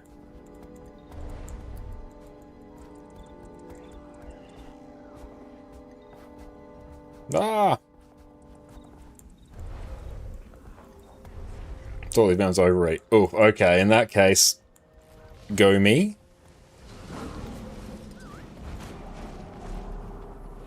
Hopefully a rush is coming up soon. Oh yeah, I'm holding out for that. Are you realizing a lot of the builds you're looking at require expansions?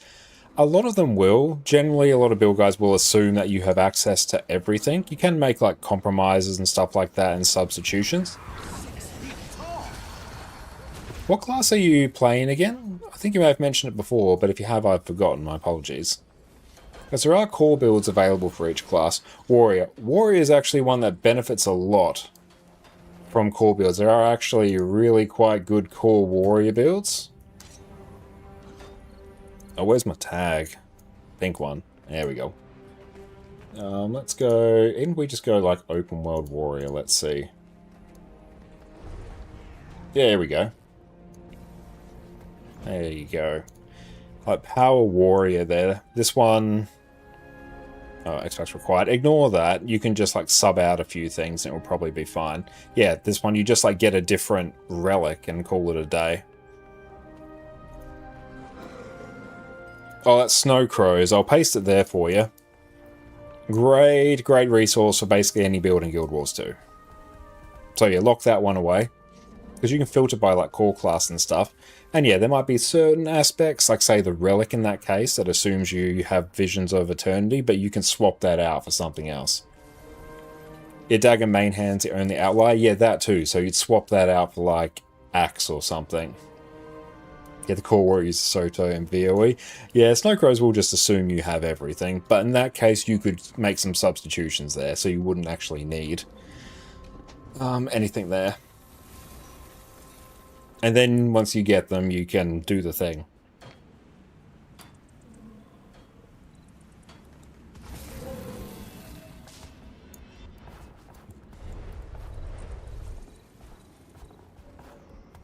I agree, it is reasonable to assume for the purposes of guys, especially for a site like Snow Crows, where they make your high tier builds, they assume you have access to anything.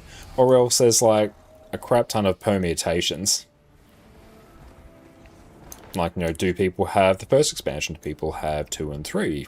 Well, people basically always have like 1 and 2, but yeah, you get the gist. Like, how many different permutations do you assume?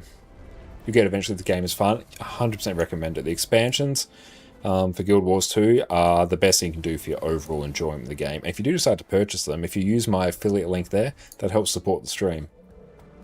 You could use Rifle Warrior, and you got a stupid dual mace core signet warrior. That's the thing, warrior, you can just run like all signets, and it will work. It will work surprisingly well at that.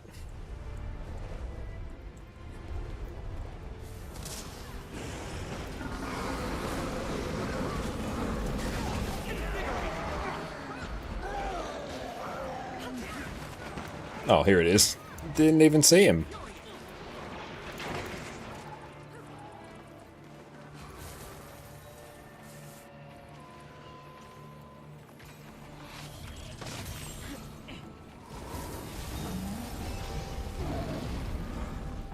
Get the res.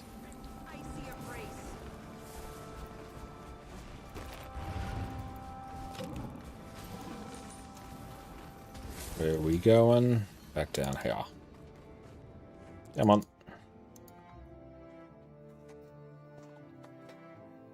You did have a Berserker join some daily raids this week because I'm using a rifle. Was not great for raid bosses, to be fair. That's the thing, like, it won't be amazing, but for most content, it will get the job done.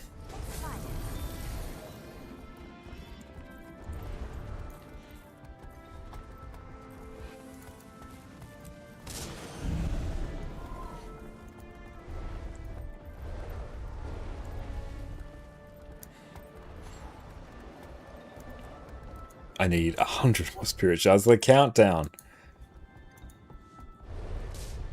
Got nasty food poisoning yesterday. Oh, sorry to hear that, Phil. Shivered uncontrollably several hours of food poisoning. It's awful. So badly negative through this emotes. So I appreciate some chill content to lurk to. I really appreciate you popping in, mate. It's always great to see you. Alright, let's find...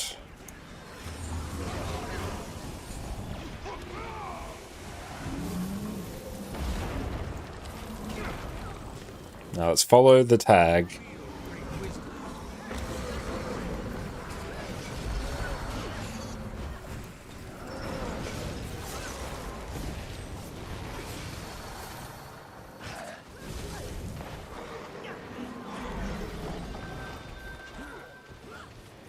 Furious serious.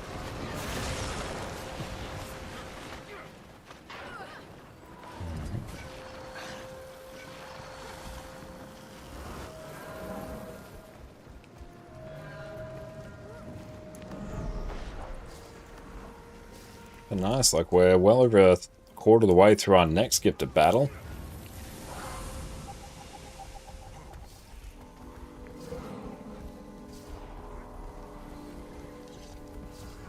Catch you later, Maricon. It's always wonderful to see you. Hope you have a great rest of your day.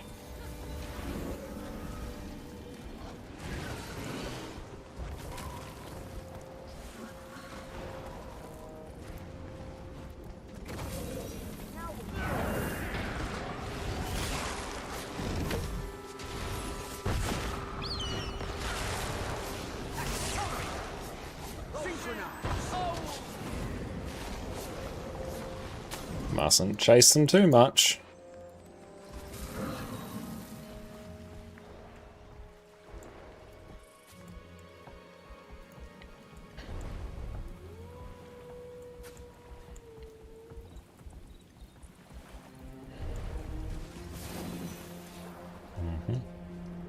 Yes, good underwater build.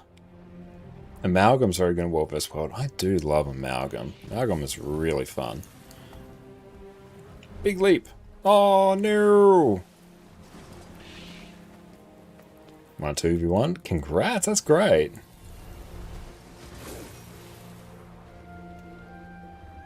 You might even just equip like literally a movement speed signet. It was underwater. Nice.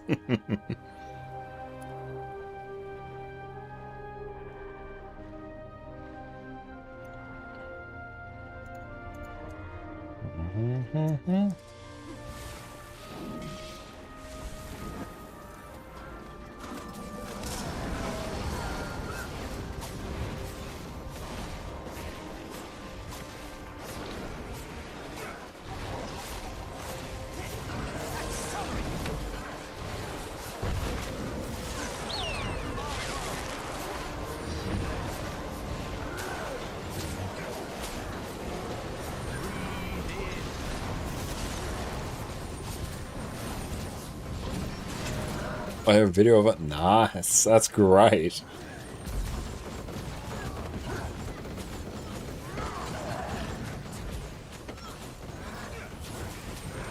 It definitely doesn't feel great for Zergs, I'm not going to lie. It's very much a roaming build. Very single target focused. Fun though. Also because I'm not used to it, whenever I'm engaging someone, I'm having to think about, okay, so what do I start with? Whereas for other classes, just like, okay, it's entirely muscle memory. Go longbow gale shot? I will try longbow gale shot. It might not be a today thing, it might be an extreme thing. Oh, you're going to miss out on one of those shards? Oh no. That's why you can buy them on TP, it's a good point. Do that.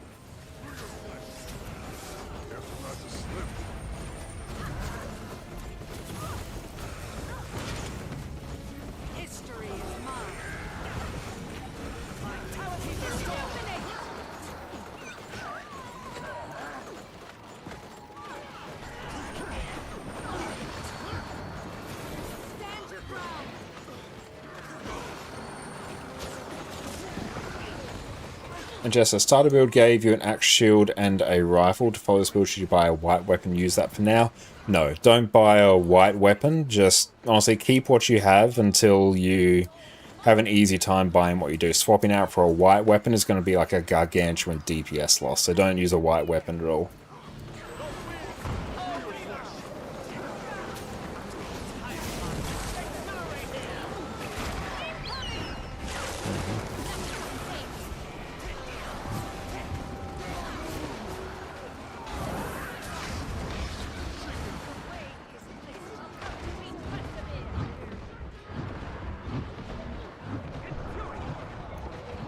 Big oof.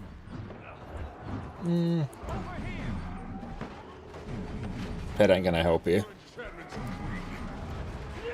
Much for Untamed World vs. World. I can see why. Like, this is really, really fun as a roaming build. As a Zerg build, I'm not living my best life. Yeah, I can see what you're saying about slotting in longbow. I just can't be bothered changing it. Berserk Druid would be a better option. Yeah, that could be something I set up next time. You can't seem to log in. I'm on EU, so that doesn't really help you, but yeah, I know it could be an ISP thing, could be an arena thing. It's really hard to diagnose. But actually what we should do is we should go find someone to raid on out to.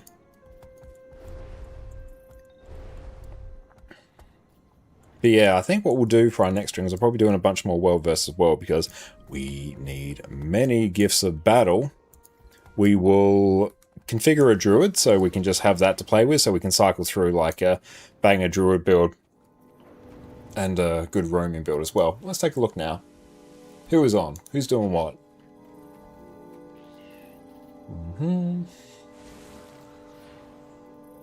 violence, I say. Less violence.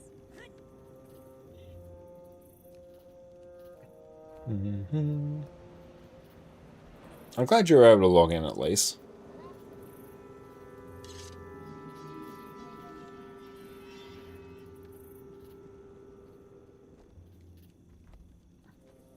Yeah, let's head on out to